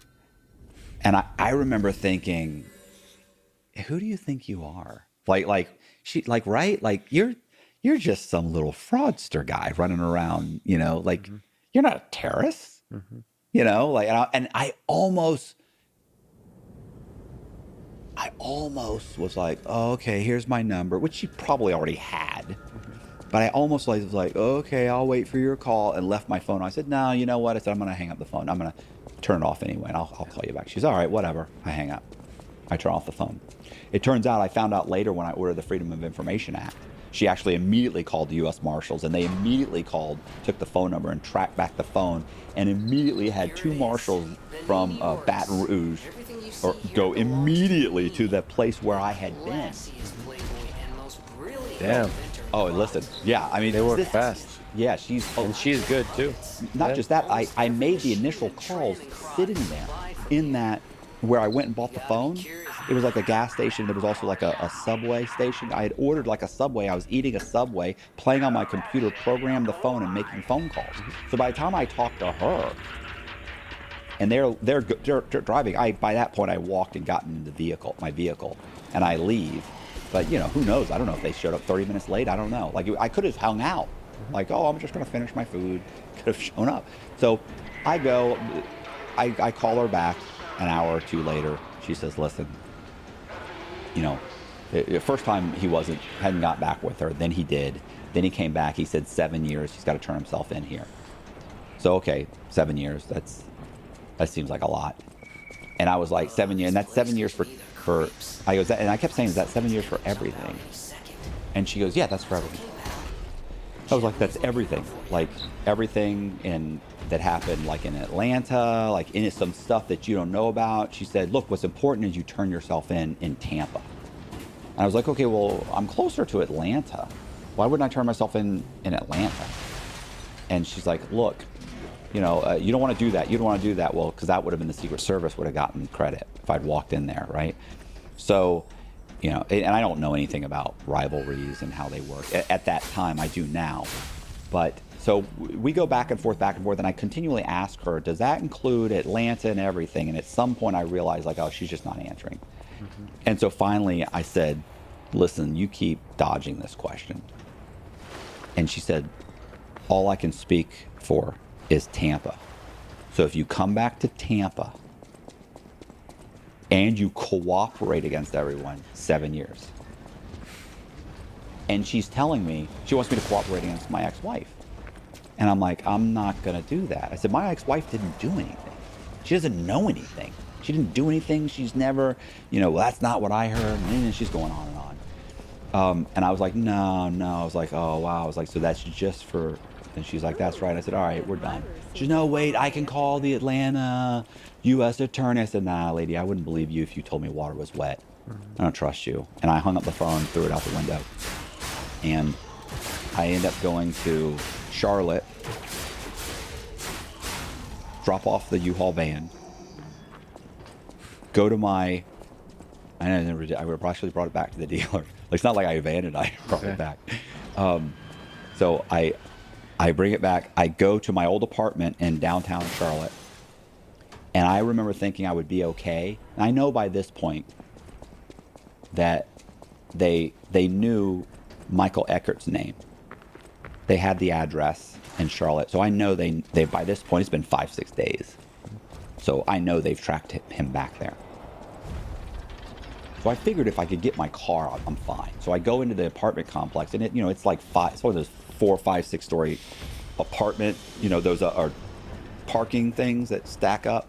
So I go into this, underground. It's not underground, but whatever. This parking garage thing. So I go in. I'm on like the 3rd floor or something. I look at my car, and I get in my car. And I remember as soon as I drove out of the parking garage, I was like, whew, I'm good. So I can go ahead and pull across the street and stop at Starbucks. So I stop at Starbucks. I walk into Starbucks. I order a Starbucks. I'm standing there waiting for the barista. I look over, and it's 2 people from the apartment complex staring at me. I'm like, and they're whispering and pointing, and I remember thinking, this is like the 5th of the month. I hadn't paid my rent. I hadn't been there, so I thought That makes sense. Maybe they like I'm picturing an eviction notice or a 3-day notice on my door or something, and I'm like, okay. And then one of them bolts out the back. The woman, there's a guy and a girl. The woman runs out the back. He's standing there staring at me. I get my venti vanilla latte. All right, I get my little I get my frou-frou drink. Yeah. So I got my frou-frou drink. I walk out. I get into the car. He follows me. Get in the car. I set everything up. I put my seatbelt on. I'm okay. He's standing there staring at me. I'm thinking something's wrong. Like, what's up? And I check to see there's no traffic. I'm good. I'm about to leave, and he starts screaming. He's right here. He's right here. I look in the rearview mirror. There's 2 guys running towards the back of my car. I punch it and I take off. Sounds dramatic. Wasn't that dramatic. There was no cars. I knew there was no cars already pulling out. It wasn't like a TJ Hooker where I jumped over slid across the hood and they didn't catch the car and hang on to the back. But so they're running and I boom hit it. Did you spill the coffee or? No, because it was one of those little things. It was actually nice, but it just You're sounded, making it sound like you were pretty calm. Weren't you panicking here? I was terrified. Yeah. Terrified. So you're under fear. You still operate like I operate like calmly. It's funny you say that because the Secret Service, when they talk to these guys, all the people that they spoke with said the same thing over and over again. The guy was a professional. He never seemed upset. He never seemed agitated. He was never in a hurry. Yeah. But most of the time I wasn't, because it wasn't until the police got involved, or the federal law enforcement got involved, that I started really, getting anxious. So at that point, I take off. I drive about a mile down the road. Who were the 2 guys, by the way? I thought it was FBI. I ordered the Freedom of Information Act when I got to prison at some point, in the future, and it was U.S. Marshals. Fuck. Right. So. Sounds pretty dramatic to me. U.S. Marshals running towards your car. You pull it. I mean, but it's all right. It's hard not to tell it like it's dramatic. I understand. But there's not much traffic. It was okay. Yeah, it's not like their fingers were at the back of the car. They're holding on, But it was, if I had waited an extra 20 seconds, they would have been on my car. They would have been right there at the door. Did you consider giving up there, or no? No, all I could think of was haul. Listen, my instinct is get out. Is go. You're already on the run. I'm already in trouble. It's not like they're gonna add anything. Although, to be honest, it only got worse because at that point, I drive down the road. I stop at a homeless facility. I survey 3 guys. I'm a mile down the road. Like, looking back on it, I think, what were you thinking? But there were three homeless guys that were in their early 30s, and they were all Caucasian. That's hard to find. So trust me, I've looked, spent hours before finding these guys. So that's like the golden thing you're looking for is white guys in their 30s. Right, because that's what I was in my 30s. That I wasn't an old man like I am now.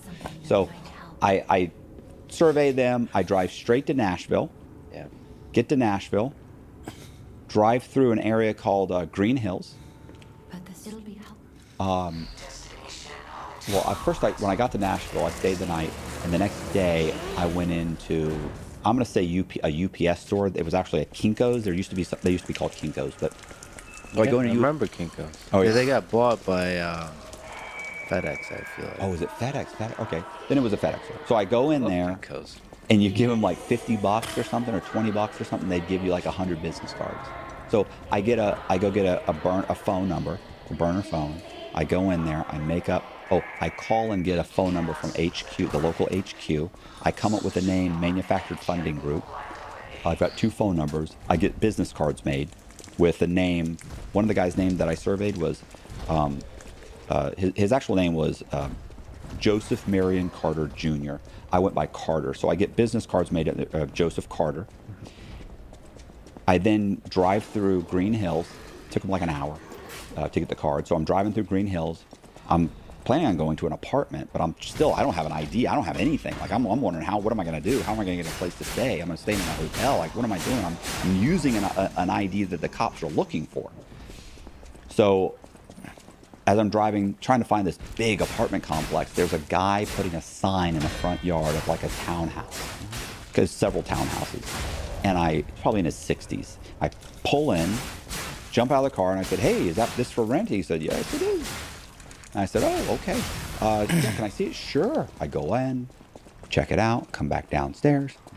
It's perfect. I said, "Listen, I work for a company, Manufactured Funding Group." Boom, hand him thing. I said, I've been in Europe for the last, I forget what I said. I said England. I said some little town outside of London, in Dexter, London, for the past 5 years. I don't really have any credit, but I said I can put down double the security deposit, or whatever you need. Here's my business card. He looked at me, and he looked at my car, and he goes, "You look like an honest young man." He said, I'll take the first month's rent and a deposit." And he said, "Now go get a lease right now." And I said, "Okay." And I said, "Oh, okay." Filled out a lease right then, gave me the keys. Like, nice, like very trusting in that town. Well, but there must have been also something about you where you're just I mean, I don't got a nice car. Look, I know you're going to get a lot of comments that say white privilege, but that's what you're. I think the charisma has something to do with it. Yeah. I appreciate that. So he gave me the keys. Listen, I ordered all of Joseph Carter's vital information, right? Like all of his birth certificate, social security card, everything. That night, from like a Kinko's or some other, I forget where, but from one of these places, I went online. You could go online back then, right? Like there wasn't Wi-Fi everywhere. So I ordered the stuff. It shows up a couple days later. I take that information. I go and I get a driver's license. We're talking about within like 7 or 8 days, I've got a driver's license in his name. I get in that car, Michael Eckert's car. I drive it all the way back to Nashville. I leave it in long-term parking. Get on a plane, fly back to Nashville. Go in and buy myself a brand new car. It wasn't brand new, it was a couple years old. But from like CarMax, within 2 weeks, I am completely 100% set up. I start dating for 3-4 months. That gets really boring. And where again? Nashville? Nashville. Okay, got it. So I start dating a bunch of chicks, and then I end up meeting this one girl. By the way, are you lonely here because you're on the run? Man, listen, I'm telling you right now, being on the run was the best part of my life. Really? Everybody, you know how all these guys say, it was horrible, I was always so concerned and looking over my shoulder, and I wasn't. Keep in mind, I've gotten 5 or 6 traffic tickets while on the run. I went to traffic school as someone else. I got so many traffic tickets in his name, I went to traffic school as him. Like if I got pulled over, like I'm not concerned. So your confidence just was. And I'm driving the top here. So a why'd you vehicle see? in the name of the driver's license that I have that was issued by that state, Yeah. full coverage insurance. I'm not an idiot. I'm not driving around a stolen car with a broken taillight and a body in the trunk. Like, I'm covered. Like, I'm not concerned about the local cops. Plus, you're going to Starbucks, sipping your coffee and driving away from U.S. Marshals. Right. That was. You could start believing that it's impossible to catch you. That is exactly what it is. It's every time I just kept getting more and more emboldened, more and more cocky, arrogant. Like, they're not going to catch. I'm too good. Which is great until they catch you. And so I meet a girl named Amanda Gardner. Well, what I end up doing is, keep in mind, I've only got 100,000 or so. So I go and I start buying houses in this area called J.C. Napier. It's just close to downtown. and I buy these houses and I start I buy them for like 60, 70,000, and I record the sales at 210, 190, 205, that sort of thing. Same thing. And I refinance the houses. I start pulling out money. I meet this girl, Amanda Gardner. We hit it off. Within a few months, she's moved in. We move into a house in that area. I renovate a house. We move in there. I borrow $3.5 million, and I'm buying houses now. I'm buying houses, recording the value. I start all over. I borrow like, whatever, $3.5 million. I meet Amanda. We move in together. We're buying. Did you tell her? Do you tell her about She you? kind of, what she knew was that, it's odd, right? I have no photographs. Everything I own is brand new. She's like, there's nothing in this house that's more than 4 months old. So 6 months old. You have no photographs. You have no internet presence. You have no, it's every stick of clothing is brand new.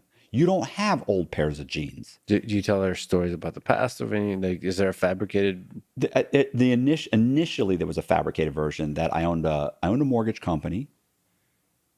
My typical story was like I owned a mortgage company and I got bought out by Household Bank. Started doing very well. I got bought out by Household Bank. I have a no non-compete clause. I ended up with like $500,000 after paying off all my bills, and just decided to kind of travel around the U.S. And now I'm here and I'm gonna start renovating houses. But that, you don't call home. Nobody calls you. Your family doesn't call you. You tell stories about your mom, your dad, your brother, your sister, friends. I don't know any of these friends. Never seen any of these friends. They never call you. They never, it's like, ah, shit. So at some point, I basically just said to her, look, listen, at one point, I had to have a check cut. I refinanced the house, right? And I had like, I'm going to say something like, it might have been 30,000, but let's say 20,000. I had a $20,000 check cut to Amanda Gardner. Because you have to have these checks. You can't have them cut to me. So I would say, hey, there's a second mortgage on there, and I'd provide a second mortgage, or I'd provide different things. And I knew I need names of people to cut these things to. So I had a check cut for whatever. So I remember we're at dinner one night. This is before she really knows who I am. And I said, hey, oh, and she goes, oh, you had to refinance? She goes, how'd that thing go? You're refinanced. I went, oh, thank God you said that. Boom. I said, I need you to deposit this. Give her a check for 20,000. She's like, I can go tomorrow and I can deposit it, and and I'm like, no, I'm like, look, it's fine, just deposit. So I can get, as soon as it clears, I'll get you a cashier's check. I was like, no, just deposit it and keep it in your bank. It's fine. So she's like, Pelagius, what is going on? And so we have this conversation. Thank you for 3 months, man. And I tell her, look, am I winning? I'm trying really hard. People are looking for Thank you. Who? Law enforcement. Which ones? All of them. She's like, that doesn't even, for what? I go, mostly bank fraud. And she's like, well, how are they not finding you? I mean, everybody, people know you, like, your general contractor, which I met 4 months before. This guy 6 months before. This was 2 months before, She's like, so-and-so, so-and-so, so. And I'm like, right. Well, I said, well, she's like, I mean, they've got your name. They've got your, I go, well, that's identity theft. And she was like, what do you mean? I said, well, my name's not, it's not Joseph Carter. What is your name? I go, look, it's, you don't need. Thank you for the advice. This is what's happening. This is where I'm at. And this has been months into the relationship. I mean, I'd say maybe a month or two in. But, she was just too inquisitive. And, I know what it was. She found like $40,000 in cash in my freezer one night. That was another thing that happened. She went to get a popsicle and she opened up the flip to get a popsicle, and she opened the wrong one, and there was all cash. And she was like, the other day, in this conversation, the other day I opened up the popsicle box and there's cash. And I'm like, so I kind of explain it, but I had a feeling she's going to be okay with this, So she was okay. She was okay with it. Like, I mean, to me, that's just a fascinating conversation to have. Like, it was a great conversation.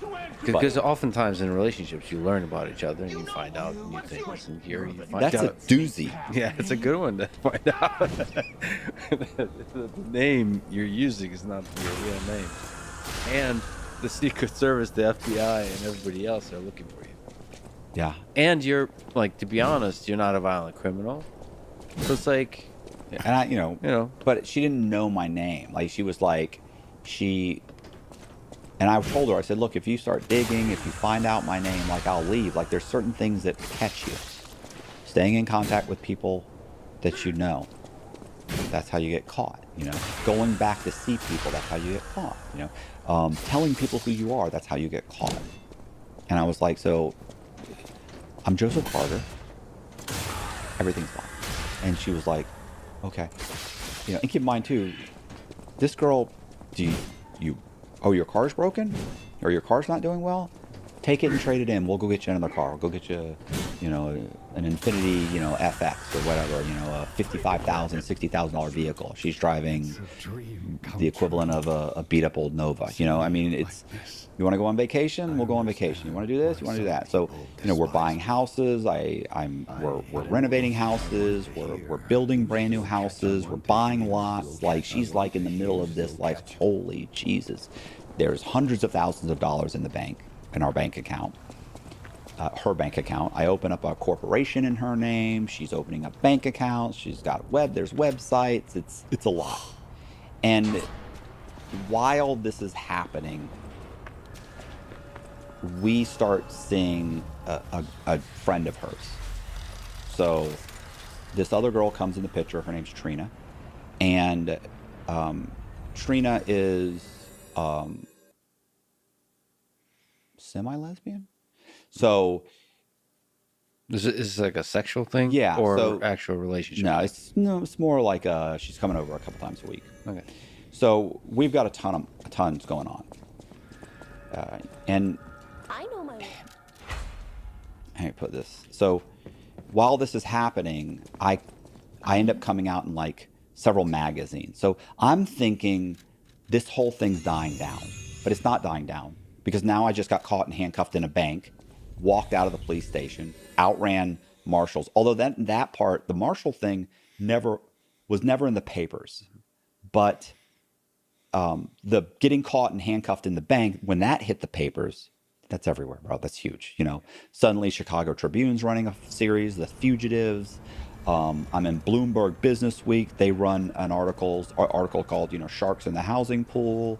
Then you've got Fortune Magazine comes out with a thing because by now, guess what? Becky's been caught. Oh, Becky. Oh, Becky. Is she in Houston or whatever? In Houston, got caught. And did she... But gangster, bro. Like the way here's the thing. Hey, there you go. No. Oh, no, she told on me immediately. Oh, she did? Yeah, Oh, no. it's fine. She did the right no. thing. So here's what's funny about I don't that. know though. about that. Here's what she says. Loyalty is everything in this world, my friend. That you and I disagree on. I just took off. Still.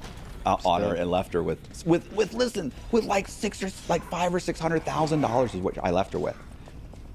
It's not all about money, Matthew. It's also about just like, you know, ride or die. There's a meaning to that. My God. I'm sorry. Go ahead.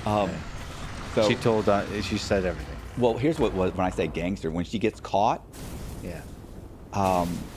they come in. She's in the middle of beauty school. She's paid for beauty school. She's going through beauty school. She's going to open like a salon or something. So she's in there cutting hair in a class, you know, on a mannequin. All of a sudden, 5 or 6 Secret Service agents come in, guns drawn, screaming, "Get on the ground! Get on the ground!" She said, everybody dropped to the ground. She said, I'm sitting there with scissors going. You know, they grab her, they handcuff her, they bring her in, and the whole time, now at that point she was Rebecca, her name was Rebecca Hickey. She went by Becca. So she's Rebecca Hickey, which is, you know, she's got a Texas driver's license, the whole thing. And they're screaming at her. And they put her in the car, and they're driving the whole way. The Secret Service agent told me, 45 minutes. She's telling us, "You're losing your job, bro. You're losing."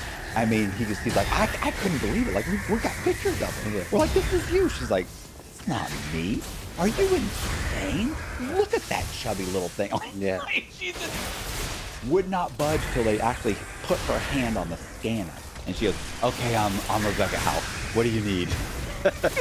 They're like, "Where's Matt Fox?" She's like, "I have no idea. That fucker left me like a year ago." So, So, But she contributed to the story, to the legend that's already growing. because she was interviewed by Fortune magazine, and it was horrendous. The article is horrendous. He was abusive. He's a Don Juan that forced me to fall in love with him. He's just waiting on me. And then took all the money and left. By the way, they found like 40 or 50 grand on her, and maybe another 30 or 40 in her bank account, and no other money. Yeah. Where's the other money? So anyway, and she was, by the way, she got caught. She was in communication with her family. So she's talking to her mom. That's when she got caught ultimately. And her mother, through multiple conversations, one conversation being, Mom, I'm doing fine. I can't tell you where I am, exactly, but I'm in Houston, Texas. I'm fine. Next one, 6 months later, I enrolled in beauty school. Houston, Texas beauty school. How many are there? Yep. And her mom, bipolar, I just want to see my daughter. Yep. I'm going to call the Secret Service. Yep. I'm doing the right thing. Yeah. And honestly, she is doing the right thing. So, So you're getting more and more famous. it's bad. Nationally. Right. So I've got all these houses. You're having threesome with Amanda and Trina. And what ends up happening is we end up going on, and listen, Amanda and I, we've gone to Greece, Italy, Croatia. We're going on multiple trips, and when we just gotten back from like a 10-day cruise of the Greek Isles, and we get home and Amanda goes online and there's a blog about Dateline about one of their new specials called The Thief of Hearts, and that's me. Apparently, I'm the Thief of Hearts. And I'm apparently going around, and it's based on Becky's story, that I'm wooing women to commit fraud, stealing all the money, and then leaving them to hold the bag. Well, they interviewed her. They're interviewing multiple people, in my case. They're putting together an episode. Going to be released in a month or so. So I'm terrified. At this point, I've been on 3 years, and I'm like, there's lots of things I could care less about. Fortune, I don't know anybody that reads Fortune. Bloomberg, come on, I'm hanging out with contractors and laborers, and I'm not hanging out with these guys. So, local news, who cares? Even local news channels, I don't care. But Dateline, there weren't 400 channels back then, So Dateline comes out, even if you don't see it the first time, they're going to rerun it in 3 months or 6 months or 5 years, 10 years from now, they might rerun it again. My face is going to be on it. So I could be perfectly fine 5 years from now, and one day the barista that I go to every other day looks at Dateline and goes, oh my God, that's Mr. Johnson, or that's Mr. Thomas, or whatever. So the point is that I was like, yeah, I got to go. I can't stay here. I got to get out of the country. So I was going to go to, we really started doing research, and Amanda ended up saying Australia. Australia at the time, I don't know how it is now, but at the time, if you went to Australia with like $100,000 and a business plan, you could become a permanent resident alien. You can't vote, but you can buy property, you can open a business, but you can't get a job. And they didn't require fingerprints. So there's no criminal background check. Now, if you wanted to be a citizen, you have to get an FBI criminal background check. Like, no, I'm good. So I was like, wow, I can go there and start a business, and I'm going to show up with a couple million. So what we do is we start refinancing houses. We'll start pulling out money as quick as we can. I'm asking guys, laborers, guys that I work with, my general contractor, my real estate agent, hey man, can you cash this check for $6,000? Nobody says no. Everybody, yeah, no problem. No. A few guys like, yeah man, if you give me 10%, yeah, I'll give you 10%. So that's happening. We're pulling out cash.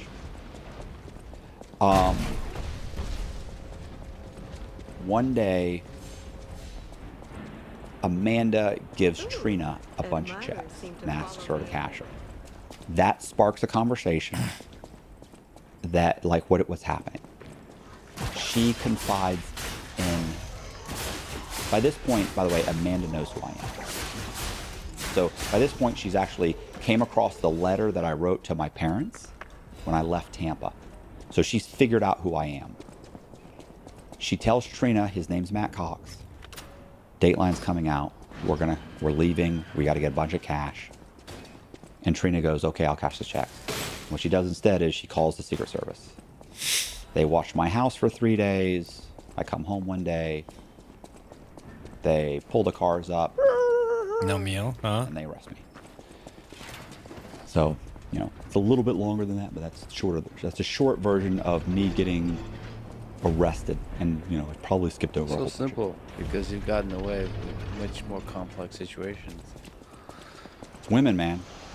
It's women. Um, Just a joke. They also are the thing that makes life worthwhile. Listen, God bless Trina. She did the right thing. It honestly, based There on... you go, back to the right thing. But I mean, based on what she saw, based on what the Secret Service told her, He picked the wrong women. and the articles that she's reading, I'm a bad Clearly. guy. Like, that's his weakness. I mean, I'm a bad guy in general, right? So I don't deserve loyalty. I don't think so. I'm ripping people off, and she's thinking that her friend is in danger. The FBI is saying I have a weapon. He's dangerous. He's got a weapon. We believe he's armed and dangerous. When I was in Florida, I had a concealed weapons permit, but I had gotten rid of both my guns when I was placed on probation. I've never had one since. I've never touched a gun since. But they used that to say, they said, oh, he had a concealed weapons permit? Okay, well, then he's armed and dangerous. Like, there's these little things, and they're telling her, read this article. Look, he forces girls to fall in love with them. Then that's what he's going to do, your friend. So she negotiated also, I think she got $10,000. I think, which is embarrassing. I'm ashamed that she got $10,000. And said everything. Yeah, and told them this is where he is. His name is Joseph Carter. He's this is where he is. They watch it. They grab me. They arrest me. They bring me downtown. What did you feel like when you got? I didn't feel good, bro. It was bad. It was a bad day. It was a bad day. First of all,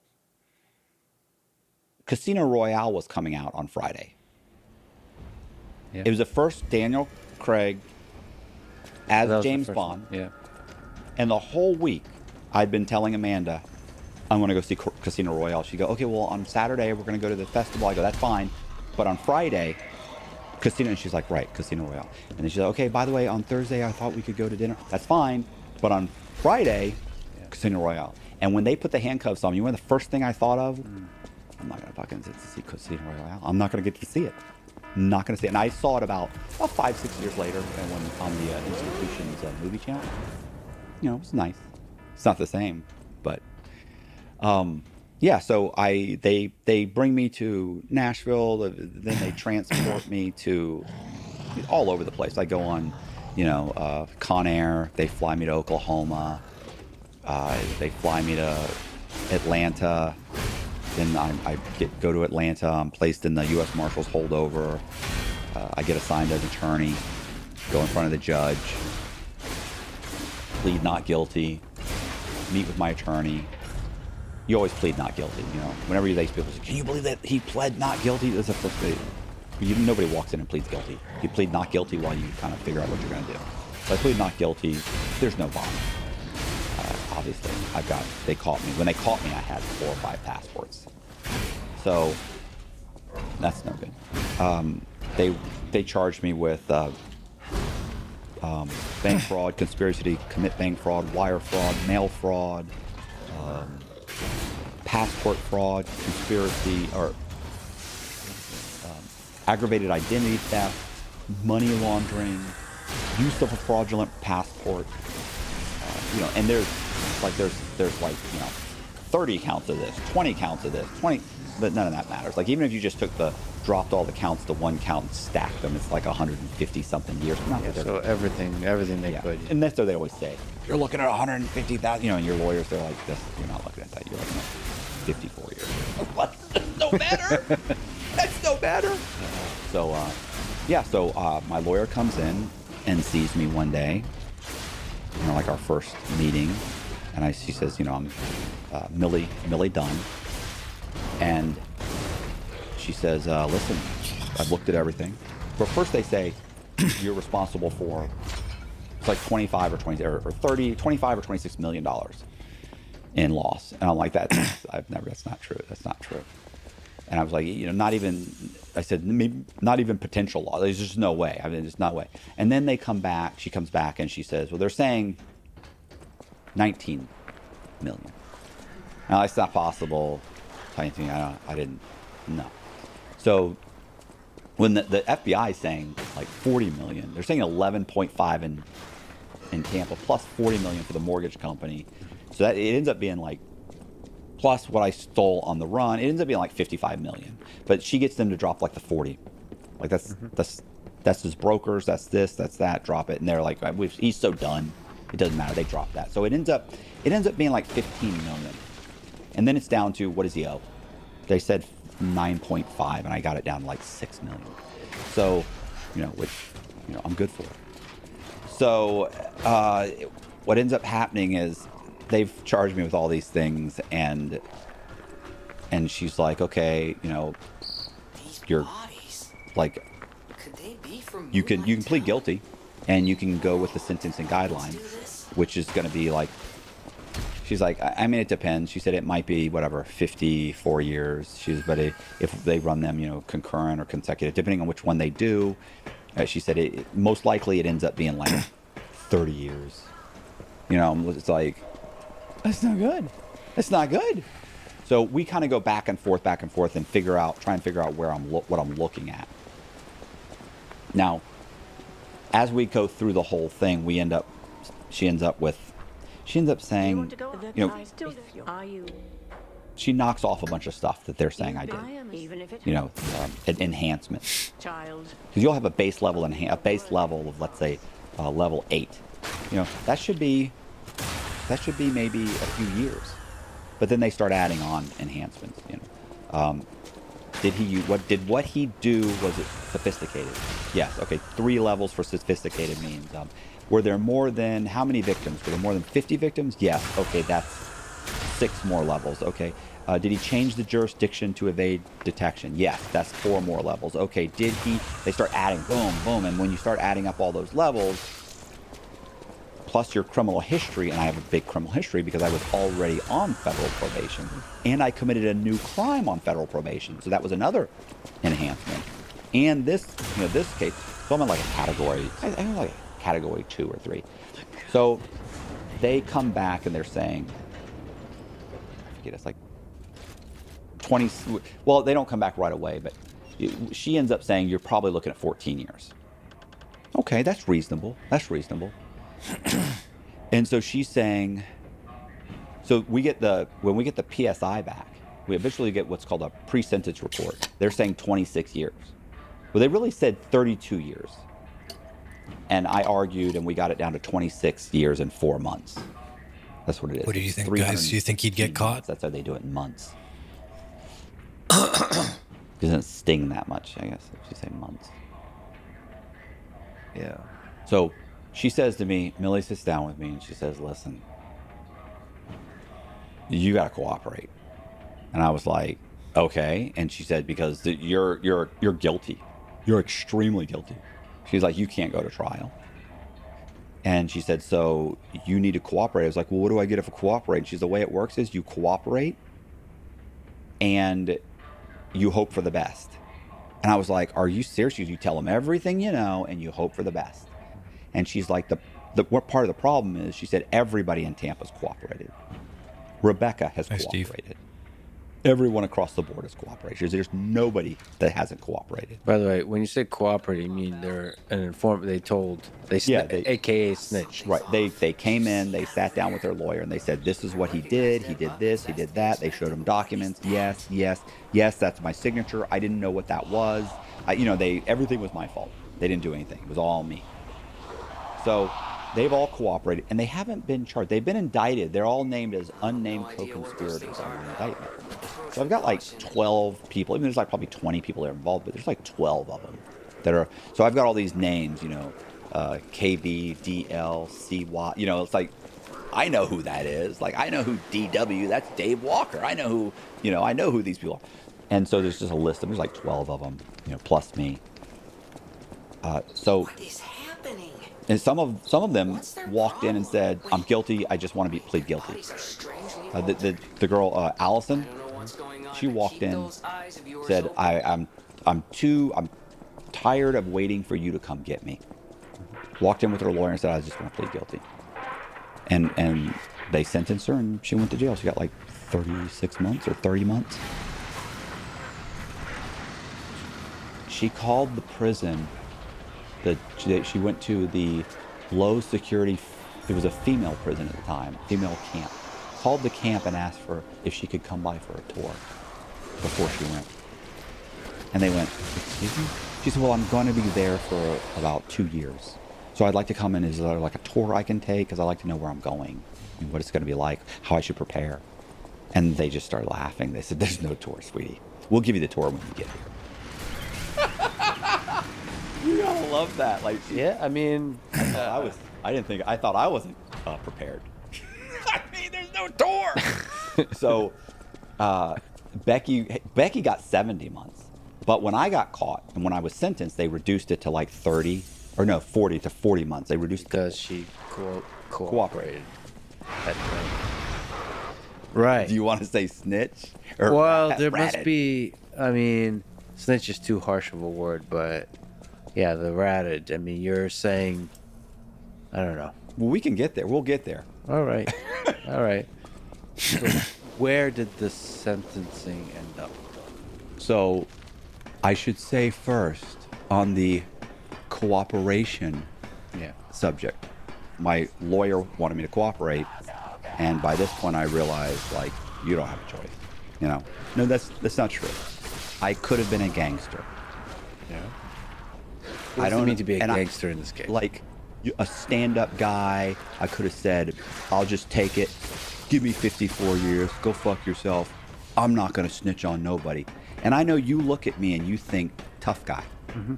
I'm not a tough guy at all. I'm not doing 50 some odd years. Like, I'm not doing it. I don't want to do 30 years. You know, I was hoping for, you know, I knew it wasn't possible, but I would have satisfied for another slap on the hand like I got the first time. I really thought I deserved, honestly, when my lawyer asked me, "What do you really think you deserve?" And I thought, I deserve 10 years. You know, I deserve 10 years. But, so she said, "Look, they want to talk to you." So the FBI, well, first the Secret Service flies in.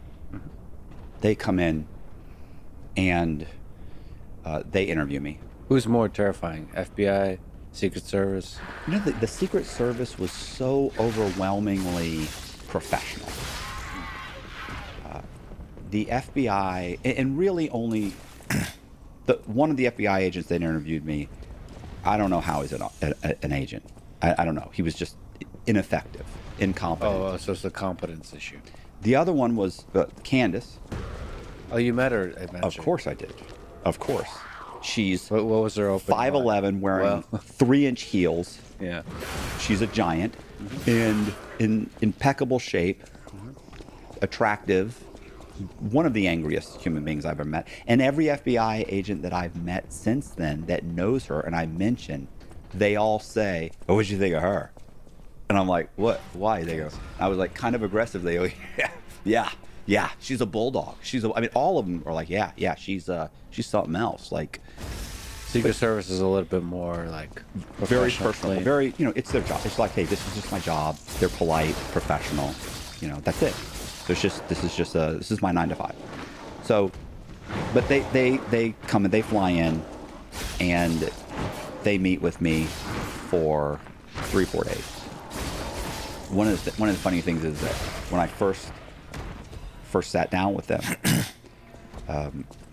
the one guy's name was Dan, like Broznkowski or something. So he sits down. He says, "Look, before we get started, we need to talk about something." And I said, "What?" He said, "We know you've hidden money, and we, you know." And I was like, "What?" And he goes, "You know, we know you've got money hidden." I said, "I don't have any money hidden. What are you talking about?" And my lawyer's like, "Do we need to talk?" I'm like, No, I don't have nothing. I gave you everything. I gave you all the accounts. You got everything." And he's like, "You're looking at an obstruction charge at this point." I was like, I don't have anything. And he says, "We know you have money we know you have money in different IDs, different identities, names. And I go, what are you talking about? And he pulls out a bank statement and he slaps it on the counter and he goes, you've got money in Southern Exchange Bank. You've got $190,000 in Southern Exchange Bank. And I look at it and I went, and it was in the name Walter Holcomb. And I went, did you call the bank? He says, yeah, we called the bank. And I went, okay. Did anybody call you back? And they said, well, no, we've left several messages. I said, did you go to the bank website? He goes, yeah, I went to the website. I said, what'd you think? And he went, what do you mean? It was bank website. I said, yeah, but it was professional, right? It was like a professional website. And he goes, it's a bank website. And I go, yeah, but it was well done. And he goes, oh, God. And I go, yeah, convincing. And I go, it's all an illusion. And I said, the bank doesn't exist. It's a fake bank. I made the bank. Made it when I was in, not even in Tampa. I think I got into Nashville. And I was like, yeah, it's an illusion. The bank statements, he's like, they're color bank statements. I'm like, yeah, well, no shit. So, there's no, I said, a matter of fact, I said, who did you leave I haven't paid for the service in months. And he turned around and he called it and it went, it was disconnected. And I was like, how do you not know that's a bank? Well, it turns out there was a Southern Exchange Bank and I'd used their bank routing number. And so, I always thought that was funny that it's like, well, I remember really for a split second there, I was kind of like really embarrassed that they caught me. I was like, I can't believe this. You're the Secret Service. Anyway, I talked to them. There's really, as far as the Secret Service is concerned, there's just not much I can tell them. There's, like, it was me. Becky's already told them everything. Amanda's already told them everything. It's not hard to track down. When they raided my house, they've got boxes and boxes. So it's laid out. What's up, black man? Like, I still went through everything. I explained how I got the driver's licenses, how I made the bank statements, how I made the birth certificates, the whole social engineering of figuring out what these little loopholes are. It's like 7 days total with these guys. So you mean like questions? Yeah, it was like they questioned me for all day and then they take me back to the marshal's holdover and then the next morning I wake up and they chain me up again and bring me back. What's that like? What's it's that a podcast of questioning like? Are they Matthew Cox? You're somebody who is exceptionally good at conversation. You're charismatic. It was part of the games you played. Are they good at conversation? This I shall open. They're the problem is they're not there to shoot the shit. You see what I'm saying? Like they have an agenda. But they have to use their words to get information out of you. Aren't they trying to manipulate you? I'm not holding anything back. Okay. I'm not. It's not like I'm sparing Jim.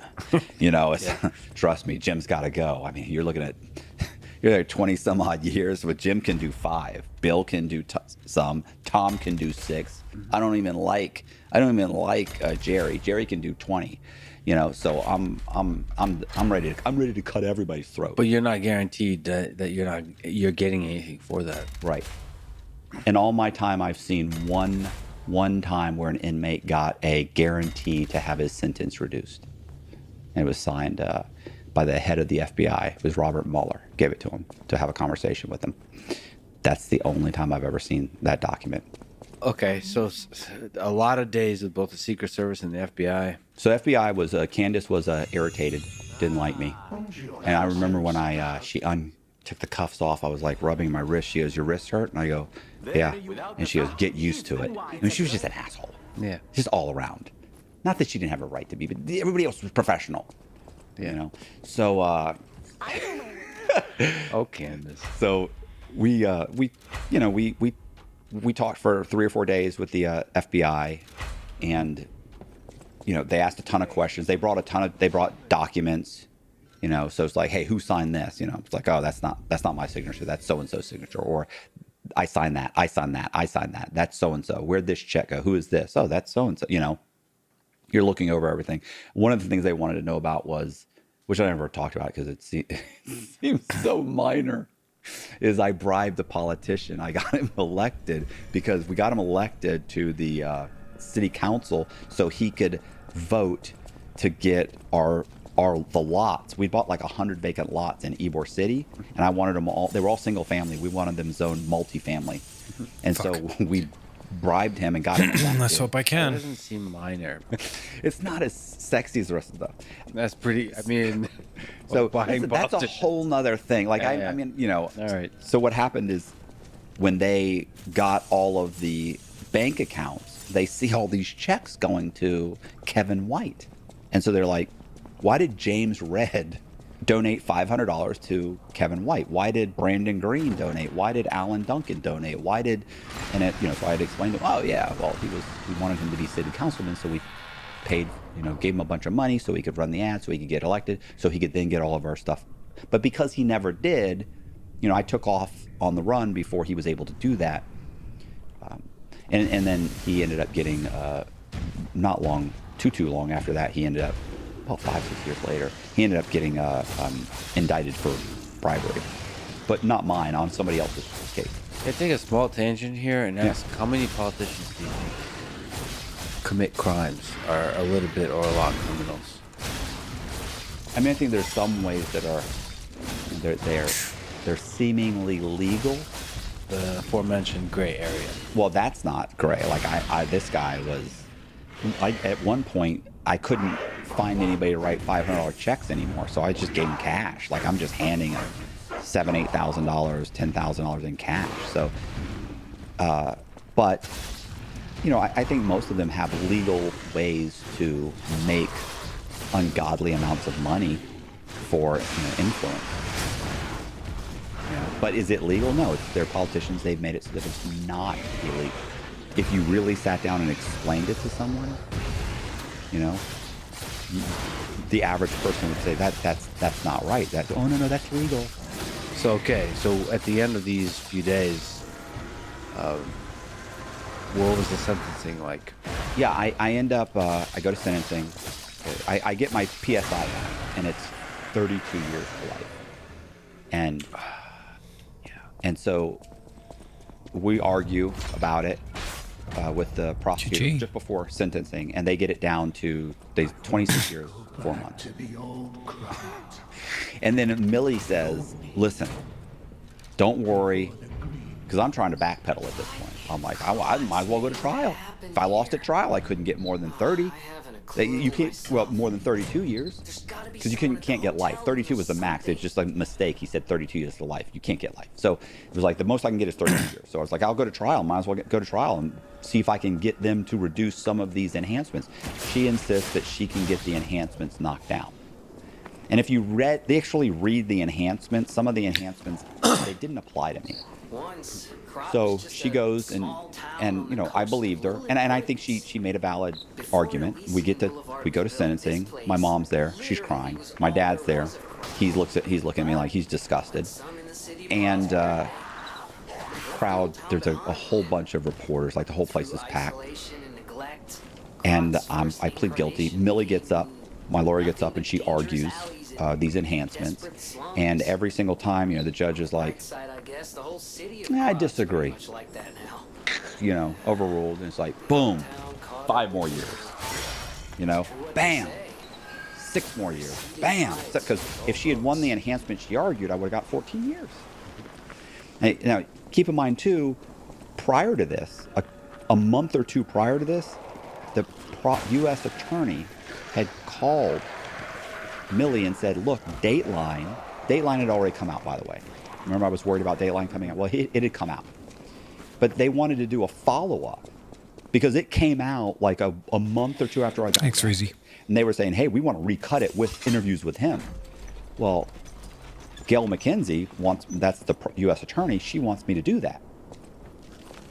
And she says, I'll consider that substantial assistance. Now, when you cooperate with the government, they consider it substantial assistance. That's what they call it. So I cooperate with you, it's substantial assistance. She says if he's interviewed by Dateline, we'll consider it substantial assistance. And Millie says you have to do it. By the way, what's the idea behind that? That like you serve as a warning for others or something like that? Yeah, exactly. It's you give him a cautionary tale, like don't let this happen to you. So I go and I'm interviewed by Dateline. Keith Morris, or whatever his name is, you know, that guy, Mr. Conchwash, you know, that guy. So he comes and he interviews me.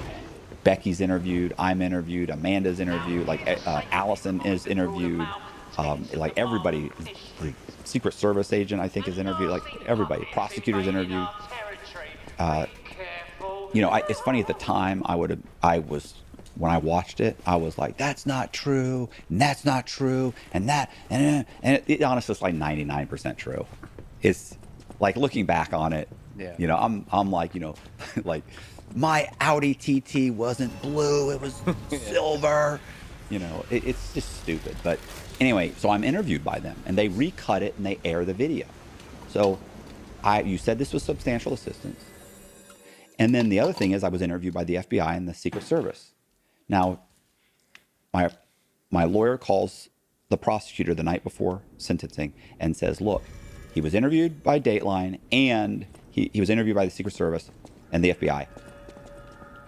And if you do that, you said you'd reduce his sentence. You'd consider it substantial assistance, and you would reduce his sentence. What are you going to ask for his sentence to be tomorrow at sentencing? And she said, we did consider it substantial assistance, and it's just not enough. What do you mean? Nobody was arrested.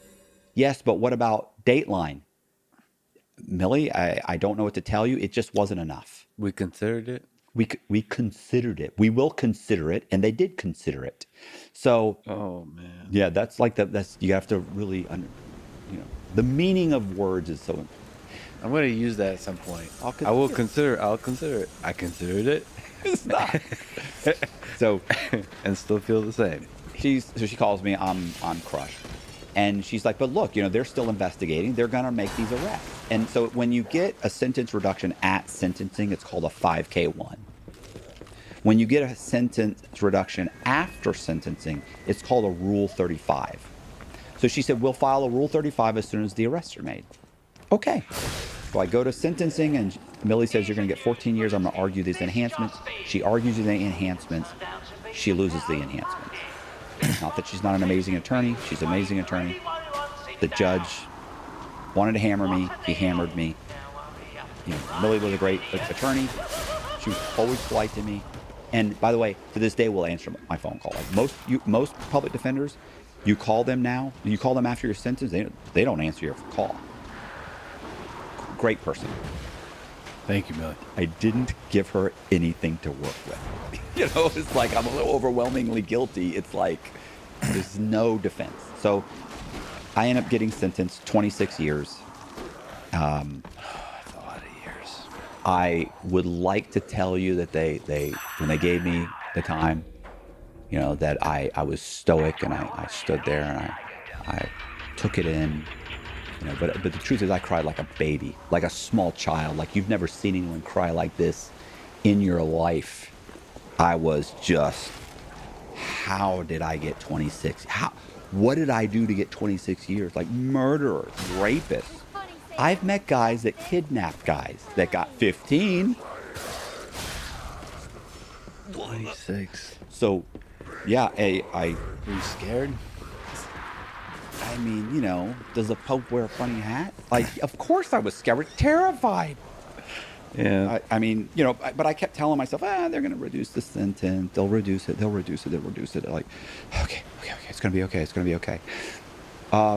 You know, but it wasn't okay. I got moved to Coleman, the Coleman complex in Coleman, Florida, the Federal Correctional Coleman Complex in Coleman, Florida, which is the largest complex in the nation, federal complex in the nation. At that time, there was a camp, which was a female camp.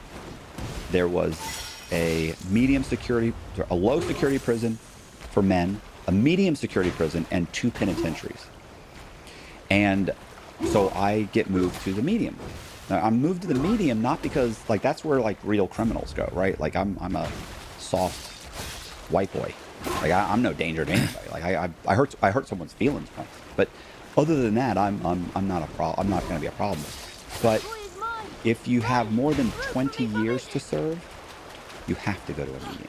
So even though my security level said this guy should be in a camp, I had 20 years. So if you can't go to a camp till you have less than 10. So as soon as I am given 26 years and 26 years, they knock off 3, but you still have 3 years to get below 20, so they go to the medium. So I go to the medium, and there are guys getting stabbed. The very first day, people are being stabbed. I get locked into, you go to my cell, meet my cellie, they scream lockdown. Somebody got stabbed in the rec yard. I remember I asked my cellie, which I met 20 minutes earlier, I was like, he's like, hey, we got to get in the cell. I was like, what's going on? He goes, somebody got stabbed in the yard. And I go, somebody just got killed? And he goes, nah, they just stabbed him up a little bit. And I thought, you're in a place where they say stabbed him up a little bit. Like, you're not prepared for this, bro. You got to get out of here. Yeah. So anyway, I go to the medium. I'm there. Like, what was the first day and night? Remember, I already had been locked up in the county. And they're county jails where they call them they're U.S. Marshal, they're holdovers. They're really county jails. They just keep you with the federal guys. So I'm not mixed in with like hobos and people like that. Like I'm mixed in with the federal people. It already felt like a prison. Yeah, it's a prison. I mean, it's jail, but it's prison, and unless you've been locked up, you don't really know the difference. So it's a jail. Jails suck. Jails are much worse. The whole time I was locked up in the jails, waiting to be sentenced, guys were like, "I just want to get sentenced and go to prison, Roger."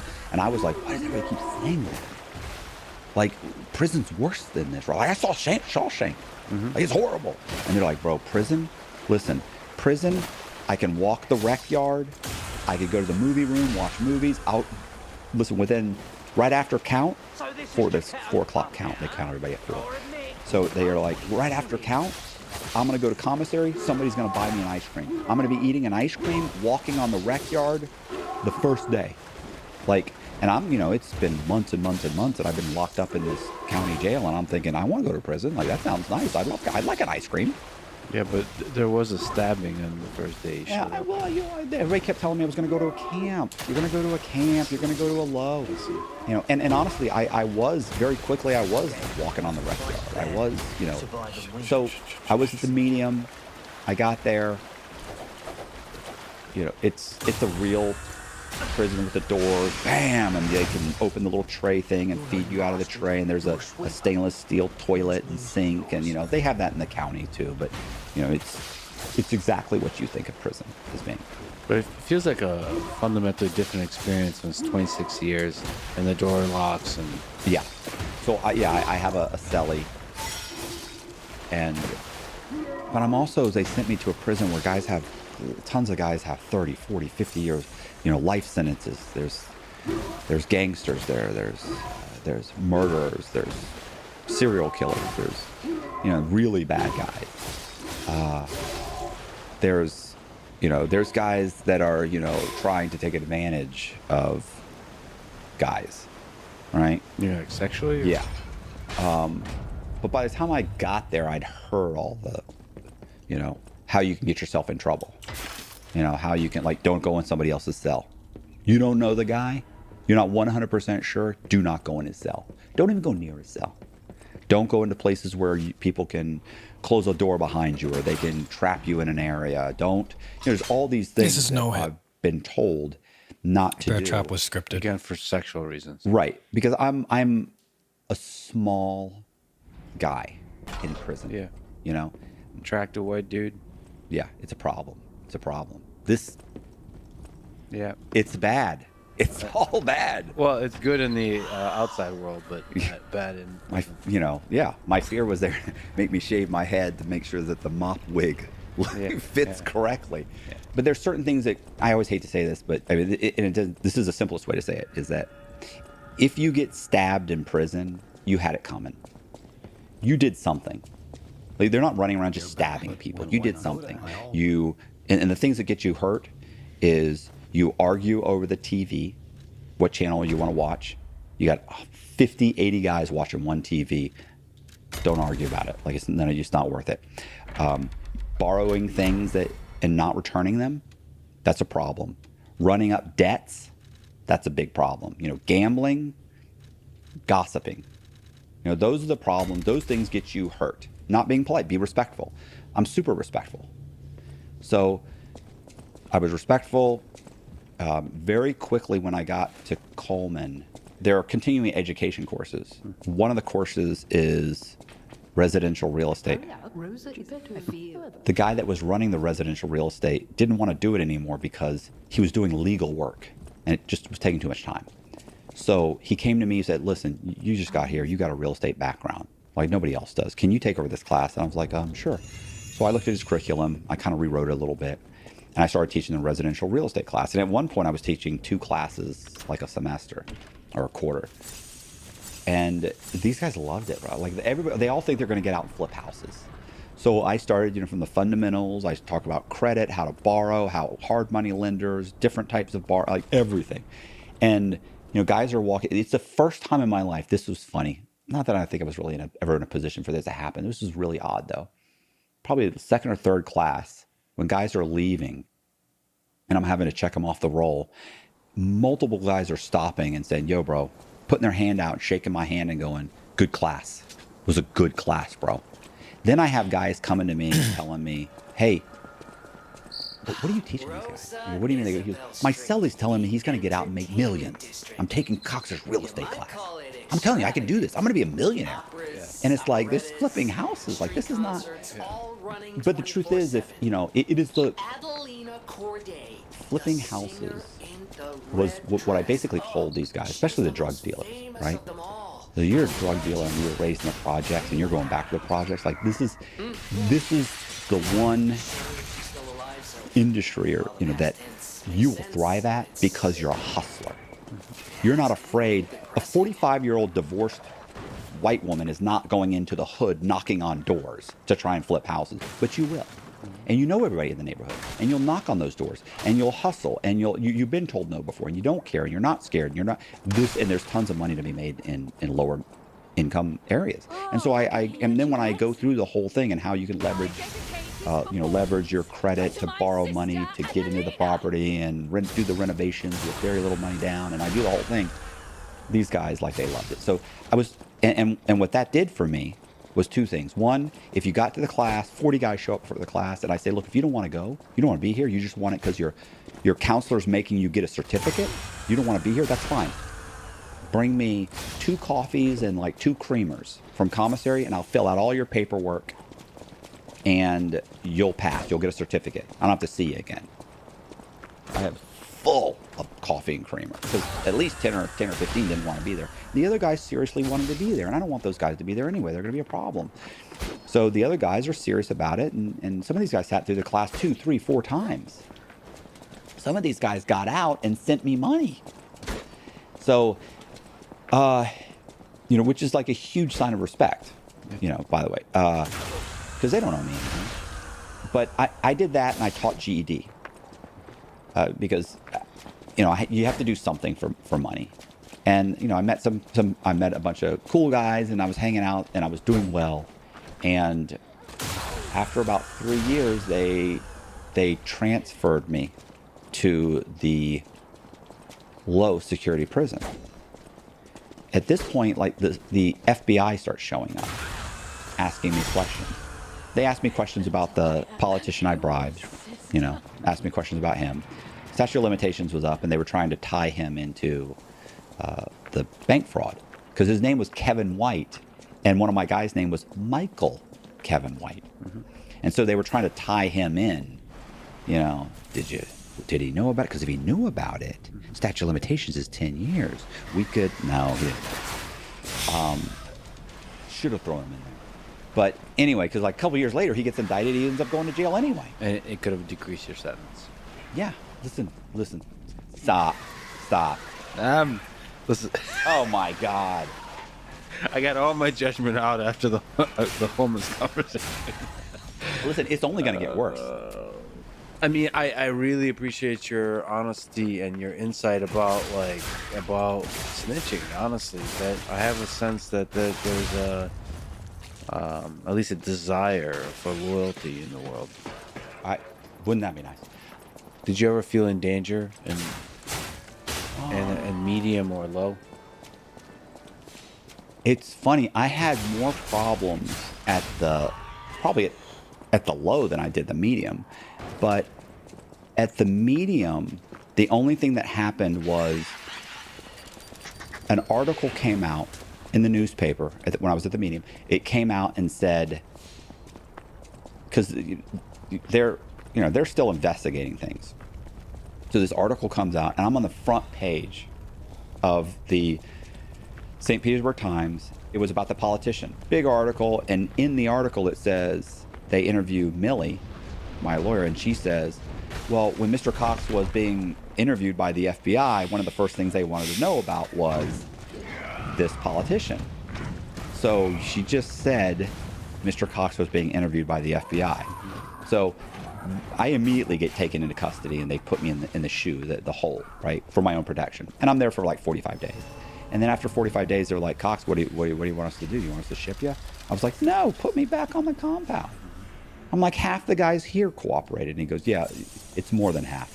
He said, but this is the guy from SIS, which is like their internal security. So that's when he told you that it's actually a much higher percentage. Right. He said, but 90%. He said, but 100% of them are lying about it. He said, you just came out in the newspaper. I go, man, I'm not concerned. If you are concerned, you got to come immediately to the lieutenant's office and tell us. We'll ship you. I said, okay. I get out there.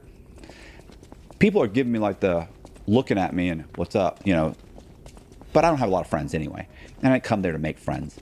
And so at one point, this one guy comes to me. I'm walking the yard probably 2 days later. After I get back on the compound, I'm walking. Guy comes to me. He has a goatee, and it comes down here, and he's got a skull, like a little skull thing he'd made, whittled out of wood or something. And, definitely looks scary. But so I'm walking, and he stops. He goes, hey, Cox. I've never talked to these guys. I had been there for a year or so and never talked to any of these guys. They're all like bikers and, Aryan Brotherhood. And so, I'm like, yeah, what's up? He said, Bubba's their leader. He goes, Bubba told me to tell you not to walk the yard. He don't want to see you out in the yard. And I went, okay. I said, well, I'm going to walk the yard tonight. I said, and if I get the shit kicked out of me, then I get the shit kicked out of me. But did you talk back to a guy with a wooden skull hanging off his beard? I did, but you know what? Yeah. It was right in front of the guard shack, and so there's guards in the guard shack. Like they're 20 feet away. Really, you weren't scared? I mean, I think I just got numb. Like I'm not stupid, but I'm walking around. I was scared from the moment I got there on, if that makes sense. So you get to a point where you're just numb and you're waiting for it. Especially when I got out of the shoe. Got out of the shoe, I went straight to my cell, laid down. A couple minutes later, it was locked down. They closed the doors. I wake up the next morning. I go to chow. I go to my job. Like it starts all over again. So I had a very packed routine. So I didn't spend there, although there's guys everywhere. And I'm thinking at some point I might just be walking around. A guy might walk up and just smash me in the head. But it didn't happen. And it's not the guys aren't getting stabbed, but they've got it coming. I didn't tell on anybody here. I didn't do anything. It's not that on other yards I might not have gotten smashed, but I didn't get smashed. And I'd been there a while, and I taught the real estate class, and everybody wanted to take real estate. So I think that insulated me to a degree. I also had made a few friends there, and I think they were probably also kind of putting out the words like, bro, cut this guy a break. So I'm walking across, and I tell the guy, I said, look, man, I said, and I wasn't rude to him. He wasn't even rude to me, really. He said, don't walk the yard anymore. Bubba, I didn't want you to walk the yard. I said, well, listen, I'm going to go to chow, and then I'm going to go out there tonight and walk the yard. And if I get smashed, I get smashed. I go, because I got 26 years, and I cannot walk around for the next 26 years not going on the yard. I said, so I'm going to be there, and if that happens, then that happens. And he looked at me, and he goes, man, I don't give a fuck what you do. That's what Bubba told me to tell you. He said, I told you. And he goes, I don't give a shit what you do. And he walked off. I went out there that night with a buddy of mine named Zach, a guy named John Gordon, with my cousin and a couple of his buddies. We walked the track for about an hour. Bubba and a group of his guys stood there and looked at us. And as we walked, probably closest we got to him was 30 or 40 feet. Yep. That no went beans. on for That's 30 correct. minutes, and then they kind of broke up and went their separate ways. And, there was a couple of times where I would go to the chow hall, and I would go and I'd be sitting at a table, and Bubba would walk up and tell the other guys at the table, I want to let you guys know he didn't even call me a snitch. He said, you're sitting with a cooperating witness. He said, that's how you want to roll. He said, you ain't going to be rolling with us if there's any trouble. And then they all kind of looked at me, and they got their plate, and they moved off. He didn't tell me to move. And he could have walked up and said, this is a snitch motherfucker. He didn't do that. Bubba was very respectful. So as respectful as you could be in that Whatever you want to situation. say about Bubba, Right. he was a respectful man. You ever talk to him directly? Never had a conversation with him. So that went on, but I mean, not, when I say that went on, I mean like literally like that's a couple of times. He said the same thing to a guy in line one time. Guy came up to me later and said, "Look, man, I'm sorry, man." He was standing next to me in line. Bubba said something to him. He went like 10 or 15 people back and stood in line. Later on, he came up to me, "Man, I'm sorry, bro, but you know, Bubba." But I said, "Bro," I said, "Look, I get it. We're not friends. Don't worry about it." And here's the thing. At some point there, I ended up getting, well, the FBI started showing up there at the prison, questioning me about my files in Tampa. One of the 12 guys that were indicted, they show up and they start asking me about it. And so they're still kind of working it. Well, at the same time, I end up getting moved to the low security prison. I get to low security prison. They show up over and over again. But at some point, they come to me and they say, "Look, we went to the U.S. attorney. We presented everything we have. We have it. I have enough for an I have enough to indict all of these guys." I think it was whittled down to maybe 8 instead of 12. And they said, "Look, the entire economy is melting down." At this point, some of these are 4 or 5 years old. We've got banks that are melting down right now. We got 100, 200, 300 million, 500, $500 billion banks that we're investigating. We don't have time to deal with this. We're not going to indict those people. So they get away. The agent I was working with, her name was Leslie Nelson. Very nice person. She actually didn't have to do this. Came to the prison to tell me this is what happened. And when she'd first come to see me, I told her, "Listen, I want to do all this, but no matter what happens, I need you to write me a letter. If they don't, and if they don't indict these people, I need you to write me a letter that I can present to the U.S. attorney on my behalf that I did everything I could." And she goes, "I'll do that. But that's not going to happen. We're going to get the indictments and everything." I was like, "Okay." So of course, a year later, she shows up after nothing happened and they've dropped the case. She shows up and she tells me what happened and he's not going to do it. I go, "Do you remember that you?" She goes, "I got the letter right now."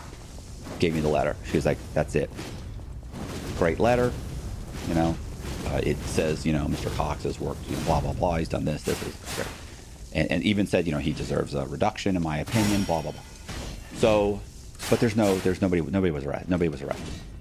So I call my public defender. I call Millie. I explain it to her. And, you know, she starts crying.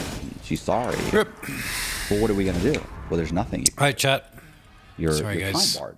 Like you have 1 year to That's it. file a 2255, which is to say that your lawyer is ineffective or that the court has made a mistake in some way. And it had been over a year. 1 hour in. It had been years. It'd been like 4 years. And she's like, "Yeah, I mean, there's nothing." You can do. She's in tears. Okay. If you wanna, there's about an hour left of this podcast, so I'm gonna link it for you guys if you want to finish it. I'll give you the timestamp as well. URL at current time.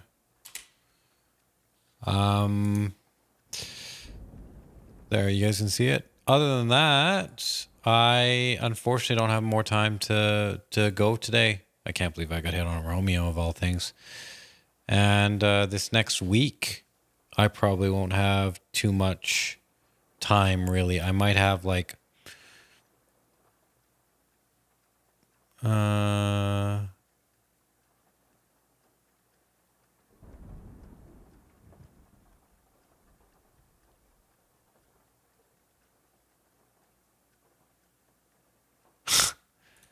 sorry, I was just reading something. Yeah, I honestly, I don't know if I'll be able to finish this.